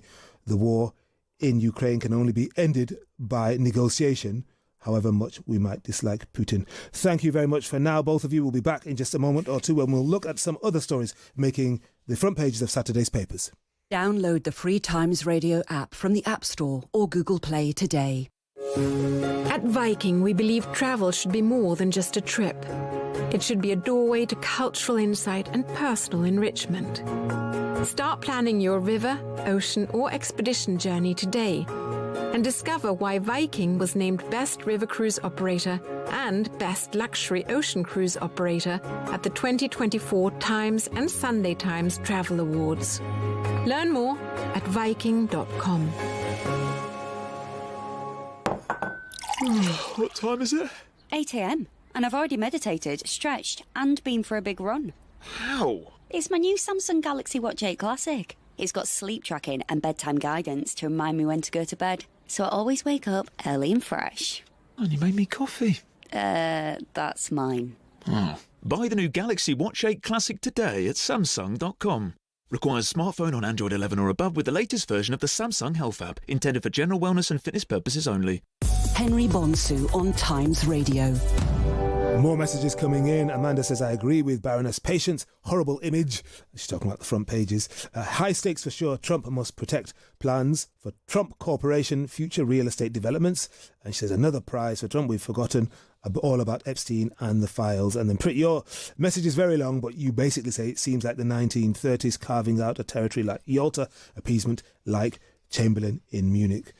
Let's welcome back Adam Jones, a director at Strand Partners. And Adam was a Foreign Office special advisor at the time of Russia's full-scale invasion of Ukraine back in February 2022. And then Baroness Wheatcroft is a former newspaper editor. And let's talk about this story in the front page of the Telegraph. Patience. Police chief no point arresting shoplifters. And we've seen so many videos go viral on TikTok, on YouTube, on all the social media platforms of people walking into their local food store, walking into their supermarket and literally filling their boots, filling their bags and walking out. And now we hear a senior police officer saying, this is madness. How many times thieves had to be arrested before ending up behind bars? I think it's crazy. If people break the law, they have to be brought to account. How they're punished is the big issue, but they need to be brought to account, because otherwise it becomes something that is just the norm. And shoplifting seems to be now an almost acceptable way of filling the gaps in the household budget. That cannot be countenanced any longer. And I understand that the police are under pressure, but unless this is really clamped down upon, it's going to get worse. And, the New York cleanup based on broken windows being something that had to be dealt with obviously had an effect. And unless you deal with small-scale crime, it just gets bigger and more prevalent. I think where we've gone wrong in the past is by locking up so many people that were brought to the attention of the courts. What needs to be done is for other ways of dealing with offenders to be found. But the first message has to be, you can't get away with doing this. Yeah, well, thank you, Patience. Adam, one shopkeeper in Wales, well, I suppose he tried his own criminal justice policy by putting up a sign calling shoplifters scumbags, and then North Wales police approached him and said, you can't do that. And that's one of the reasons why Katie Bourne, the national lead for shoplifting at the Association of Police and Crime Commissioners, said, this is crazy, this is madness. If the shopkeepers' way isn't the right way, and the police are saying, well, we can't keep on arresting people for them to be freed to go back on the streets and do it again, what is the right way? It's a great question. But look, this is why Nigel Farage and Reform are making, not clearly this, but this is an encapsulation of why Reform are making such big gains nationally, and why trust in, frankly, institutions, the police, mainstream political parties is fraying. Clearly it goes much bigger than shoplifting, but when people feel institutions don't work for them, when they feel fellow citizens can act in that way and shoplift, that erodes trust in society, it erodes trust in each other. It's bad for our, it's bad for our nation, it's bad for our body politic. But Patience is absolutely bang on. The police need to focus on policing crimes that matter to people and a sense of fairness in their community, of which shoplifting goes to the heart, doesn't it? Yeah. And talking of perceptions and fairness, let's turn our attention toward The Guardian, Patience. Rethink Policing of Gaza protests urges watchdog. And when I say watchdog, I'm talking about the Equality and Human Rights Commission.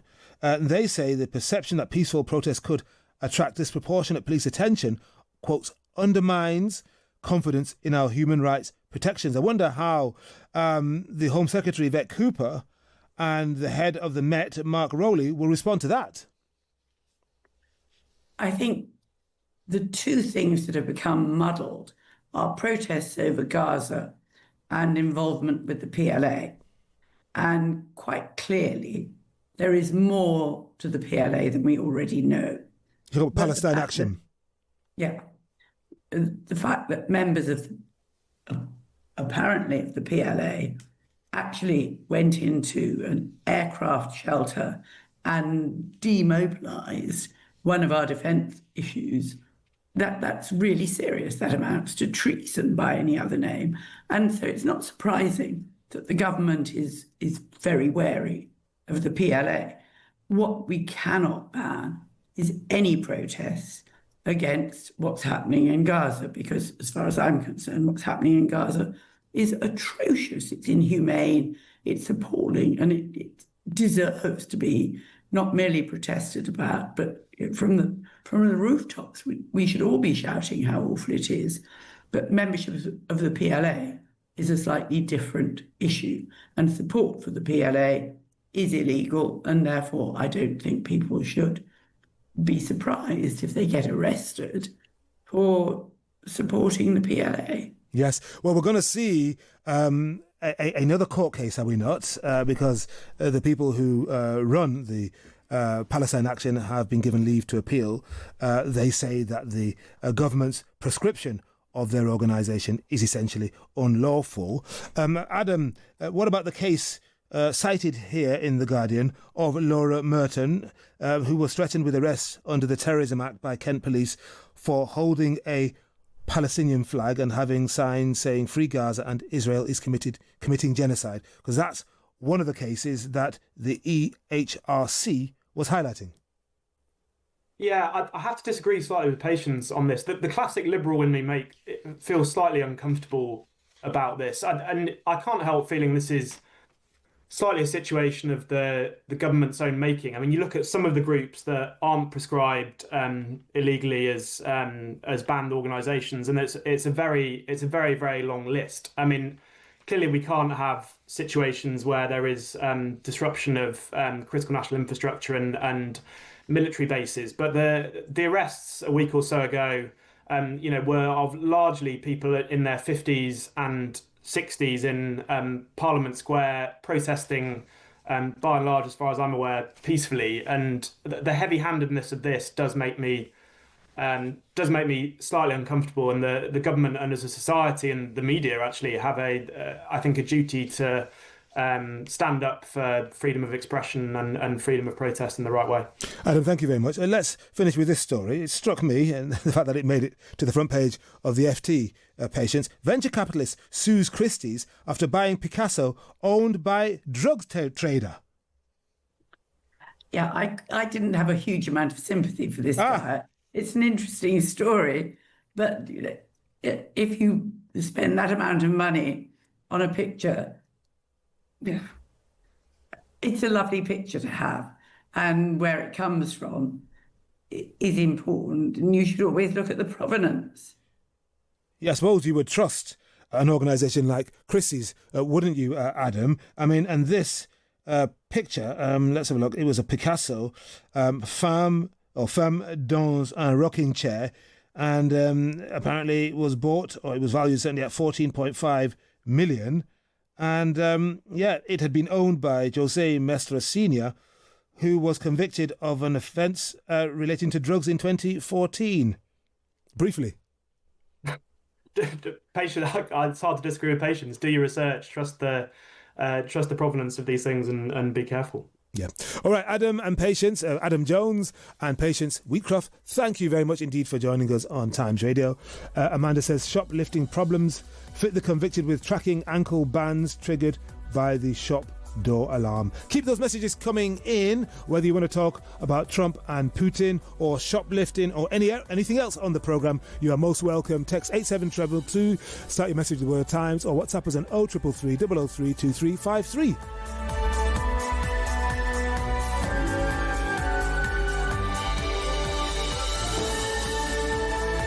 Across the UK, on DAB, online and on your smart speaker. This is Times Radio, the voice of the Times.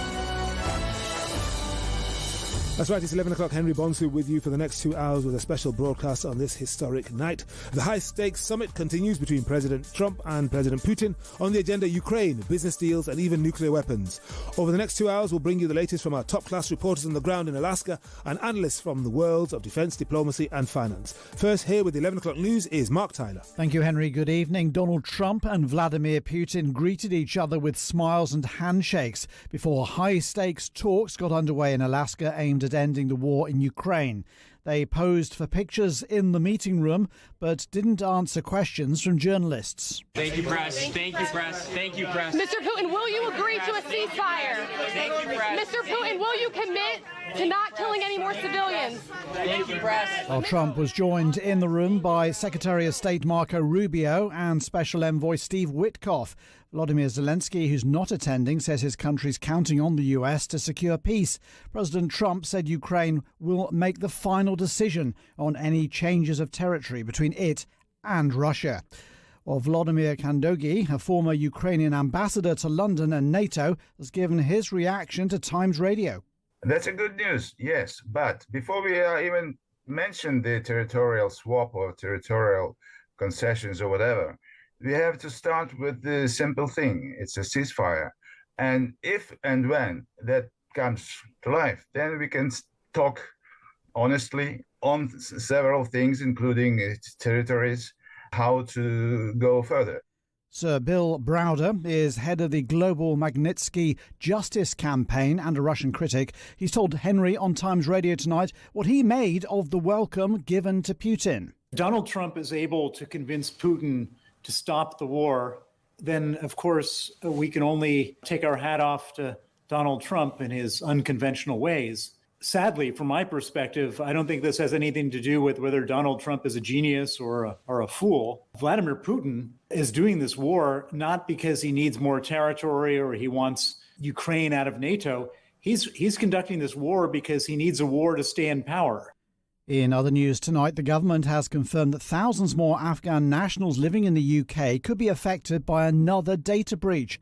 It emerged earlier this year that 7,000 Afghans who'd worked for the government would be relocated to the UK after their names and passport details were leaked. Now the Ministry of Defence says a further 3,700 people have been caught up in a new hack.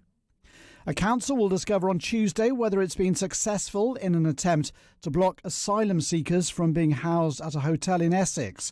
Epping Forest District Council is seeking an interim injunction stopping migrants being accommodated at the Bell Hotel in Epping. The Met Police says a further 60 people will be prosecuted for showing support for Palestine Action. More than 700 people have now been arrested since the Home Secretary prescribed the group as a terrorist organisation in early July. The move came after activists broke into an RAF base and damaged planes. The King has led a national 2-minute silence to mark 80 years since Britain's victory over Japan, marking the effective end of the Second World War. Today's service may well be the last for many who served in Asia and the Pacific. These veterans say their contributions should be marked like those who fought Nazi Germany. It wasn't forgotten as far as we were concerned, you know. We lost people just like everyone else did. Over the last few years, they seem to be focuses on a lot of that, which is a good thing in a way. Now sport, and Liverpool scored twice in stoppage time to get their Premier League title defence off to a winning start. They beat Bournemouth 4-2. Federico Chiesa and Mo Salah got the goals late on after their opponents had fought back from 2-0 down. Tributes were paid to the Merseysiders' late forward Diogo Jota before the match, which was temporarily halted in the first half after Antoine Semenyo claimed he was racially abused. For a news bulletin when you want it, search for the Times News Briefing on any podcast platform. Across the UK, on DAB digital radio, on the free Times Radio app, and on your smart speaker, Henry Bonsu on Times Radio. That's right, it's Friday night. It's one of those nights where you'll say to yourself, remember when Putin and Trump met, when the one president who was a fugitive of international justice met the deal maker. This is what we're talking about tonight. It is really big. As Trump himself put it, this is high stakes. And we are also live on YouTube as well. So if you're watching us or listening to us there, you are most welcome. Let's return to the story of the night. Coverage of the critical meeting between Donald Trump and Vladimir Putin. Hundreds of supporters of President Trump have gathered in Alaska in the same place. A pro-Ukraine rally took place yesterday. They're carrying US flags and Trump-themed symbols. Earlier on Times Radio, Darrell Morris spoke to Fred Fleitz, who served on the National Security Council during President Trump's first term, and asked him what he made of the claims that Trump rolling out the red carpet for Putin legitimized the Ukrainian war. Well, we've been hearing that before the summit took place, people saying that just agreeing to the summit was rewarding Putin. But look, that's just the wrong way of looking at this. American and Russian presidents should be speaking and meeting regularly. It's good for national security. That's good statesmanship. It's Joe Biden who's at fault here. He didn't even speak to Putin on the phone after Putin invaded Ukraine in February 2022. And that caused U.S. and Russian relations to seriously deteriorate. In many ways, Trump is restoring American foreign policy and opening up a line of communication that could possibly end this war in Ukraine. It's a good sign so far that Trump hasn't turned around and headed back to Washington, because I think he was prepared to do that if there was no sign whatsoever that Putin was prepared to negotiate in good faith. So that was Fred Flight, who served on the National Security Council during President Trump's first term. Well, let's get the thoughts of John Herbst, former US ambassador to Ukraine. Your reaction to that, John? President Trump is restoring US foreign policy. This is good for the US, good for Russia, and good for the world. I don't disagree that regular conversations between the leader of the United States and the leader of Russia is a positive thing. I don't believe, though, that Biden's reluctance to talk to Putin after the big invasion of Ukraine was a cardinal mistake. The cardinal mistake of Biden's policy after Putin's big invasion, he was timid in sending weapons to Ukraine and permitting Ukraine to use those weapons. Now, let's apply that same logic to where we are today with President Trump and President Putin meeting in Alaska. President Putin has no intention to end his war on Ukraine. He will only end it if maximum pressure is put on him. President Trump masterfully spent 2 months building up leverage on Putin. That included his announcement that advanced U.S. weapons could go to Ukraine, paid for by Europe, that there'd be major sanctions on Russia if there was no end to the fighting by August 8th. That included Trump, unlike Biden, not being intimidated by Putin's nuclear bluster. The problem is this. Putin does not want to give up his war, and he does not want sanctions. So he kind of suggested to Trump via Witkoff, let's have a meeting instead. And Trump jumped at it. Now, I have no problem with the meeting today, but I think the president made a misstep when he chose not to impose the sanctions he promised. His line in the sand was crossed, and he did not respond. Well, John, that's one of the reasons why, instead of seeing this as a masterful series of decisions by President Trump, his critics see it as appeasement. They say he's being played. Trump himself has wondered out loud whether or not Putin is playing him, because he said, we'll have a great call and then he'll rain down bombs on civilian areas. You know, he's gone crazy. If that's the groundwork, what on earth can Trump expect to achieve in the next 3 or 4 hours? Okay. You know, I work with many people. I have many colleagues, most of whom disagree with my analysis. They subscribe to the school that you just described. And I can't tell you, or I can't tell them if they're wrong. I do believe the following, however, which is why my view is different. I think Trump really does want a durable peace. I think Trump has been, for reasons I can't fully understand, been slow to recognize how dangerous Putin's policies are, not just for Ukraine and Europe, but for the United States. He is not shy about calling us Russia's principal adversary and acting as if we are. But Trump has tried energetically to achieve that durable peace.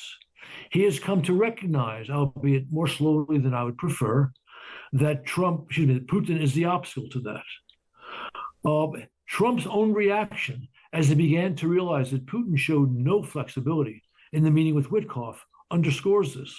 So he has been diminishing expectations for the summit basically since last weekend.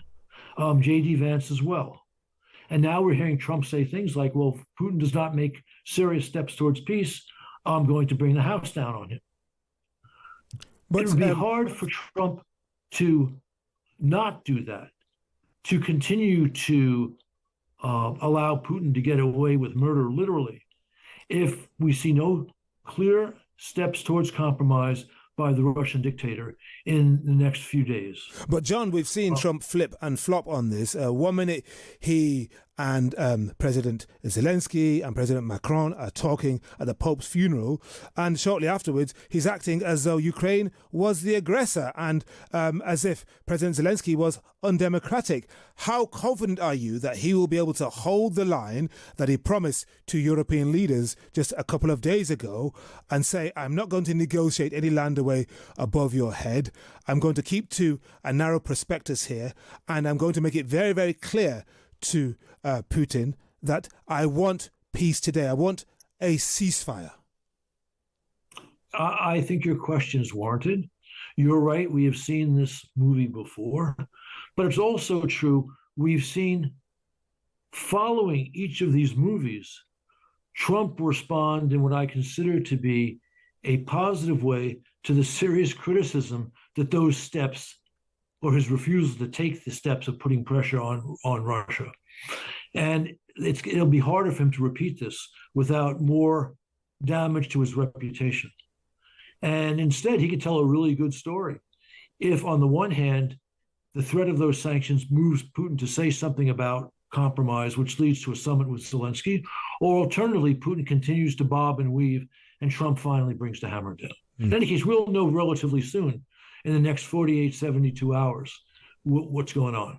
Well, looking ahead at just a few minutes, Ambassador, I'm just looking at a live feed. I see that, but this, my sense is this could play out over time. Yeah. I'm just looking at a live feed from Anchorage, Alaska, from the conference center, which is beginning to get busy, beginning to fill up. And there's anticipation that there may be some kind of statement, perhaps, well, who knows, because that lunch was expected to last the best part of 2 hours. If the two presidents do put themselves before the media and do open themselves up to questions, what would you like to hear? Well, I think the type of questions you just posed to me, the reporters will pose to Trump, because it's really his reaction to what Putin says that is the news story from this meeting. Unless, of course, Putin actually does talk about serious compromises to achieve peace. Yeah. And what of I'd be surprised by that. Yeah. And what of the Washington policy establishment, the senior figures, both in the think tanks, the ambassadors, former ambassadors like you, the senior congressmen and women and the senators, who over the years have been nurtured on this sense that Russia is an important player in the world, but America is the superpower, but we need to mind our P's and Q's with them because they were once what Reagan described as the evil empire. And then it's flipped on its head by President Trump, by the second coming of President Trump. What do you think they make of all of this? Look, there's no question that a large majority of foreign policy thinkers and former leaders understand that Russia considers us to be its number one adversary, and that Russia's war in Ukraine is existential for Ukraine, but also vital for us, because Putin's malign policy, his revanchist policy, threatens American interests, especially in Europe, but not just in Europe. It's also true, and this partly explains why a certain slice of Republicans are critical of the American foreign policy establishment, is that group was responsible for our great misadventures in the greater Middle East. And there's been no real reckoning amongst the people responsible for our failed policies in Iraq and Afghanistan for those failures. And that has discredited that type of foreign policy expertise for a certain number of Americans.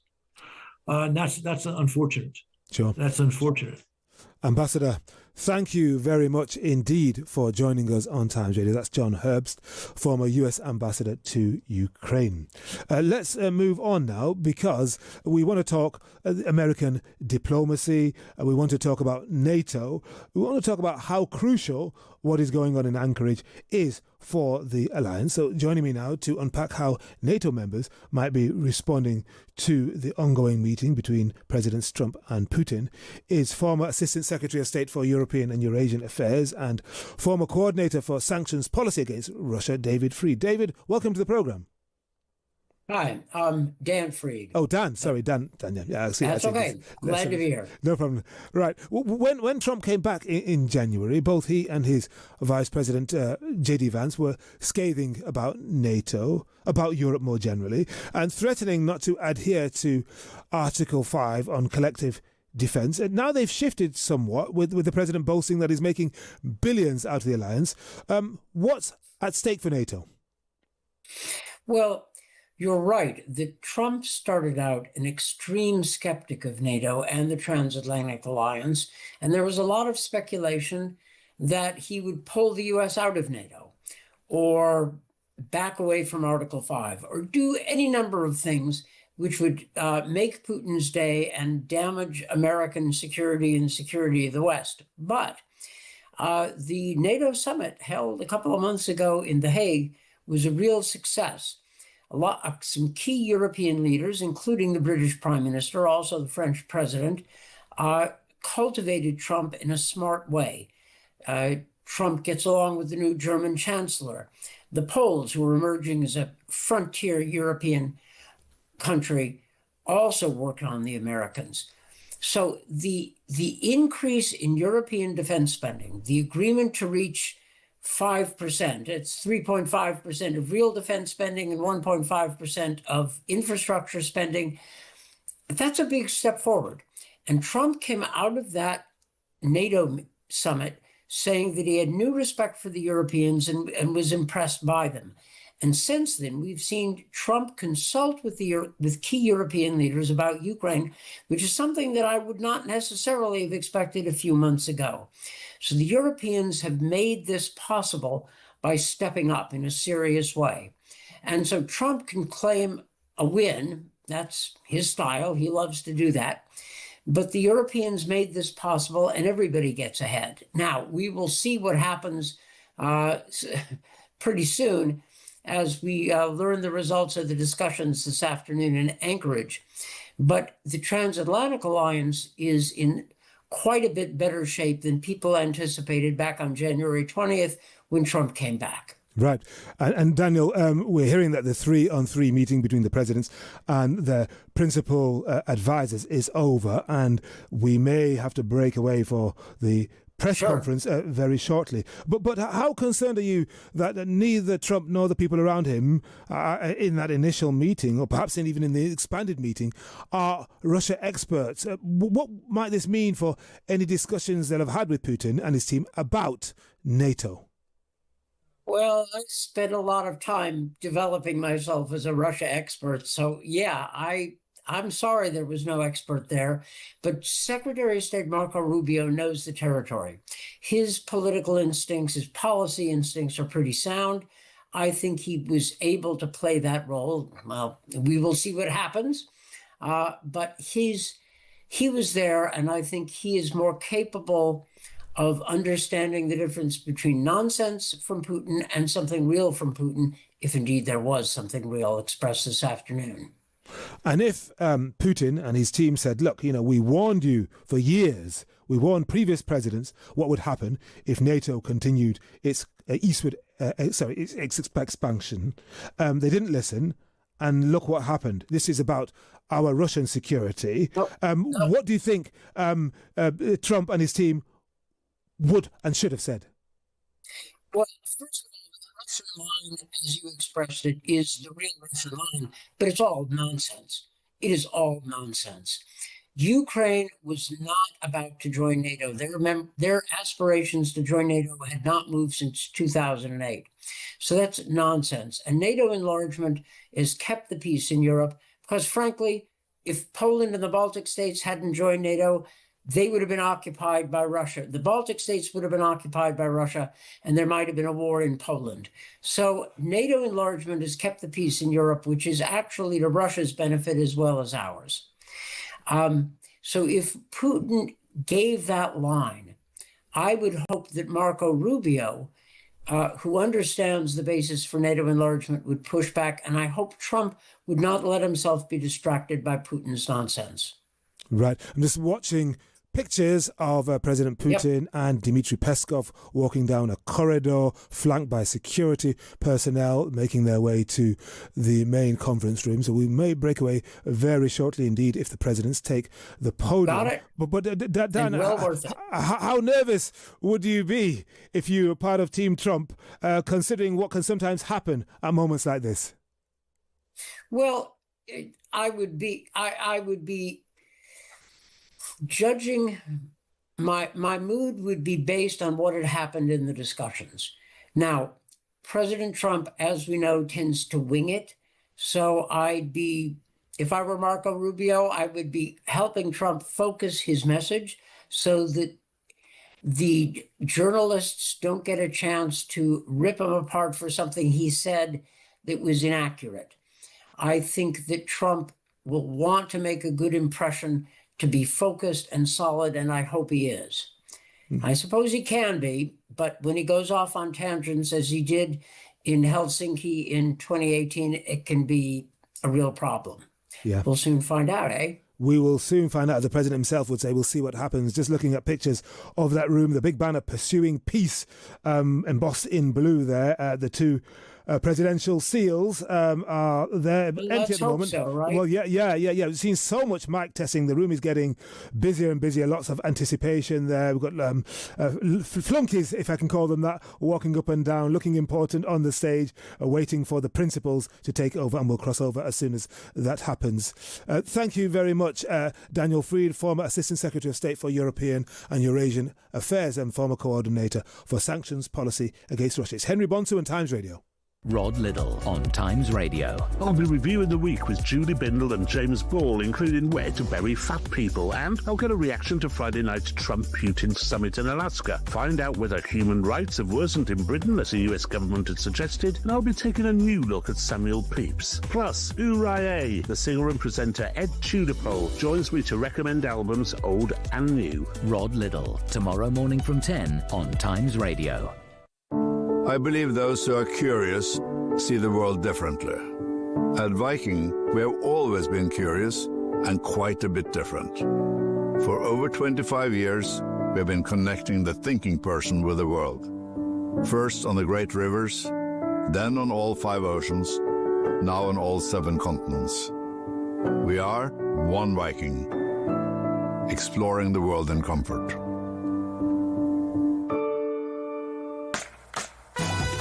Kia, we're excited to announce that the refined new Kia Sportage is available in showrooms now.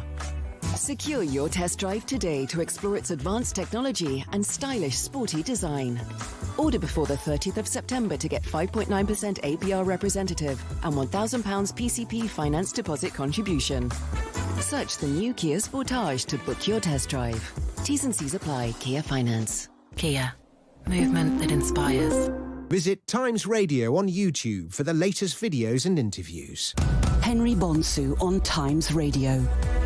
Things are getting very, very busy at that air base, the joint base Elmendorf-Richardson. That is where the Trump-Putin summit has been taking place. The 3-on-3 meeting between the presidents and their foreign secretaries and advisors has wrapped up. We've seen pictures of President Putin walking down a corridor flanked by very big looking and very strong looking security men. We haven't yet seen pictures of President Trump and his security detail and his advisors, but that will happen very soon indeed. Again, more and more mic testing, lots and lots of cameras, lots of reporters from both Russia and the United States and around the world, and we'll cross straight to that as soon as the two presidents have taken the podium. But let's, in the meantime, talk about the battle on the front line. It's a 600-mile long front line. Can the conflict be ended? Bombs were raining on both sides today. Let's talk to Matthew Saville, Director of Military Sciences at RUSI. Matthew, welcome to the programme. Good evening.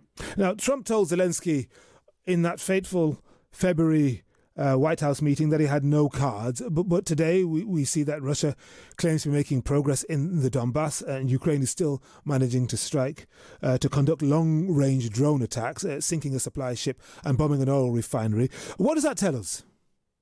Well, I think what it tells us is that we have multiple battles going on in this war simultaneously, not a huge surprise, that Russia probably has the upper hand on the fight, largely on the ground in and around Ukraine, but that Ukraine still has things it can do. It still can reach out and hit Russia. One of the key things it's trying to do is increase its ability to reach into Russia and strike back. And that's because what it's trying to do is get at Russia's industrial base, domestic support, and means of generating revenue to try and redress this imbalance. But I mean, overall, the Russians continue to grind forward.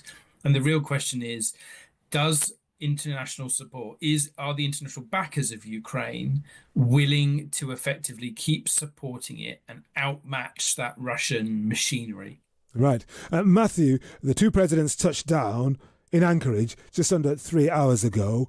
It was anticipated that it would be some time before we saw a joint news conference, but here we are with the build-up, with the mic tests, with all the reporters, with the security detail filling that news conference room. What would you expect to hear, given how quickly we're in this position? I mean, I genuinely don't know. I mean, you can already see that today's agenda is completely off course, because this initial meeting that was going to be a one-to-one and then was Trump and Putin and some of their key officials was expanded, and then it was going to be 1 hour. It's been more than two. So I genuinely don't know. I think the question is, what would people be hoping for if you're supporting Ukraine? And what you would hope to hear is that there has been a viable path to a next meeting with terms for a ceasefire that are realistic. In an ideal world, what would happen is that Putin would be announcing a unilateral ceasefire from Russian forces and the Ukrainians would match it. But that doesn't seem very likely. I mean, I'm a bit skeptical because the weight of Russian effort that has carried on, even in this past week, shows that they are, for the time being, happy to keep grinding forwards, to keep hitting Ukraine, to keep trying to exhaust it.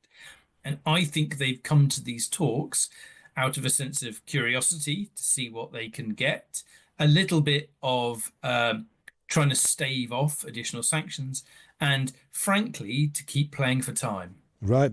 And what about, and this is on the front page of the Telegraph, the news that shortly before Messrs. Trump and Putin were due to meet, our MOD released defense intelligence, and I quote, that piled pressure on the White House not to give away more land. And it showed the slow progress Russia was making on the battlefield in taking those key areas of Ukraine that Putin wants, Luhansk, Donetsk, Zaporizhia and Kherson.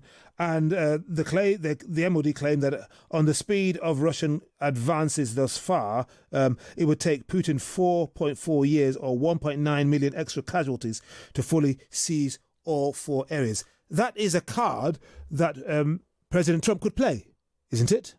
It is certainly. Remember that the overall goal of this operation, the special military operation, but basically a war, is to remove the government in Kyiv, change the political leaning of Ukraine, and to yank it out of what Russia sees as the Western political orbit and put it back under Russia's sphere of influence. So that's the top level goal. In the near term, though, it is the control of those four oblasts that you mentioned, plus Crimea, which Russia has illegally annexed. And as DI, my former colleagues in defense intelligence, have pointed out, even though the rate of Russian progress has picked up in the past month and a half, we're still talking another, 25,000 square kilometers worth of territory to go. So Russia's not exactly making progress. But I think, avoiding being sort of slightly caught up on the territory, what Russia is trying to do is not just capture territory. They're trying to inflict casualties, inflict pain, and demonstrate they have more stomach and more industrial stamina for this fight. And so if they think it doesn't matter if we're going very slowly, if we make it appear that this is inevitable, that is the pressure that they are bringing to bear. If we're talking about cards, the cards that they bring to bear are all about stamina and industrial strength. Thank you, Matthew. Matthew Saville is Director of Military Sciences at RUSI. It's Henry Bonsu on Times Radio. It's bang on 11:30. We'll go to the news with Mark Tyler in just a moment. When we come back, we hope we'll be able to bring you live coverage of that news conference in Anchorage. Over to Mark right now. Across the UK, on DAB, online and on your smart speaker. This is Times Radio. Thank you, Henry. Good evening. Donald Trump's behind-closed-doors meeting with Vladimir Putin has now finished after lasting more than 2.5 hours. US Secretary of State Marco Rubio and envoy Steve Witkoff sat alongside Trump, while Russian Foreign Minister Sergei Lavrov and aide Yuri Yushakov were next to Putin. We're expecting that news conference very shortly, which will bring you live here on Times Radio. In Ukraine's absence, President Zelensky said his country's counting on the US to secure peace. Ola Shamshur, a former Ukrainian ambassador to the US, is sceptical, though, about what can be achieved. I have very serious doubts, and I have been always critical of Donald Trump in general, and as far as his approach to Ukraine and to war in Ukraine is concerned. Well, John Herbst is a former US ambassador to Ukraine. He's told Henry on Times Radio tonight what he's made of the talks. The problem is this. Putin does not want to give up his war, and he does not want sanctions. So he kind of suggested to Trump via Witkoff, let's have a meeting instead. And Trump jumped at it. Now, I have no problem with the meeting today, but I think the president made a misstep when he chose not to impose the sanctions he promised. His line in the sand was crossed, and he did not respond. And we'll bring you that Trump-Putin news conference very shortly. In the meantime, other news, and the government has confirmed that thousands more Afghan nationals living in the UK could be affected by another data breach. It emerged earlier this year that 7,000 Afghans who'd worked for the government would be relocated to the UK after their names and passport details were leaked. Now, the Ministry of Defence says a further 3,700 people have been caught up in a new hack. The Met Police say a further 60 people will be prosecuted for showing support for Palestine Action. More than 700 people have now been arrested since the Home Secretary prescribed the group as a terrorist organisation in early July. The move came after activists broke into an RAF base and damaged planes. An MP who went on an unauthorised trip to northern Cyprus, which the UK doesn't recognise, has resigned as a trade envoy. Labour's Akmal Khan posted pictures of himself with the territory's breakaway leader.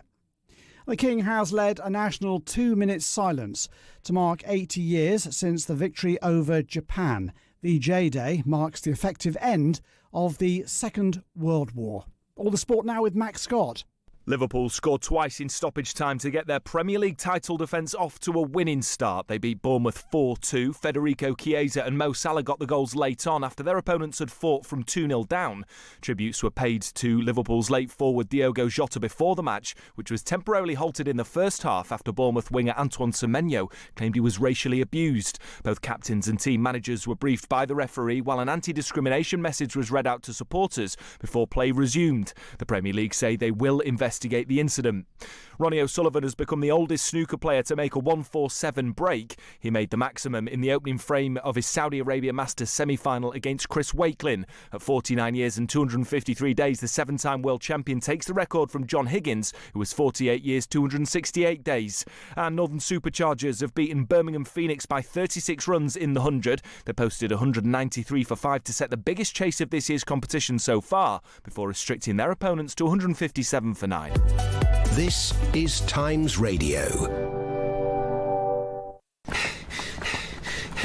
How are you looking so fresh? It's my new Samsung Galaxy Watch 8. It's got this thing called Running Coach, which creates custom training plans just for me. Oh, and that's our cue to pick up the pace. What? This isn't fast enough. Oh. Smash your fitness goals with a new Galaxy Watch 8. Buy today at Samsung.com. Requires smartphone on Android 11 or above with the latest version of the Samsung Health app. Ah, claim approved. Direct Line's ready to send my new laptop within 2 hours. That's how it's done. Imagine if that's how everything got done. Like teaching little Johnny to play his recorder.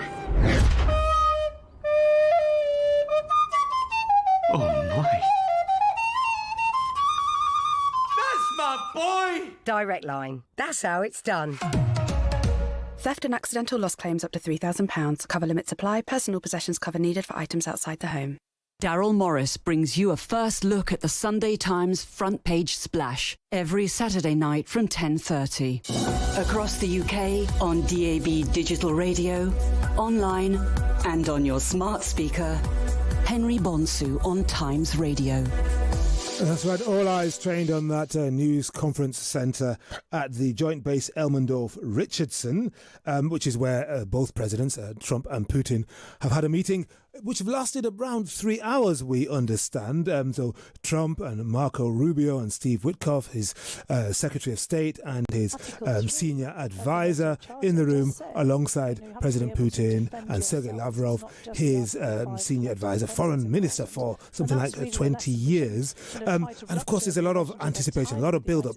Why has it finished so quickly? Is it good news, or has it broken without a resolution? What can we expect? We've got the world's press, well, principally from the United States and also from Russia, but lots of international journalists, not from either country. They're going to bombard the two presidents with questions. What kind of answers they get, we're not sure, but we will keep our eyes and ears trained on that while bringing you the news and analysis throughout the night. Just to remind you, let's pull back for a second. Today's summit is a blockbuster moment in international politics, offering a rare glimpse into the fascinating and unpredictable relationship between Donald Trump and his Russian counterpart. But where does it sit in the league table of important meetings between world leaders, and how will history look back on how things are unfolding tonight? Dr. Amy Knight, a US historian of the Soviet Union and Russia, and the author of multiple books on the country's political history, joins me now. Amy, welcome to you. Thank you. Okay, let's, I suppose, talk about the elephant in the room. People have been saying 1938, Czechoslovakia, Sudetenland, peace for our time, Neville Chamberlain, and Hitler. And then they've been talking about 1945, Yalta. We're talking about Roosevelt. We're talking about Churchill. We're talking about Stalin. Is that the right way to frame this, or is it an exaggeration? Because we're just not sure yet. Well, look, I just saw videos of Mr. Trump greeting Putin on the tarmac in Alaska. And I saw them, it was a really warm greeting, like they were old pals. And he was patting Putin on the hand. And Putin is an international war criminal. He has invaded another country with causing terrible thousands, hundreds of thousands of deaths.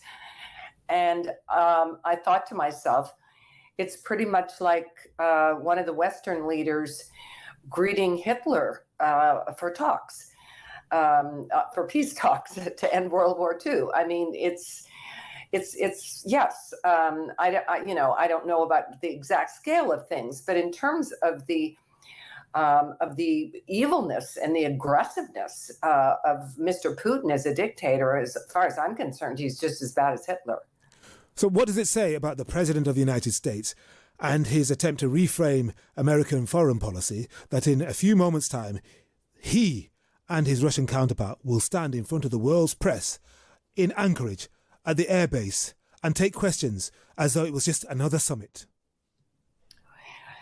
It's quite shocking, I have to say. And we've seen Trump and Putin before at a press conference and acting like they're pals. So I would say, I really think that people say that Trump admires Putin because he's he acts like a really powerful leader, and Trump would like to be the same. But I think there's a more complex background to their relationship. I think somehow there's a lot we don't know about it. But for the moment, it looks like of course, I would prefer being able to talk after we have the press conference and after the results come. But judging from the behavior, the things even that Trump said on the plane about perhaps doing swaps with territory in Ukraine and the way he's gone back and forth, I would be willing to bet that we're not going to come up, that Trump is going to back down again. I mean, supposedly he's insisting on a ceasefire before anything else happens. And the Kremlin has indicated very strongly that is not going to happen. So I would suspect that there's going to be some sort of an effort for Putin and Trump to act like, they had these great talks and it was very successful. But maybe they'll do something like a moratorium on airstrikes. It'll all be sort of in little bits and pieces. But you've been very critical of President Trump and his efforts, Amy. But yesterday I was talking to his former Deputy National Security Advisor, Katie McFarland, I should say. And she said, look, at least he's got Putin in the room. He is the peacemaker, the peace president, and he's trying his best to stop thousands of young men and women, perhaps, being killed every single week. Biden didn't do any of this. The European leaders failed. This is a president who genuinely wants peace, and he'll do whatever he has to get it. Well, you started with the analogy with Hitler in World War II. What if Churchill had just said, okay, all we care about is peace, so we're going to surrender everything? First of all, that's not a peace that's going to last, because if we cave in to the Russians, they're going to continue to be aggressive, and it's going to be more war and more bloodshed. So I really would only say that this, Trump saying, oh, he just wants peace, it's very deceiving, because he wants peace on Russia's terms and not on Ukraine's term. The only way that peace can be achieved is if the United States really, really, really arms Ukraine to the hilt and provides the Western allies with more Patriot missiles and so on and so forth. The only thing that Putin will listen to is military aggression on the ground.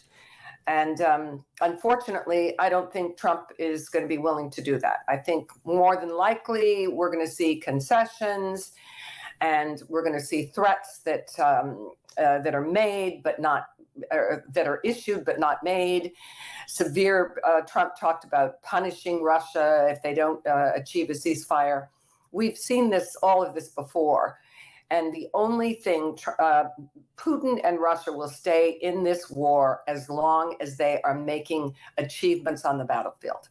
Well, Amy, we're talking about historical perspectives. One of our listeners, Martin, thinks we're talking rubbish.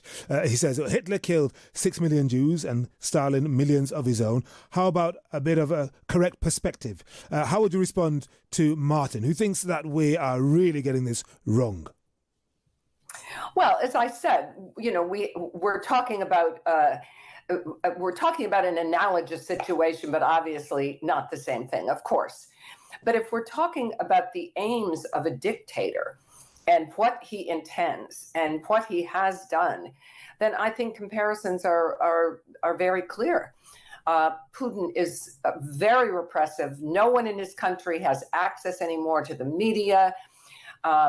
It's a terribly corrupt society, and he has caused the deaths of hundreds of thousands of people. So, okay, maybe we're talking in millions for Hitler, but it's the same thing. And I think that Mr. Putin needs to be dealt with in the same way. And it's appalling to me to see Trump greeting Putin today like he's an old friend. If we consider U.S. Russia relations over the past few generations, you could go back as far as Yalta 1945 and the drawing of the Iron Curtain. How does this current period compare? I mean, to what extent are we really in uncharted territory? Well, I really don't think it's, I guess it's uncharted territory. The United States isn't being invaded. Europe isn't being invaded yet. But at the same time, we really don't know how long this war will last if nothing is going to be done. We don't know what will happen if there is some sort of a peace without giving Ukraine security guarantees. So yes, in a sense, we're in uncharted territory. And I think it's becoming a lot murkier because of Donald Trump's ambivalence. I mean, we know how the Europeans stand right now. And they have really, deserved to be commended for making their loyalty to Ukraine very clear. But it's uncharted because Trump keeps going back and forth. And maybe you're a historian of the Soviet Union and modern Russia. How do you think today's Russians see Vladimir Putin? Because he tries to present himself as a guy who will keep you safe, he will restore dignity to Mother Russia. But what do you think they make of him? He's been in power for, 26 years now, hasn't he? Yeah, since he was prime minister. Yes, absolutely. Well, it's interesting. They do opinion polls in Russia, and some of them are pretty accurate. Putin has strong support. I haven't looked recently, but he has an amazingly strong support compared with Western leaders. So, yes, Russian people seem to support him. I do think that their enthusiasm for the war is starting to show. And, ultimately, of course, that if Russia doesn't gain any more ground and continues to lose thousands and thousands of soldiers, I think it is possible that the public will get tired of all this. But basically, Putin has achieved this situation where he is like a warlord. And he's the commander of everything. And I think actually, in a funny way, the war gives him almost more legitimacy. And as long as this war is going on, he can divert attention to everything else and march down the aisle and so on and so forth. So I think it's just a matter of how long the Russian people are going to be willing to let this thing drag out. And talking of how long, I mean, the British Ministry of Defence has released intelligence and sent it to the White House, showing that on the speed of Russian gains seen this year, it would take Putin 4.5 years or 1.9 million extra casualties to fully seize all 4 areas of what is known as the Donbass and eastern Ukraine, so Luhansk, Donetsk, Zaporizhia and Kherson. If that is true, then how do you assess any claims that Putin really wants to take the whole of Ukraine and then continue to add some of the former Soviet republics?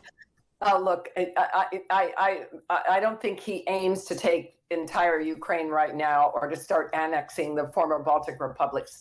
I think basically what Putin would like to see happen is, yes, they're only making very incremental military gains right now. But what would happen if the U.S. stopped providing crucial military intelligence to Ukraine, or they stopped providing weapons? That could change the dynamics a lot. And then it would give the Russians an opportunity to at least gain those 4 territories that they really want. And it would put them in a more powerful position to negotiate with Ukraine, insisting that they don't have really a viable military. They want to create a completely neutral Ukraine that can be manipulated. So I'm not saying the aim is to go in and take over Kiev tomorrow. As long as the Russians are in a situation where they can keep a neutral Ukraine that doesn't threaten them, and they can gain those territories, I think that they would be willing to stop. But that's why the worst thing we can do is to withdraw military support and military intelligence. All right. Dr. Amy Knight, US historian of the Soviet Union and Russia, thank you very much indeed for joining us on Times Radio. Global events. The war has triggered an energy crisis, of course, all across Europe. Reactive analysis. Well, let's turn now to the MP behind that amendment. Breaking news. We're keeping an eye on the Middle East as ever, where Israel continues to face pressure from all sides. There's this question about where the money will come from. From the world's best journalists. Time now to invite you into our briefing room and talk to one of our leading strategic experts. On DAB, online, on the app and on your smart speaker. This is Times Radio. Listen to Times Radio at 6:30 every weekday morning for your indispensable briefing on the latest politics, business and sports news of the day. The road stretches before you, but there's trouble ahead. Stationary cars. You're faced with the McDonald's side mission. Do you, A, join the ever-growing queue, or B, take the next exit and treat yourself to a glorious Mackey's? Detouring to McDonald's. Start your side mission today. Running a business can be expensive, which is why at NFU Mutual, we don't charge admin fees with our trades insurance, so you can easily make changes when you need to. No wonder 9 out of 10 of our business insurance customers renew every year. With agency offices across the UK, we're closer to you, closer to your business, closer to what matters. For quality trades insurance to suit all sizes, search NFU Mutual Builders and Trades Insurance. Henry Bonsu on Times Radio. Well, it's now about 3.5 hours ago since Presidents Putin and Trump greeted each other with that handshake and the so-called grip and grin after stepping off their planes at the Elmendorf-Richardson military base in Anchorage. And we didn't expect a news conference to be held so soon, and we're not sure what that means, but we do know that a news conference centre has filled up with journalists and with security people, and every so often they all stand up and hold up their phones and they lean forward and there's a ripple of excitement, and then they all sit down again. So we get marched to the top of the hill, then we get marched down again. I can see Susie Wiles, that's Trump's chief of staff, the so-called ICE maiden, I think Trump once called her, and she smiled thinly.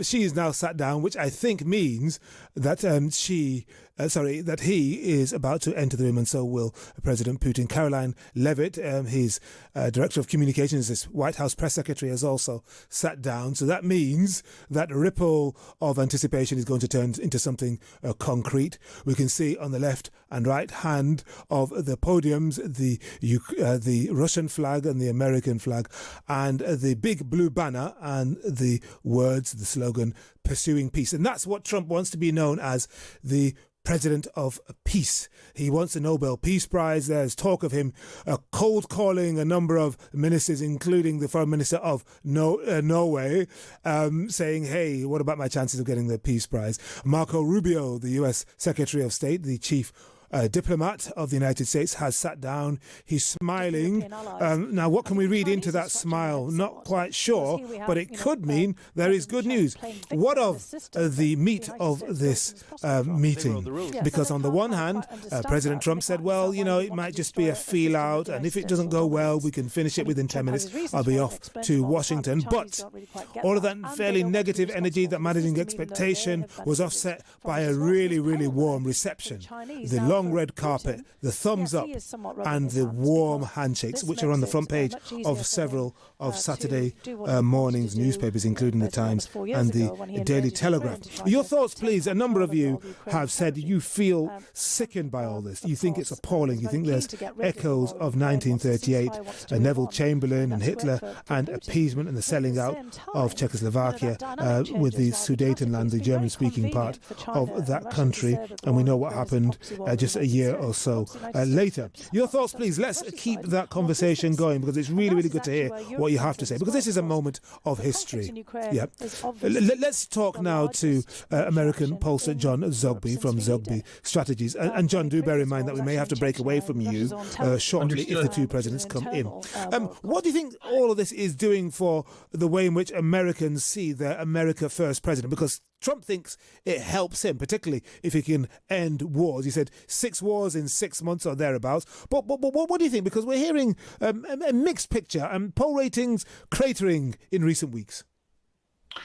Yeah, his numbers are not quite in a free fall, but they're not good. So he enters this meeting with the wind in his face as opposed to, at his back. Let's just look quickly at some numbers. 59%, this just came out yesterday, lack the confidence that Trump will make a wise decision in this war. Secondly, 59% of Americans support Ukraine, the one power that's missing in this meeting. And number three, 69% think that this war is very or somewhat important to U.S. interests. So why do you think... okay, thank you, John. We're going to go straight to the press conference in Anchorage.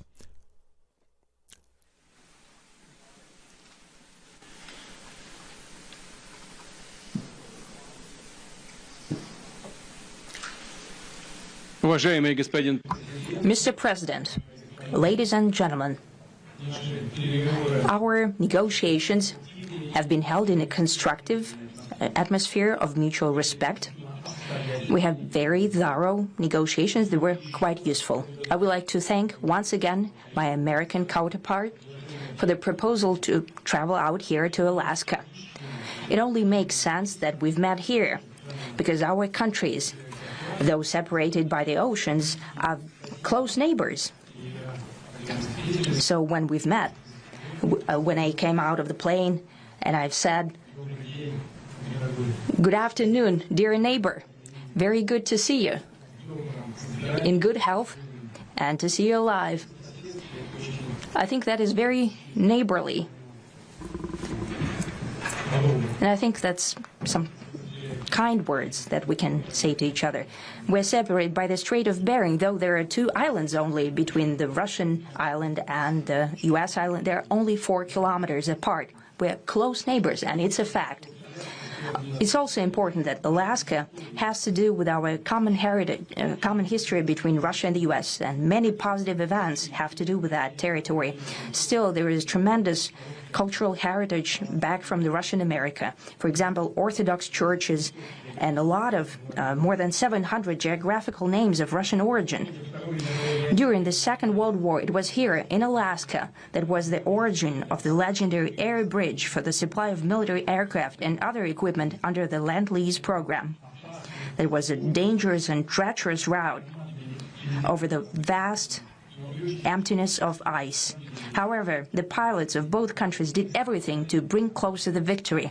They risked their lives and they gave it all for the common victory. I was just in the city of Magadan in Russia, and there is a memorial there dedicated to the Russian and the U.S. pilots. And there are 2 flags, the U.S. flag and the Russian flag. And I know that here as well there is such a memorial. There is a military burial place several kilometers away from here. The Soviet pilots that buried there who died during that dangerous mission. We're thankful to the citizens and the government of the U.S. for carefully taking care of their memory. I think that's very worthy and noble. We'll always remember other historical examples when our countries defeated common enemies together in the spirit of battle camaraderie and allyship that supported each other and facilitated each other. I'm sure that this heritage will help us rebuild and foster mutually beneficial and equal ties at this new stage, even during the hardest conditions. It is known that there have been no summits between Russia and the U.S. for 4 years, and that's a long time. This time was very hard for bilateral relations, and let's be frank, they have fallen to the lowest point since the Cold War. I think that's not benefiting our countries and the world as a whole. It is apparent that sooner or later we had to amend the situation to move on from the confrontation to dialogue. And in this case, a personal meeting between the heads of state has been long overdue. Naturally, under the condition of serious and painstaking work, and this work has been done in general. Me and President Trump have very good direct contact. We've spoken multiple times. We spoke frankly on the phone. And Special Envoy of the President, Mr. Witkoff, traveled out to Russia several times. Our advisors and heads of foreign ministries kept in touch all the time. And you know fully well that one of the central issues was the situation around Ukraine. We see the strive of the administration and President Trump personally to help facilitate the resolution of the Ukrainian conflict. And his strive to get to the crux of the matter, to understand this history, is precious. As I've said, the situation in Ukraine has to do with fundamental threats to our security. Moreover, we've always considered the Ukrainian nation, and I've said it multiple times, a brotherly nation, however strange it may sound in these conditions. We have the same roots, and everything that's happening is a tragedy for us and terrible wound. Therefore, the country is sincerely interested in putting an end to it. At the same time, we're convinced that in order to make the settlement lasting and long-term, we need to eliminate all the primary roots, the primary causes of that conflict. And we've said it multiple times, to consider all legitimate concerns of Russia and to reinstate a just balance of security in Europe and in the world on the whole. And I agree with President Trump, as he has said today, that naturally the security of Ukraine should be ensured as well. Naturally, we are prepared to work on that. I would like to hope that the agreement that we've reached together will help us bring closer that goal and will pave the path towards peace in Ukraine. We expect that Kiev and European capitals will perceive that constructively and that they won't throw a wrench in the works. They will not make any attempts to use some backroom dealings to conduct provocations to torpedo the nascent progress. Incidentally, when the new administration came to power, bilateral trade started to grow. It's still very symbolic. Still, we have a growth of 20%. As I've said, we have a lot of dimensions for joint work. It is clear that the U.S. and Russian investment and business cooperation has tremendous potential. Russia and the U.S. can offer each other so much in trade, digital, high-tech, and in space exploration. We see that Arctic cooperation is also very possible, and our international context, for example, between the Far East of Russia and the West Coast of the U.S. Overall, it's very important for our countries to turn the page, to go back to cooperation. It is symbolic that not far away from here, at the border between Russia and the U.S., there was a so-called international date line. I think you can step over, literally, from yesterday into tomorrow. And I hope we'll succeed in that, in political sphere. I would like to thank President Trump for our joint work, for the well-wishing and trustworthy tone of our conversation. It's important that both sides are result-oriented, and we see that the President of the U.S. has a very clear idea of what he would like to achieve. He sincerely cares about prosperity of his nation.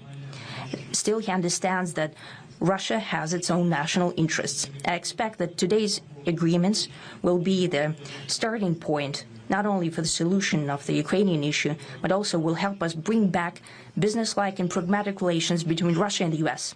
And in the end, I would like to add one more thing. I'd like to remind you that in 2022, during the last contact with the previous administration, I tried to convince my previous American colleague that the situation should not be brought to the point of no return when it would come to hostilities. And I said it quite directly back then that it's a big mistake. Today, when President Trump saying that if he was the president back then, there will be no war. And I'm quite sure that it would indeed be so. I can confirm that.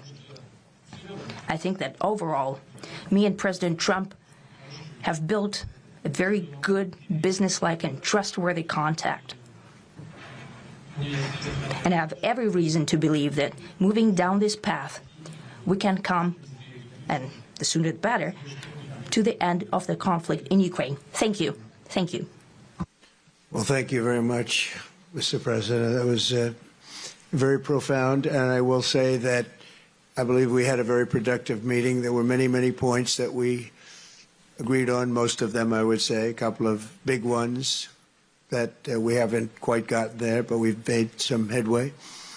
So there's no deal until there's a deal. I will call up NATO in a little while. I will call up the various people that I think are appropriate, and I'll, of course, call up President Zelensky and tell him about today's meeting. It's ultimately up to them. They're going to have to agree with what Marco and Steve and some of the great people from the Trump administration who've come here, Scott and John Ratcliffe. Thank you very much.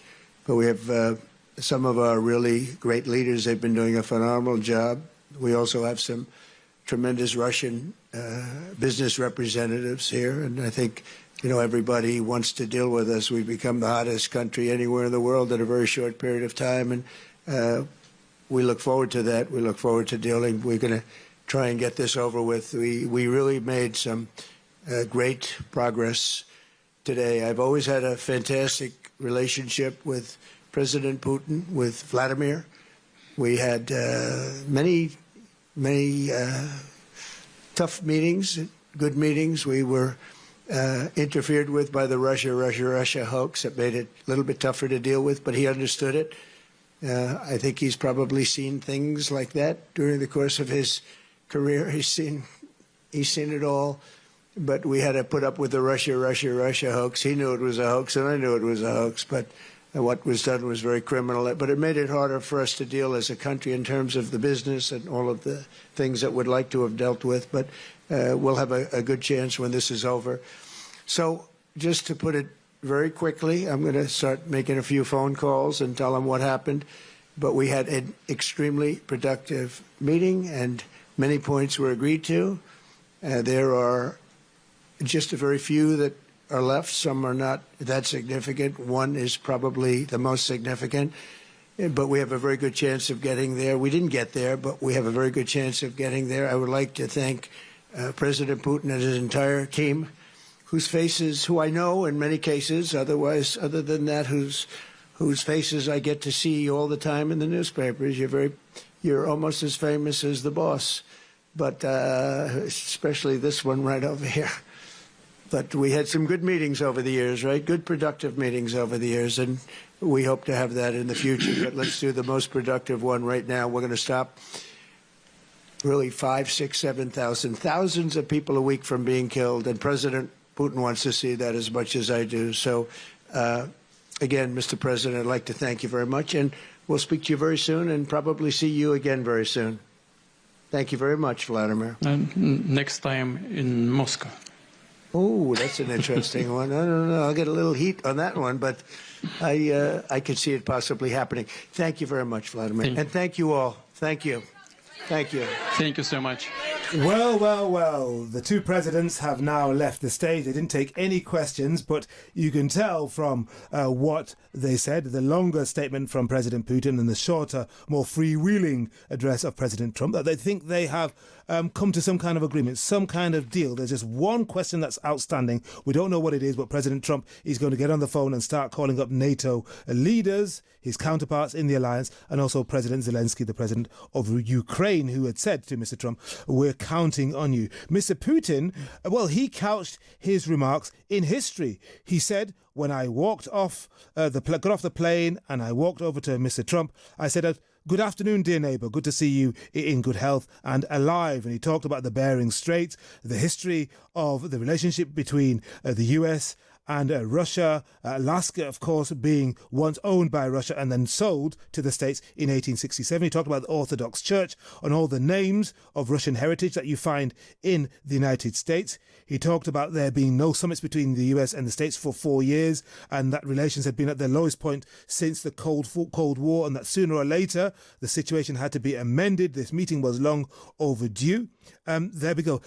Let's go straight to Alaska. We can talk to Philip Crowther, who can join us. Philip, hello, and good morning to you. Well, it's good morning our time. It's good evening your time. Hello to you. Philip Crowther is an AP reporter in Alaska. What do you make of that? Well, it wasn't a press conference as such. It was just two statements, really. One longer one from President Putin, and then a shorter, more off-the-cuff one from President Trump. But they seem to have a deal, some kind of deal. Yeah, some kind of a deal between them. Maybe a deal to meet up again might be the best that we'll get out of this. I don't have that much of an optimistic read of this, to be honest. Vladimir Putin said that they again discussed essentially what he considers the root causes of the conflict with Ukraine, and we all know what that means. He doesn't want NATO on his doorstep. He wants to take control of Ukraine. He's said it again. He believes that Russia and Ukraine should be the same nation, that they are brotherly nations. And those are things that we've heard from Putin many times before. He hasn't really changed his tack here in Anchorage. And from Donald Trump, a few very, very clear messages. There's no deal until there is a deal. In other words, they didn't come to a true conclusion.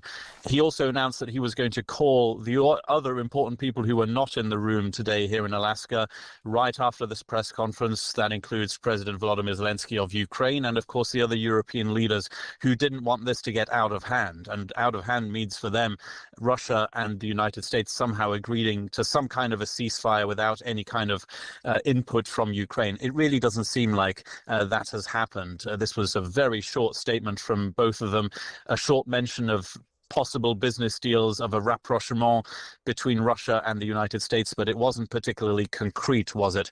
That at least is my immediate reading of this, is that they come away essentially promising to meet again.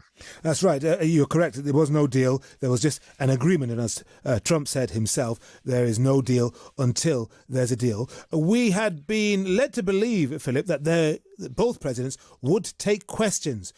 So what do we conclude from the fact that they haven't?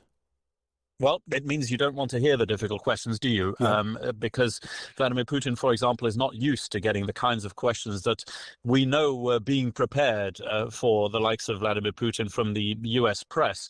For example, a shouted question earlier today, would he stop killing civilians? Of course, he didn't answer that question, maybe didn't understand it. We can be fair to him on that point, but he would have been asked some pretty aggressive questions, as in, what would a ceasefire look like? What would he need? Would he stop bombing Ukraine at any point? Would Donald Trump, for example, that's a question to him that we would have liked to have heard. Would he impose sanctions if there was no immediate ceasefire? Donald Trump, after all, had said and had threatened severe consequences on Russia if there was no immediate ceasefire coming out of this meeting. It doesn't look like that is going to happen. So that's a question that Donald Trump surely did not want to answer. Essentially, when a press conference is announced, that means that questions will be asked, and when those questions are not allowed in the end, that means that the leaders don't want to be asked those difficult questions, that there are some things they simply don't want to talk about, and that their meeting was not a success. I don't think we can say that outright, but I don't think the body language here and what we heard from the two presidents was particularly positive when it comes to looking toward any kind of a ceasefire or an end to the war in Ukraine. Okay. Thank you very much to Philip Crowther, AP reporter on the ground in Alaska. Thank you very much indeed for joining us on Times. Well, let's get the reaction from Philip Breedlove, former commander of US European Command. Philip, hello. Welcome to the programme. Hello, how are you? I'm fine. I'm sort of fascinated. I mean, that word is used a lot, but I genuinely am, having had this build-up, watching the two presidents come off their planes, the red carpet, the bonhomie, the grip, the grin, then the wait, and then what we've just witnessed in that news conference centre. What's your reaction?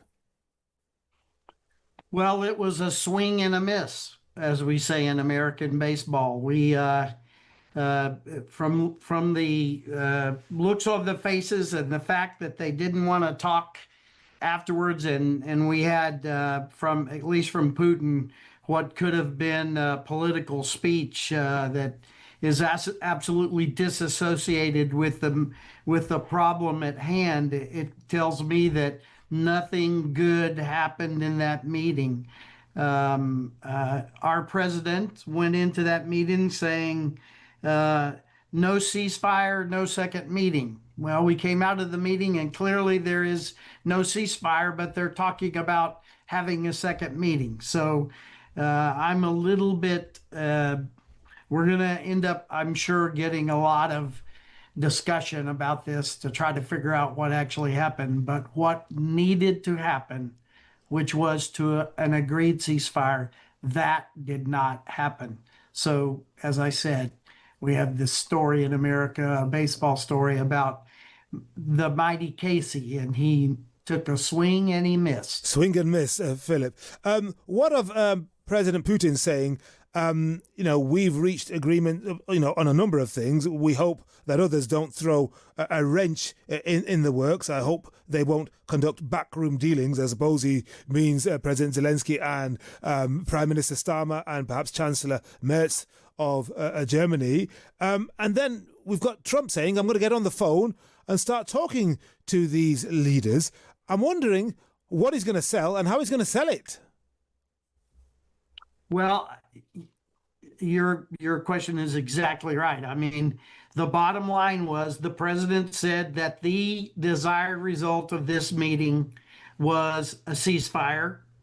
And if he didn't get a ceasefire, then no second meeting. Also, we are now past our deadline on imposing the sanctions. So I'm assuming we're going to impose all the sanctions now, although that was not discussed. And even though we didn't get a ceasefire, it looks like we're already talking about a second meeting. It is very, very clear that this is what we currently in American slang call a nothing burger. A nothing burger, and maybe a nothing burger Mark II in Moscow. Oh, how do you think Americans would react if, on the basis of almost nothing, a swing and miss, Mr. Trump feels so excited about this, about the restoration of his relationship with Mr. Putin, that he does go to Moscow? Did you see President Trump's face? Yes. Do you think he's really excited about what just happened? Maybe not. What do you think? I don't think so. Right. There wasn't any good news in that face. I think we're into damage control now. Right. And then it's going to be, talk of damage control. What about President Zelensky, who will still be remembering what happened to him at the end of February this year? He doesn't want to be sold down the river. He said to Mr. Trump, we're counting on you.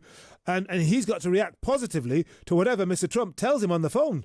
Because if he doesn't, he knows what's going to happen. I wouldn't want to be in that position right now. I really don't want to remark to that. We need to stop the fighting in Ukraine. And we need leaders to stand up and lead and stop the fighting in Ukraine. Okay, Philip Breedlove, former commander of US European Command, thank you very much indeed for joining us on Times Radio. And let me introduce a little bit later than I'd intended, Theo Usherwood, who is my presenter's friend. It's his second time in just a week. Great to see you here. I know you've had your ears and eyes trained across all of this, the highs and the lows, the initial grip and grin, all that choreography, and the build-up to the press conference, and then a sense of, was there an agreement? Or is it not a deal, but is it? And then has enough been agreed? What did you think? You were scribbling notes. What were you saying? There seemed to be some confusion because Vladimir Putin praised the thorough negotiations.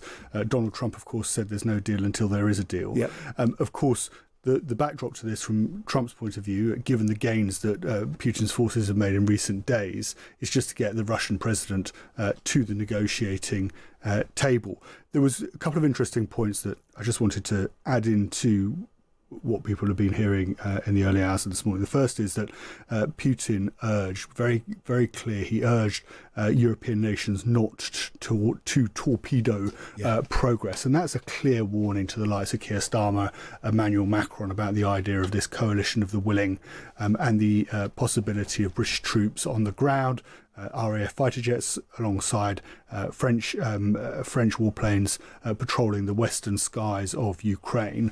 For the moment, Vladimir Putin is not willing to countenance any interference from Europe. On the positive side of things, Donald Trump was clear that he had to speak firstly to NATO and then to President Zelensky, and that Ukraine would have to agree to the deal.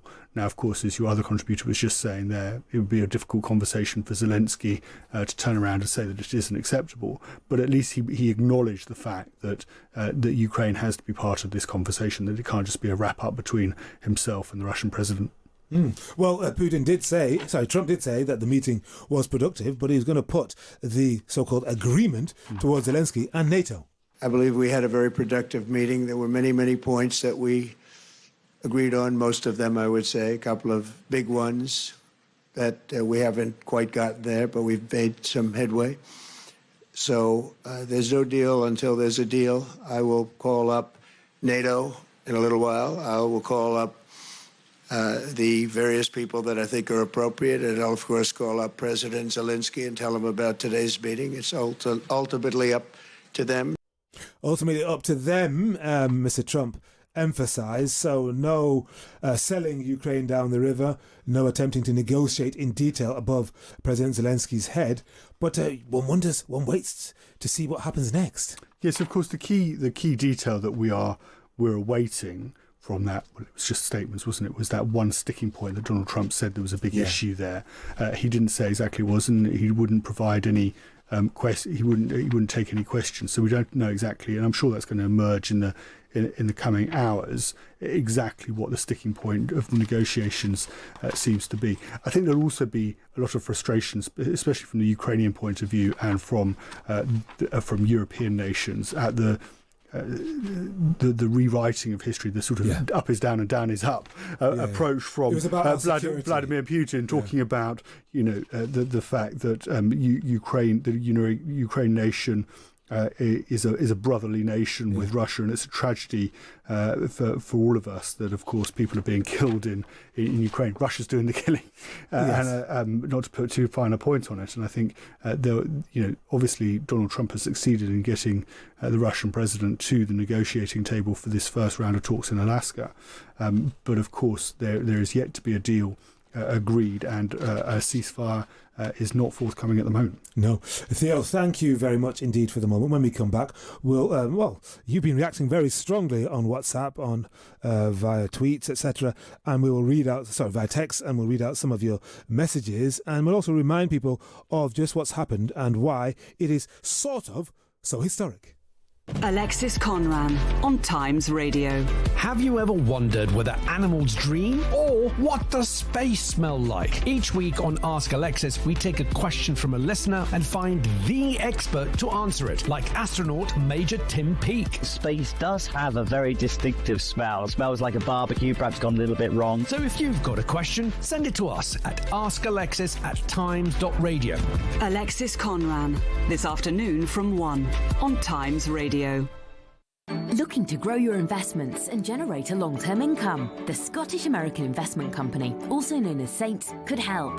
Saints has been investing for over 150 years and focuses on growing capital as well as income by investing in a diverse range of companies from around the world. Saints is managed by Baillie Gifford, manager for some of the UK's best-known investment trusts. Find out key information and more at baileygifford.com. As with any investment, capital is at risk and income is not guaranteed. You've reached the final level. The Spicy McNuggets side mission. Maximum flavour, crispy crunch, and a spicy dip with a kick. Are you ready? Spicy McNuggets, for a limited time only. Until the 9th of September 25. Fees apply to delivery. Participation and price may vary. Subject to availability. Serving times apply. Listen to Times Radio on your smart speaker. Just say, play Times Radio. Henry Bonsu on Times Radio. Theo Usherwood, the political commentator, is with me, and you've been getting in touch. Nafisa says, bloody gobbledygook by Trump. Thank you, Nafisa. And then R says, hi Henry, rather cynical of Putin to say he had greeted Trump on the tarmac, saying he was happy to see him looking healthy and that he's alive. Meanwhile, so many are dying every day under Putin's watch. Trump has sold out to a devious autocrat. That's from Ian. Thank you very much. And Michael says, it's sickening. What kind of person would shake a hand with so much blood on it? Hopefully there's a special place in hell for murderous psychopaths like Putin. Nafisa again, Peace Prize, more like Pillock Prize. Thank you very much indeed for that. And then Paul says he often hears Sergei Lavrov on Times Radio with a counter-narrative and imagines Trump falling for such arguments as he has such a narrow understanding of history and geography. And Amanda says ceasefire and the return of the children both are vital. And we'll hear some key lines in a moment or two from both presidents, Theo, but it's very clear our listeners are really appalled by what they've seen and heard, Theo. Yes, I think there was one other line that I think will anger many people, and that was the Russia hoax. Yeah. Russia hoax. He knew it. This is what Donald Trump said. We'll hear from that in just a moment or two. But let's remind people of the what we've heard from both presidents, and we'll get to the Russia hoax in a moment, Theo. Let's hear from Vladimir Putin, because he asked Europeans not to torpedo the progress he felt they'd made in these negotiations. I would like to hope that the agreement that we've reached together will help us bring closer that goal and will pave the path towards peace in Ukraine. We expect that Kiev and European capitals will perceive that constructively and that they won't throw a wrench in the works. They will not make any attempts to use some backroom dealings to conduct provocations to torpedo the nascent progress. And Mr. Putin reiterated that the war would only end when he was reassured about Russia's security. We see the strive of the administration and President Trump personally to help facilitate the resolution of the Ukrainian conflict. And his strive to get to the crux of the matter, to understand this history, is precious. As I've said, the situation in Ukraine has to do with fundamental threats to our security. Moreover, we've always considered the Ukrainian nation, and I've said it multiple times, a brotherly nation. Strange it may sound in these conditions. We have the same roots, and every everything that's happening is a tragedy for us and terrible wound. Therefore, the country is sincerely interested in putting an end to it. At the same time, we're convinced that in order to make the settlement lasting and long-term, we need to eliminate all the primary roots, the primary causes of that conflict, and we've said it multiple times, to consider all legitimate concerns of Russia and to reinstate a just balance of security in Europe and in the world on the whole. And I agree with President Trump, as he has said today, that naturally the security of Ukraine should be ensured as well. And Putin verified Trump's claims. He backed them that there would have been no war if Mr. Trump had remained in power. And one more thing. I'd like to remind you that in 2022, during the last contact with the previous administration, I tried to convince my previous American colleague that the situation should not be brought to the point of no return when it would come to hostilities. And I said it quite directly back then that it's a big mistake. Today, when President Trump is saying that if he was the president back then, there will be no war. And I'm quite sure that it would indeed be so. I can confirm that. I think that overall, me and President Trump have built a very good, business-like and trustworthy contact. And I have every reason to believe that moving down this path, we can come, and the sooner the better, to the end of the conflict in Ukraine. Thank you. Thank you. There we go. So, Theo, they've got a good business-like relationship. I mean, there was a lot of flattery, even if there wasn't much substance. Yes, and Vladimir Putin began by talking about the fact that relations when Joe Biden was in office had reached the lowest point since the Cold War, and now that President Trump is in office, that relations have now reached a mark. This was a moment that Vladimir Putin always wanted. If you think back to before the conflict, Russia was a country that was on its knees. It was insignificant. It was economically, it was far from where it was back in the aftermath of the Second World War. Yeah. And suddenly, with this invasion into Ukraine, he's got everything he's wanted. He's had the red carpet rolled out literally in Anchorage. Donald Trump greeting him. They rode together in the Beast, and there was that warm handshake. And of course, a slight difficult shouted question, to which Vladimir Putin just shrugged his shoulders when he was asked about whether he was going to stop the killing of civilians in Ukraine. But this was the moment that he wanted, and this was game, set and match for the Russian president. Yeah, game, set and match, but then to what end? The question is, what comes next? Because Mr. Trump does not want to come across as a fool. No. You know, he wants to persuade his immediate electorate, his base, that this is doing him being the America First president. He wants to persuade Americans more generally that this is into their economic benefit, and America is really hot, the hottest country in the world right now. Yes. That was his phrase, wasn't it? And that was very much, as you rightly say, Henry, playing to the domestic audience of, why does he want to bring to an end the forever wars as the MAGA crowd have come to know them, whether it be in Afghanistan or what's going on in Europe, what's happening in Europe at the moment. And the point that Donald Trump is making is, everybody wants to do business with us. Russia can do business with us if we can bring to an end this conflict in Ukraine. Of course, we know the reality is actually quite different. When it came to that trade deal that Keir Starmer signed at the last minute, or heads of term agreement, the reason that Donald Trump suddenly wheeled out and said, "Okay, Britain, let's do a deal," is because nobody else was coming to the table to negotiate with America. And that's, from Trump's point of view, he wants to bring on he wants to bring to an end the forever wars, and then he wants to, support this idea or put forward this idea repeatedly that America is economically it's a boom time. Yes, and that everybody wants, like Russia, wants to do business, and that Russia can only do business, and the sanctions can only be lifted if we get to a stage where the conflict in Ukraine or the war in Ukraine comes to an end. Tremendous, Theo. Thank you very much indeed. We've got a couple of messages that we'll come to after the news. Mark Tyler standing by, Amanda and Gareth, you stand by too. And when we come back, Theo and I will continue our conversation. We'll look at a few front pages as well, because they didn't have the benefit of what we've just been discussing, but I'm sure some of them will amend their front pages accordingly. Mark Tyler has the latest news. Across the UK, on DAB, online and on your smart speaker. This is Times Radio.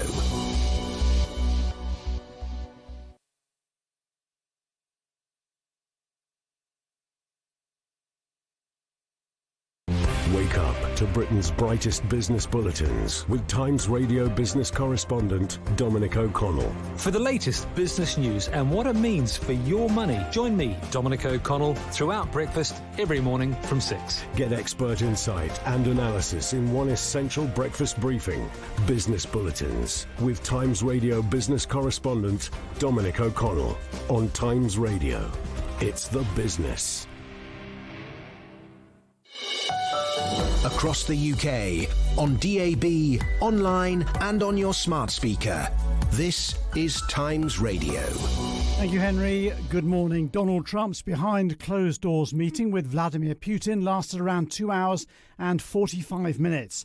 US Secretary of State Marco Rubio and envoy Steve Witkoff sat alongside Trump, while Russian Foreign Minister Sergei Lavrov and aide Yuri Yushakov were next to Putin.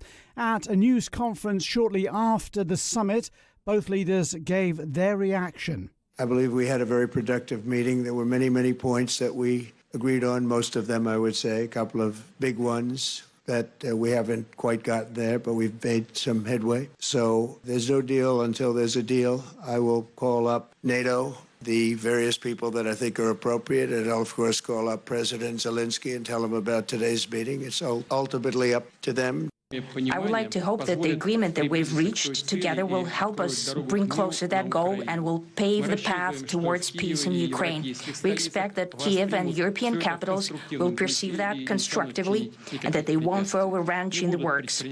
They will not make any attempts to use some backroom dealings to conduct provocations to torpedo the nascent progress.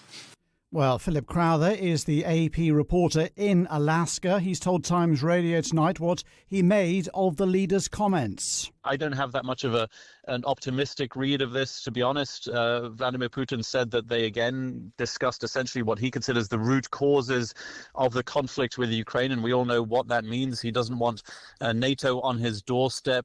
He wants to take control of Ukraine. He hasn't really changed his tack here in Anchorage. And from Donald Trump, a few very, very clear messages. There's no deal until there is a deal. In other words, they didn't come to a true conclusion.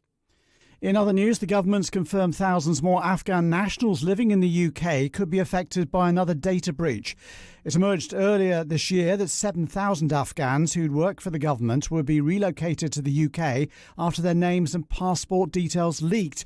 Now the Ministry of Defence says a further 3,700 people have been caught up in a new hack. The Met Police says a further 60 people will be prosecuted for showing support for Palestine Action. More than 700 people have now been arrested since the Home Secretary prescribed the group as a terrorist organisation in early July. An MP who went on an unauthorised trip to northern Cyprus, which the UK doesn't recognise, has resigned as a trade envoy. Labour's Afzal Khan posted pictures of himself with the territory's breakaway leader. And the King has led a national 2-minute silence to mark 80 years since the victory over Japan. All the sport now with Max Scott. Liverpool scored twice in stoppage time to get their Premier League title defence off to a winning start. They beat Bournemouth 4-2. Federico Chiesa and Mo Salah got the goals late on after their opponents had fought from 2-0 down. Tributes were paid to Liverpool's late forward Diogo Jota before the match, which was temporarily halted in the first half after Bournemouth winger Antoine Semenyo claimed he was racially abused. Both captains and team managers were briefed by the referee while an anti-discrimination message was read out to supporters before play resumed. The Premier League say they will invest investigate the incident. Ronnie O'Sullivan has become the oldest snooker player to make a 147 break. He made the maximum in the opening frame of his Saudi Arabia Masters semi-final against Chris Wakelin. At 49 years and 253 days, the seven-time world champion takes the record from John Higgins, who was 48 years, 268 days. And Northern Superchargers have beaten Birmingham Phoenix by 36 runs in the 100. They posted 193 for 5 to set the biggest chase of this year's competition so far, before restricting their opponents to 157 for 9. This is Times Radio. Play the opening game of Final One Standing by William Hill for your chance to win a share of a £500,000 jackpot. It's free to play. Simply join the opening league before 12:30 on Saturday 16th of August and pick a team to win in the opening round. Then pick a team to win each week. You can only pick each team once, and if you're the final one standing, then the jackpot is yours. Final One Standing by William Hill. Football's ultimate elimination game. 18 plus online. Runs from 28th of July 2025. Price split if all players lose in the same round. Paid in 48 hours. T's and C's apply. Play responsibly. Thanks for a lovely evening. Would you like to come in for a coffee? Yeah, okay. That'd be lovely.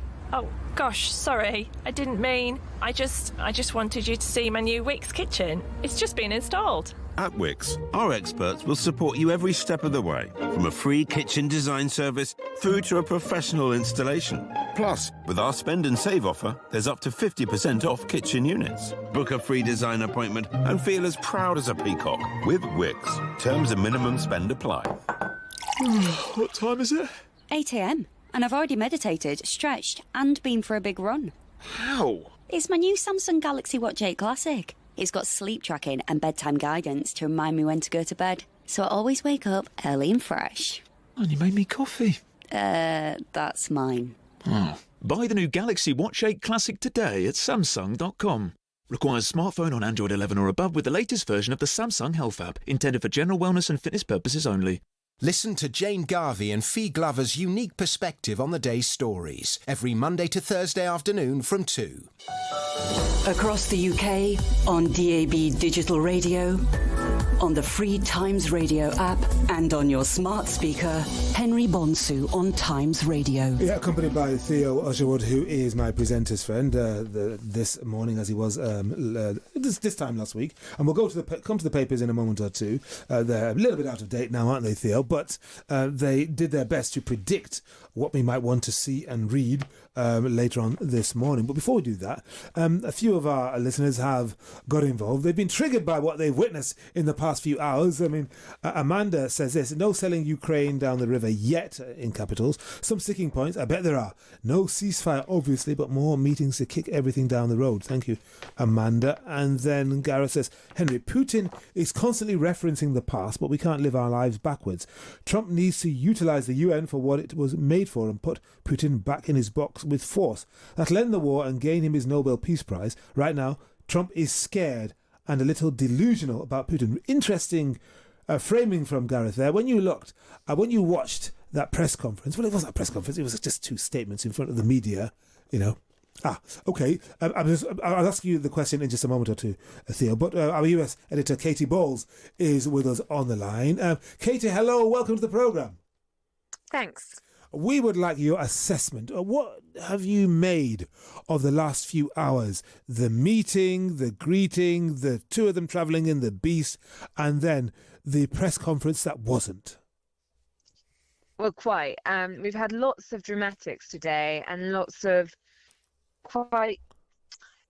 When we think about the pictures, I think the pictures have told a story today. When we look at the two men coming off their separate planes, when Trump and Putin were left alone together in the back of a car, and questions as to what was discussed. But the biggest takeaway, of course, is that press conference, which, to your point, had no questions from journalists. We know that normally President Trump tends to be quite chatty at these things. Now, of course, Vladimir Putin less so. But it was certainly a press conference that I think raised more questions than it answered. There was not much in the way of clarity. There was, of course, Donald Trump saying there have been no deal today. Until the deal is completely done, it's not done. But there wasn't even a sense of the areas where they thought they had progress or could agree. Trump talked about a few sticking issues, didn't get into what they were, said one is more significant than the other, but he was talking about anonymous things when it comes to these factors. And I think probably the thing that, if you are trying to learn something from that press conference that seemed the most likely, is this idea of a second meeting. The second meeting seemed to be a goer, both for saying, yes, we think there'll be a second meeting, but even then, Putin then suggests, it could be in Russia, which Donald Trump seemed a little bit cold on. And of course, if that second meeting is what it was initially envisioned to be, when the White House was speaking earlier this week, that was meant to have Zelensky at it. Now, is Zelensky going to go to Russia? I suspect that would be quite a hard sell. It would be indeed. And we're hearing from the New York Times, Katie, that Trump is expected to sit down for an interview with Sean Hannity of Fox News before departing. And one wonders what kind of questions he might have to deal with, including perhaps, why was the working lunch cancelled? Yeah, exactly. And of course, it was the Russian side that was saying that this meeting could be 6 to 7 hours. Now, that came from the other side. But as you say, there were plans for, more sit-downs. And Donald Trump, when he was speaking to Fox on the way to Alaska, he was making the point that, well, if I'm not getting what I want, I'll end the meeting and I'll walk out. So there is a question, which is, the two men were very keen to lavish praise on one another. It was a very warm press conference with Donald Trump talking about his fantastic relationship with Putin. I think that would have been quite jarring to the Ukrainians watching on. And likewise, Putin praising Donald Trump. But is there a tension behind the scene? Because it feels as though if they felt there was more being agreed or there was more progress, the meeting would have been longer. The fact it ended with unsolved issues suggests that one side felt actually there's no point to keep talking on and on. And if the mass ranks of the media, many of them are based in Washington like you, did get the chance to ask a question, what do you think the key one would have been at that moment? Well, that is a good question. But I mean, I think a sense of what has been agreed and what is that most significant sticking point? Is it all down now to a business deal, business arrangements with, from that side, or have they been talking about land swapping? There was just absolutely no sense of where this was going. And I suppose, given Donald Trump has said that for him, a successful meeting today would be agreeing a ceasefire, I think perhaps the key question is, well, what stopped that from happening? What has prevented you achieving what you said that you wanted to get done today, which is first the ceasefire and then move on to the next stage? And of course, one final thing is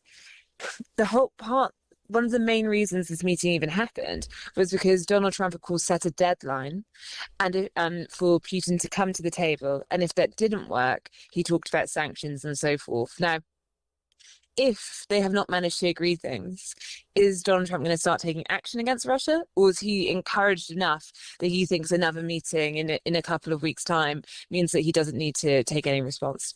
It's Theo here. Do you have any sense about what the one significant sticking point is that Donald Trump referred to? Well, I think it could be absolutely quite broad on this one, because we don't yet know what specifically has been agreed. That was the illuminating thing about this press conference. You have 300 journalists who've flown to Alaska and not one is able to ask a question. And therefore, when you don't even know what has been agreed, what can be given up? And now we know what lots of the sticking points are. We know that the return of Ukrainian children is a strong one on the what the Ukrainians want to see, and we know that the US is listening on that. We also know the return of territory. If we go back to the reports earlier this week, you had European leaders saying that Steve Witkoff, the Middle East envoy, had maybe misunderstood what the Russians had said when he had visited Moscow and decided it was time to have a meeting, and actually it was about the Russians wanting Ukraine to leave the territory rather than that they were willing to cede territory. So there's various flashpoints where you can imagine that a misinterpretation, a miscalculation could lead to issues. And of course, we also know that there's a business angle here, which is you look at the state of the Russian economy and you look at the fact that they want to use this to make inroads of America on business. That starts to then be muddied into also ending the conflict, because the Russians want to make it a broader conversation rather than just about ending the war.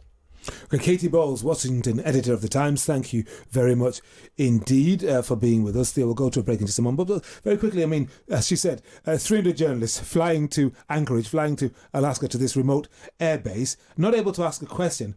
You wonder how they're going to write things up tomorrow. Well, yes, you do. And it's a difficult one, isn't it? Because obviously journalists have travelled all of that way. We've had, as Katie said there, the meeting was originally briefed by the Russians to last 6 or 7 hours. It's obviously gone, it's much shorter, only 2 hours, 45 minutes. And Trump, we know when he holds those press conferences in the White House, in the Oval Office, or with other heads of state, he loves to take questions. He loves to play to the gallery. And there was none of that today. There were a couple of usual asides that we heard from the US president, but he didn't take questions, and that is unusual. And I think that speaks to the fact that, and this is even on David Charter's front page piece, which I'm sure is in the process of being written up, updated as we speak for the later editions tomorrow. He points out, as Katie did, Trump wanted a ceasefire out of today's meeting, and that hasn't happened.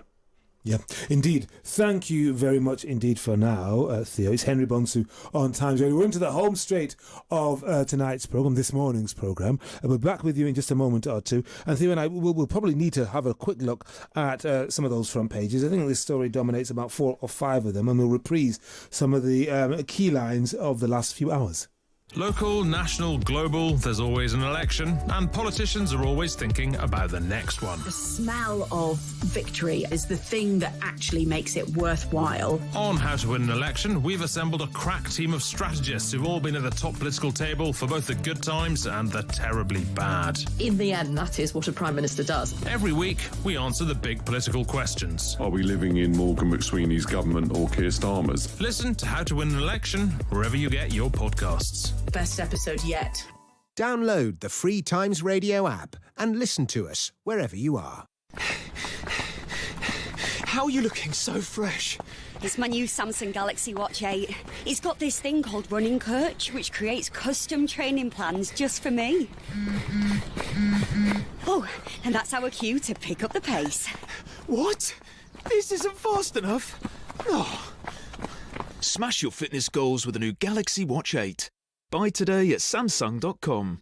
Requires smartphone on Android 11 or above with the latest version of the Samsung Health app. The road stretches before you, but there's trouble ahead. Stationary cars. You're faced with the McDonald's side mission. Do you, A, join the ever-growing queue, or B, take the next exit and treat yourself to a glorious Mackey's? Detouring to McDonald's. Start your side mission today. Henry Bonsu on Times Radio.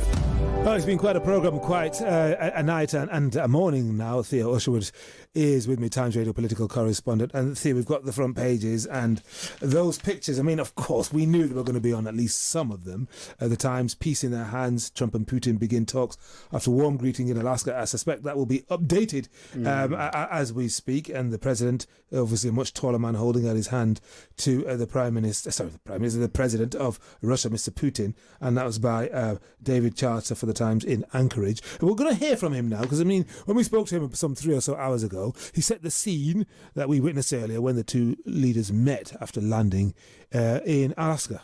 The word is choreography, Henry. It was very carefully staged to meet Donald Trump's expectations that there will be numerous images that are really going to be iconic, I think, for months and years to come.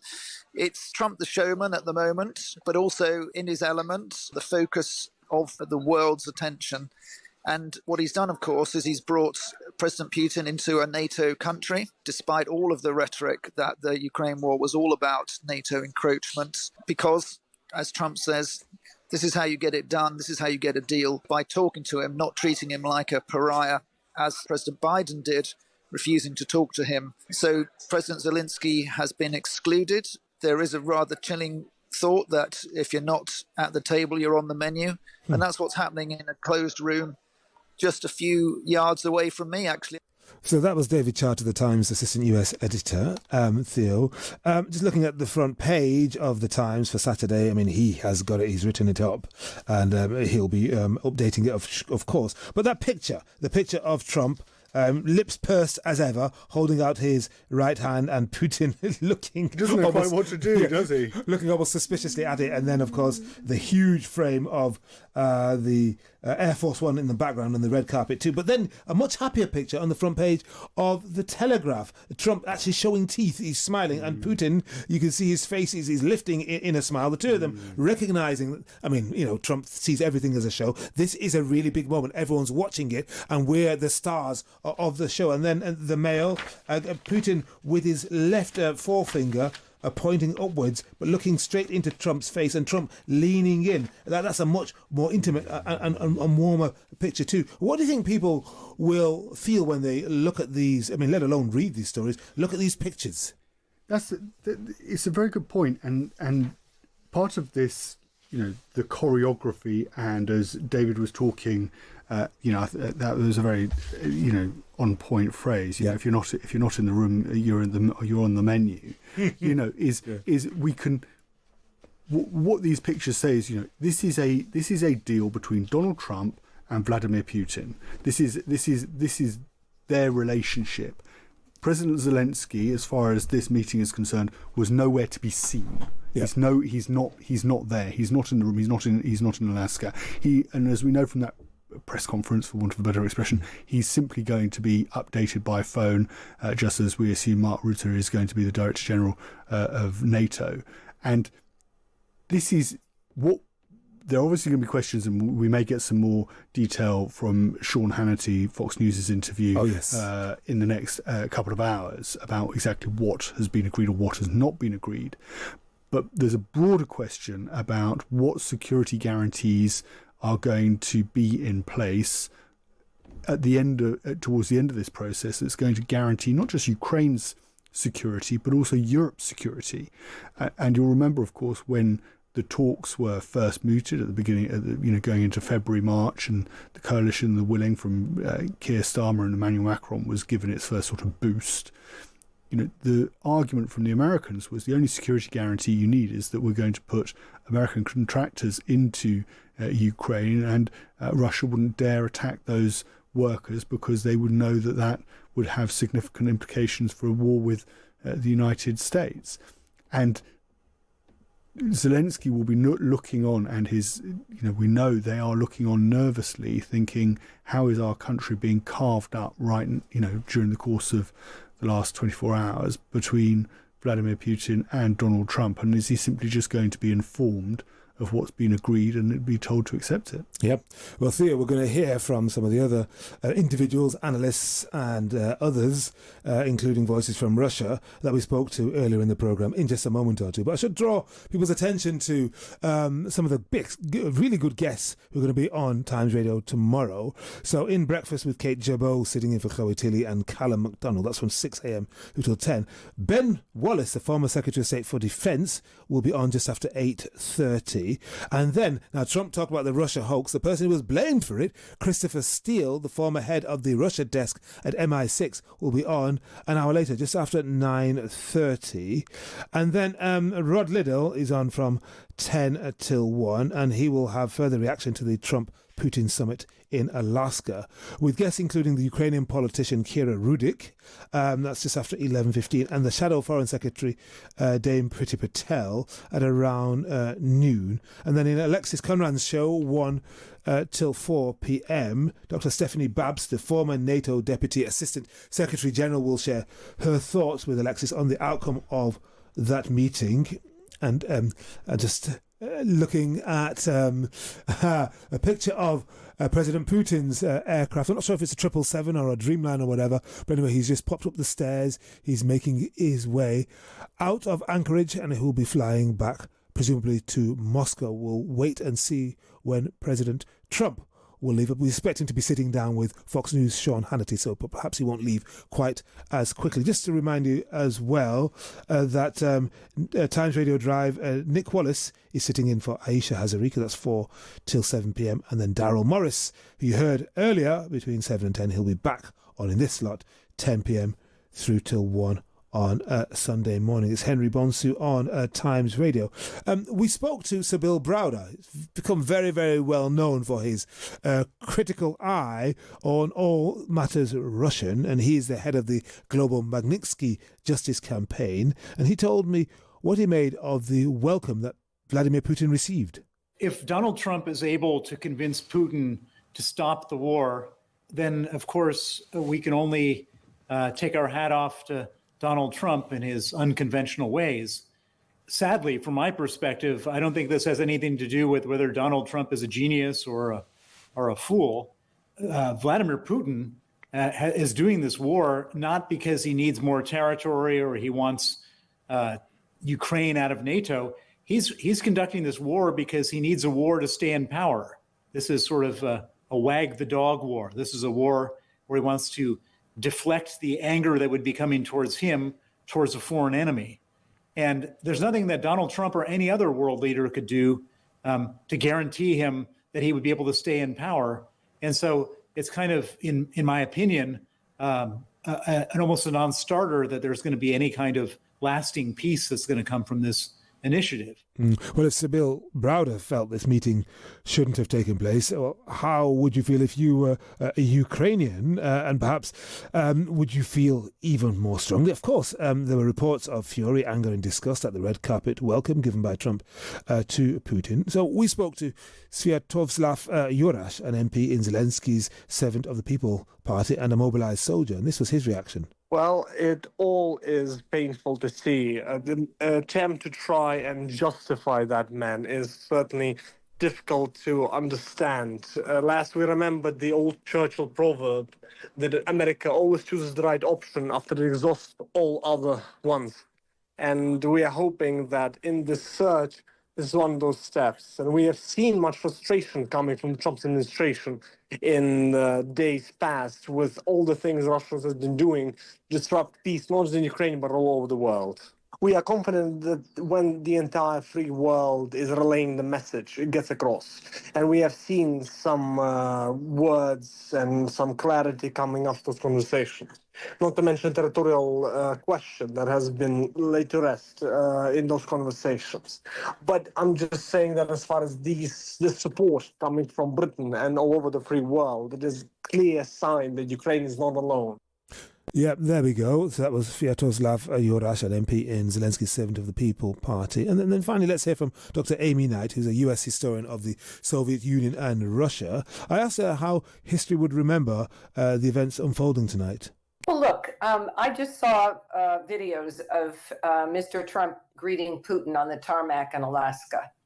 And I saw them, it was a really warm greeting, like they were old pals. And he was patting Putin on the hand. And Putin is an international war criminal. He has invaded another country with causing terrible thousands, hundreds of thousands of deaths. And I thought to myself, it's pretty much like one of the Western leaders greeting Hitler for talks, for peace talks to end World War II. I mean, it's yes. I don't know about the exact scale of things, but in terms of the evilness and the aggressiveness of Mr. Putin as a dictator, as far as I'm concerned, he's just as bad as Hitler. Well, that was Dr. Amy Knight, a US historian of the Soviet Union. Some of our listeners, Theo, took umbrage with that, but I mean, it's a useful point at which to finish tonight's programme, because these pictures will be played again and again, not just this weekend, but for weeks and months, or perhaps years to come. Yes, and of course, this is only the first. This is only the first meeting. There are possibly going to be further meetings, and at the very end of that press conference, Vladimir Putin invited Donald Trump to Moscow. To which Trump replied he would get to words to the effect that he'd get into trouble. Some people wouldn't like it if he went to Moscow, but there's clearly an affinity between the two men, and Trump recognises, in his passing aside at the very end of the press conference that causes problems domestically back in Washington.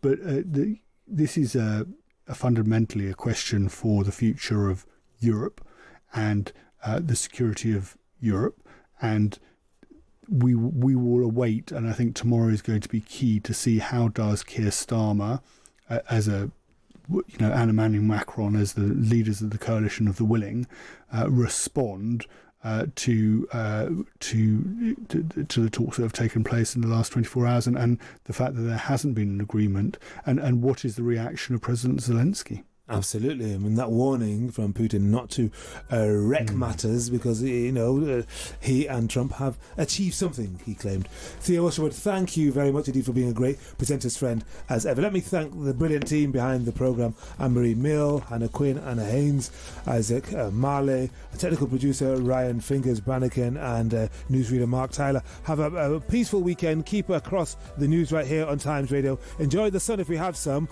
and talk to you again very soon. Thank you very much indeed.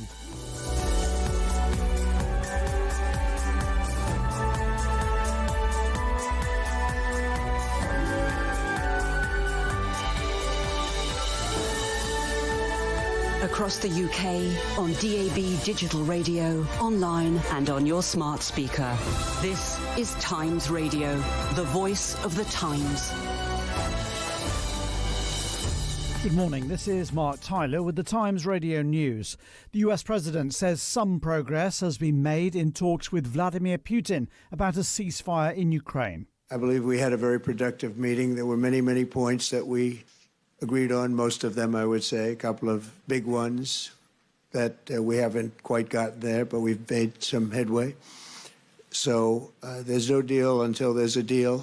Donald Trump has been speaking alongside the Russian president after crunch talks in Alaska. The summit had been organised to discuss a possible plan for peace, but neither leader has provided details about any agreement. Mr. Trump says he'll now call the Ukrainian President Volodymyr Zelensky. President Putin also talked about some agreement without revealing any detail. He had a warning for Ukraine, Europe and NATO. I would like to hope that the agreement that we've reached together will help us bring closer that goal and will pave the path towards peace in Ukraine. We expect that Kiev and European capitals will perceive that constructively and that they won't throw a wrench in the works. They will not make any attempts to use some backroom dealings to conduct provocations to